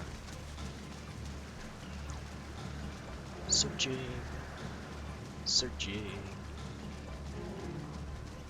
Up there, nope. Over here. Oh, there's something over here. Oh, dang it.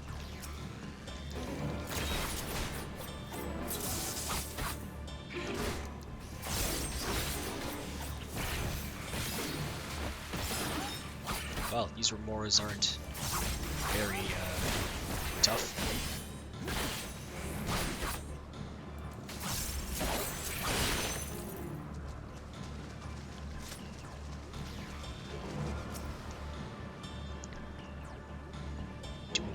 Good look around. Oh, this is it.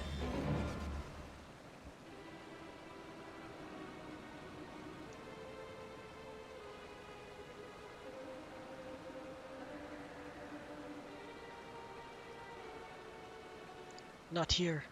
I'm not here, please. That way. Points. By that rock, is she? Very well.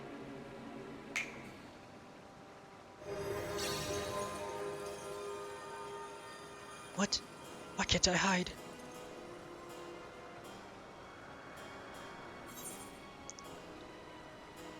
We'll hear your report, good or bad.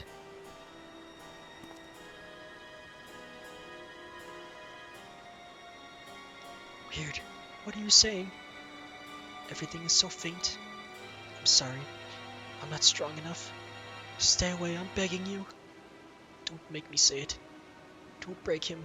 His poor, fragile heart. Oh, are all the sisters done? Now we have a chance. Once the others are in position, the two of us can herd her into their midst.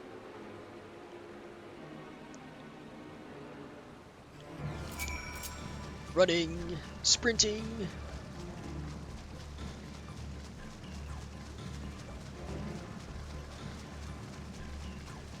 Oh, is that a fate? That is a fate. Oh, there's a snake in my water supply. Well, it's a good thing that the story event is not... Hold around the fate, or else I would be a little annoyed. Oh, look at you traversing the rocks. You don't even have to jump. Oh, right here. Or right there. No, right here should be fine. Oh, also here. Is this teleporter not in use? It seems to have been left to the mercy of the elements. Either way, it bears no trace of Meteion's essence. We move on. Oh, okay. What about this thing?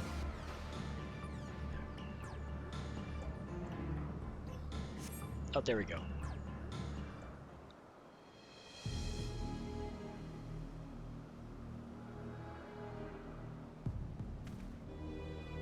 There, I see her. Oh, she just ran away.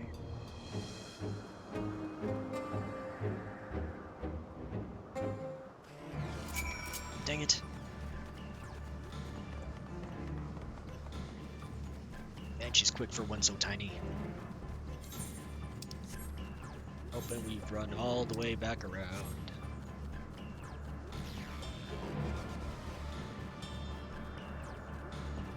Oh, hey, there's a thing. And a person. That must be it.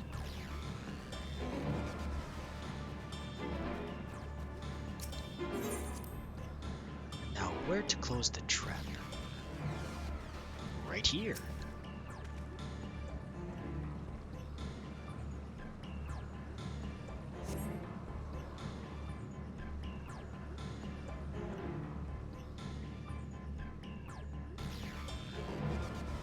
Oh! Oh, there she is.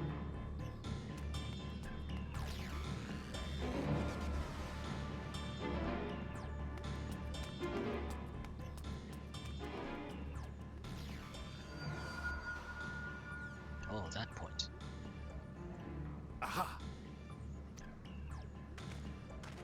Give chase. We shall herd her into the shelter.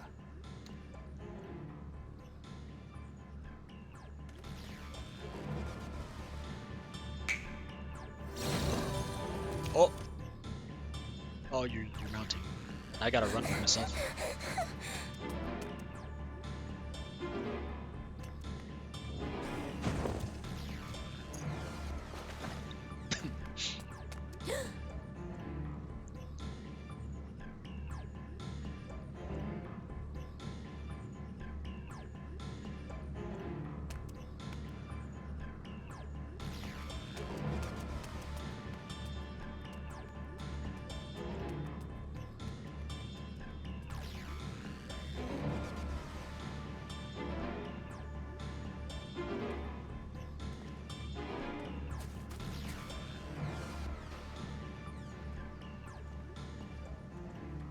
Oh, it is over now.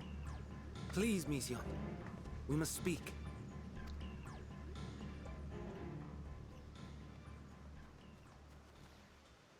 Gotcha.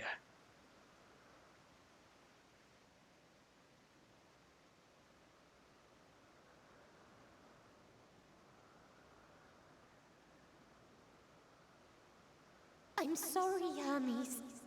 I'm so sorry. If someone can hear these words, then please.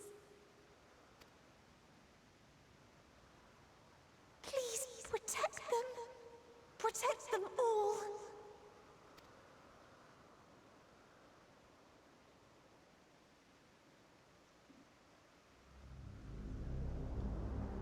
Individual self-suspended. Connection with shared consciousness stable. Our survey is complete. We shall now report our findings.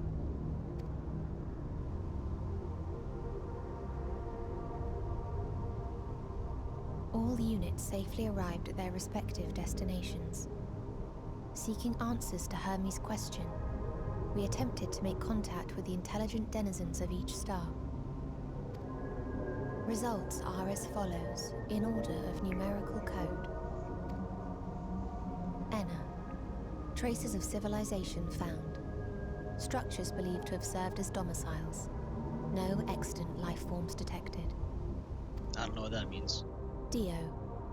Ruined remnants of buildings scattered across Star, surface of which is encased in ice. Presence of life could not be verified. Tria. Evidence of large population centers, akin to cities recovered. No extant life forms found, only their lingering essence. Tessera. Edifices surmised to be abandoned residences found. No extant life forms detected.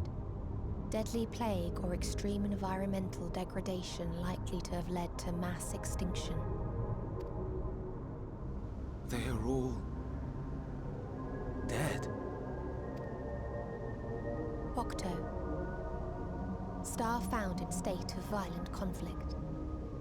Contact successfully made with inhabitants, but deployment of weapons of mass destruction resulted in total annihilation of local population shortly thereafter. Oh, is that ours? Inea. Star is a barren desert. No identifiable flora found. Bones of living beings resembling men discovered beneath sands, but determination regarding their intelligence inconclusive.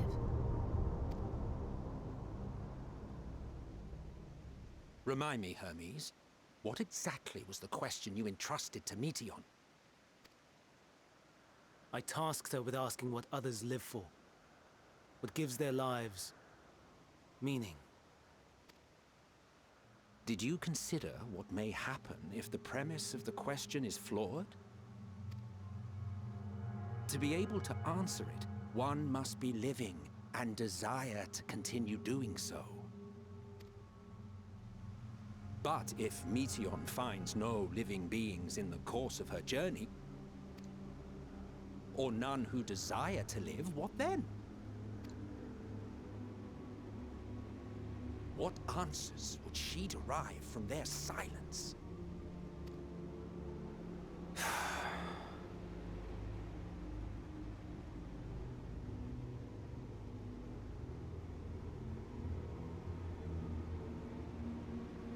Meteion, enough! Suspend your mission and return hither at once. Decapente. Local civilization once flourished under auspices of higher power. Said power later laid waste to civilization in fit of rage. Upon revealing this to me, entity elected to self-terminate in lieu of providing answer to question. No other intelligent life forms found. Turning a deaf ear, are we? We are taking Meteion back to Amarot. As I understand, we will need her if we are to bring back all of her sisters. Yes.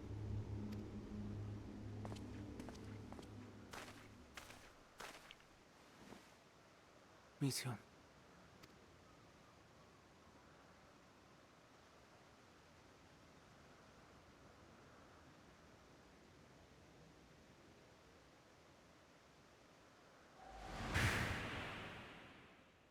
It isn't right, is it? It isn't right to turn away from the answer. Even if the answer is pain.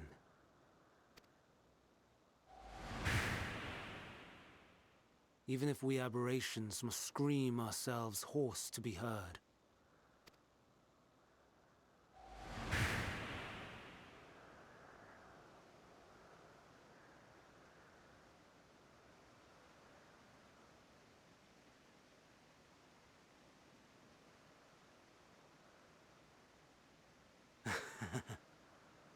Aye. Whatever answers we find, I will not dismiss them out of hand. These words I said to you, and I will hold myself to them.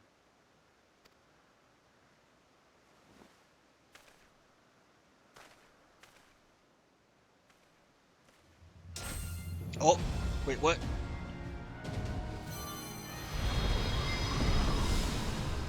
Oh, what are you doing?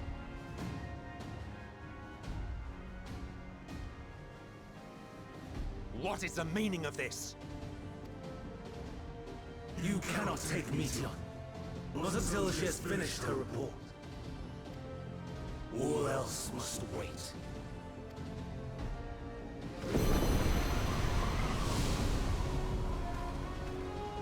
Oh, really? Oh, you're on in the way. That's not fair. I can't fly. You fool!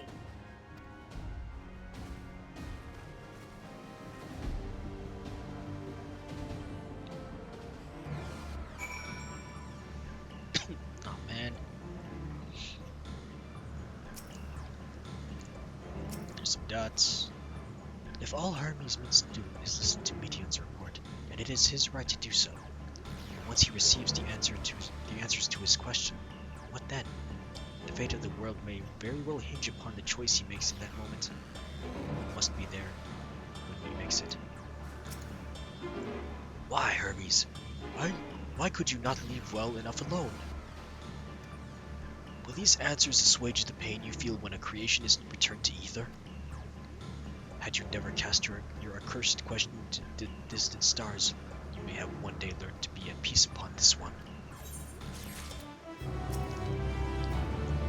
Do you understand why Hermes would do this?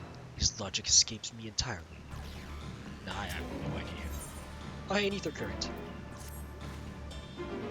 Hermes is headed back to Catesis.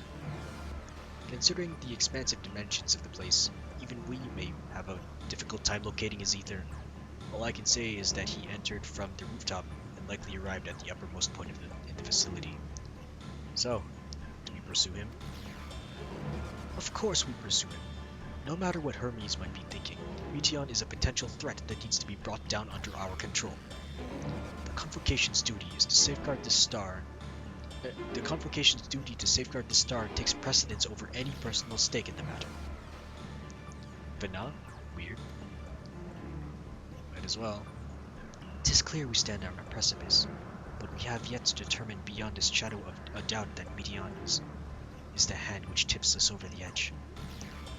Nevertheless, if we are to learn the truth of the final days, we must give chase, and even if neither Hermes nor Meteion is ultimately responsible, we cannot leave them to suffer this torment alone.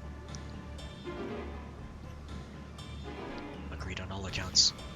To Catesis Hyperborea. Let's go! Oh, do I instantly get teleported? Oh, there I am. I didn't even map the entire... Oh, well.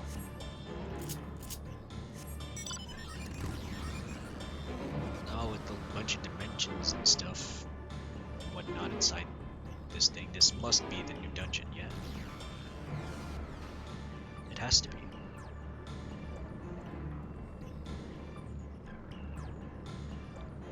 And now I'm getting the headache. Oh, there's a lot of people. This definitely is a dungeon.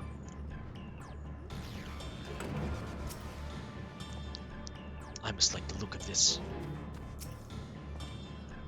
Judging from the crowd, something is afoot. I saw naught out of the ordinary. Does anyone know what caused it? Wait, what? Ah, my head.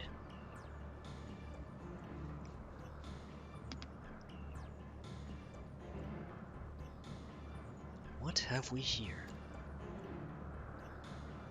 Excuse me, has something happened inside Catesis? Mistress Vana, I'm so glad you're here. No one knows what prompted it, but the alarm was sounded and Catesis put into a state of alert. Procedure dictated that we evacuate immediately, and we have yet to investigate further. This is Hermes' doing, obviously. And what does this state of alert entail exactly? A field dampening magic is draped over the entire facility, usually in response to escaped entities and the like. Catesis scholars and observers are unaffected, but everything and everyone else is weakened to a fraction of their usual capabilities. And consider us forewarned. We do, however, have urgent business with Chief Hermes, and must enter the premises regardless.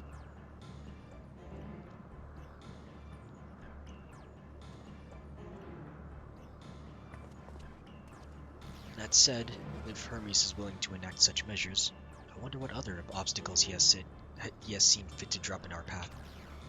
With that enfeebling spell in place, we're not like to be at our fighting best.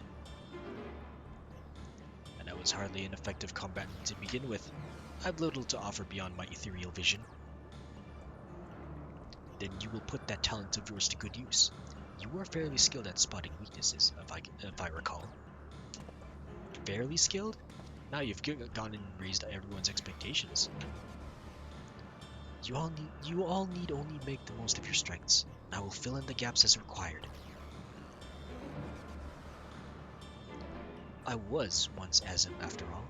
'Twas my job to rise to the occasion, be that as defender, aggressor, or healer. I feel better about my lack of prowess already. And you, Emet-Selch, can impress us with your arcane majesty. You lob-pointed spells as easily as breathing, but can also channel that power in a protective manner if you so choose, yes? Well, yes, should the situation call for it. Excellent. That should cover us on all fronts.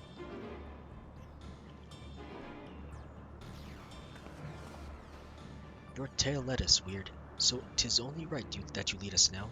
No matter what lies ahead, we will win through to Hermes and Meteion. And then we will face the future together.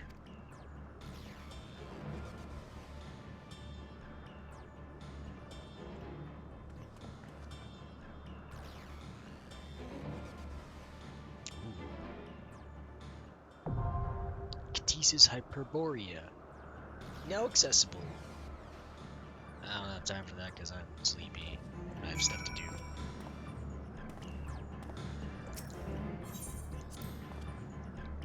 From the moment we met you, our visit has devolved into a never-ending series of complications and irritations. In spite of this, I have gained one useful thing.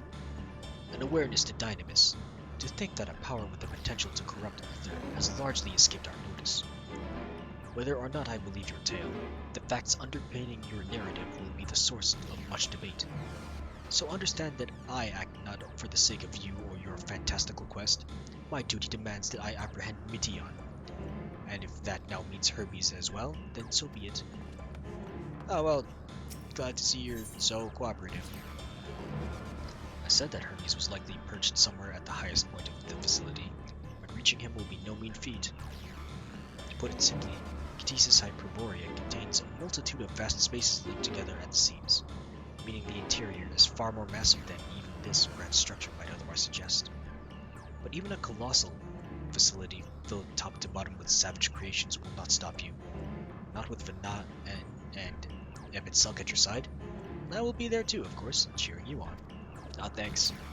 So helpful. Bleak as the contents of Meteion's report might be, many could hear it and remain content with their lives. But not Hermes. For him, the veneer of perfection has long been cracked, and it was to the distant heavens he looked for the means to repair it. I understand his anguish after a fashion.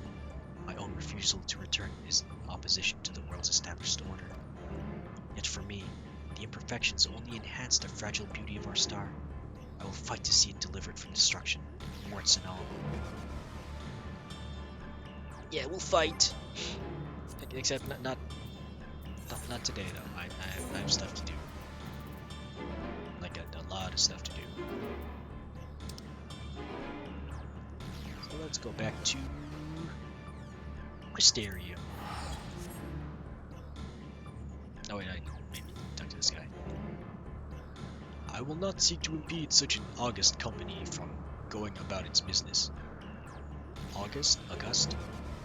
Please, do be aware that many of the specimens within are far from docile. Oh, that's okay, I can just put him down. And then it'll be your problem.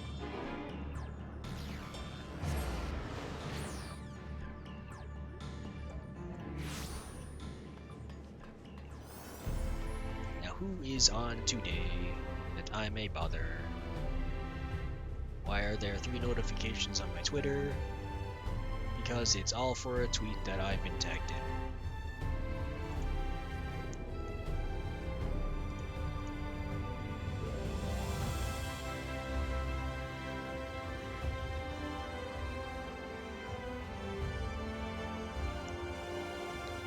That looks like FF14. But I don't want it in case they're ahead of me. So how about...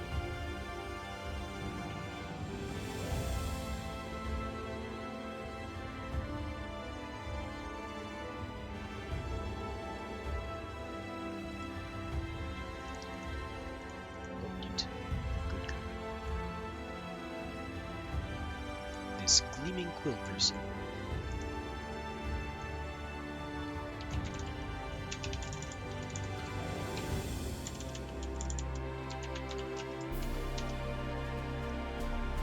This channel has follower or subscriber only mode on the chat. Oh, never mind. Okay, never mind. I don't know who to raid then. Oh hey Ezra, how are you?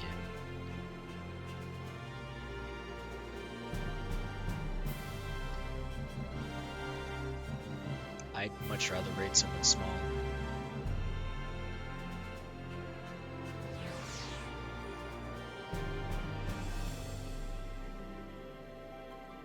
But I honestly don't see anyone I'd want to raid. Rocky Evans? Do I have him on my Twitch? Do I not have them on here?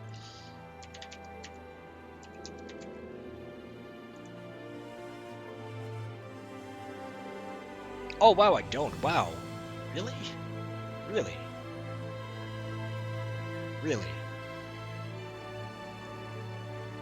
I thought I was. Okay, we'll raid Parky Evan. Why not? /raid. Doo-doo-doo-doo. And the raid message today again is passing the story on to you. Not but an emote of your choice.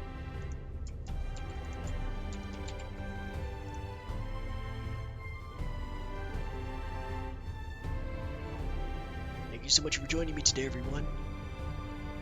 Hope you have a great rest of your day. Okay, bye. Time for me to partake in some of those cookies I just bought.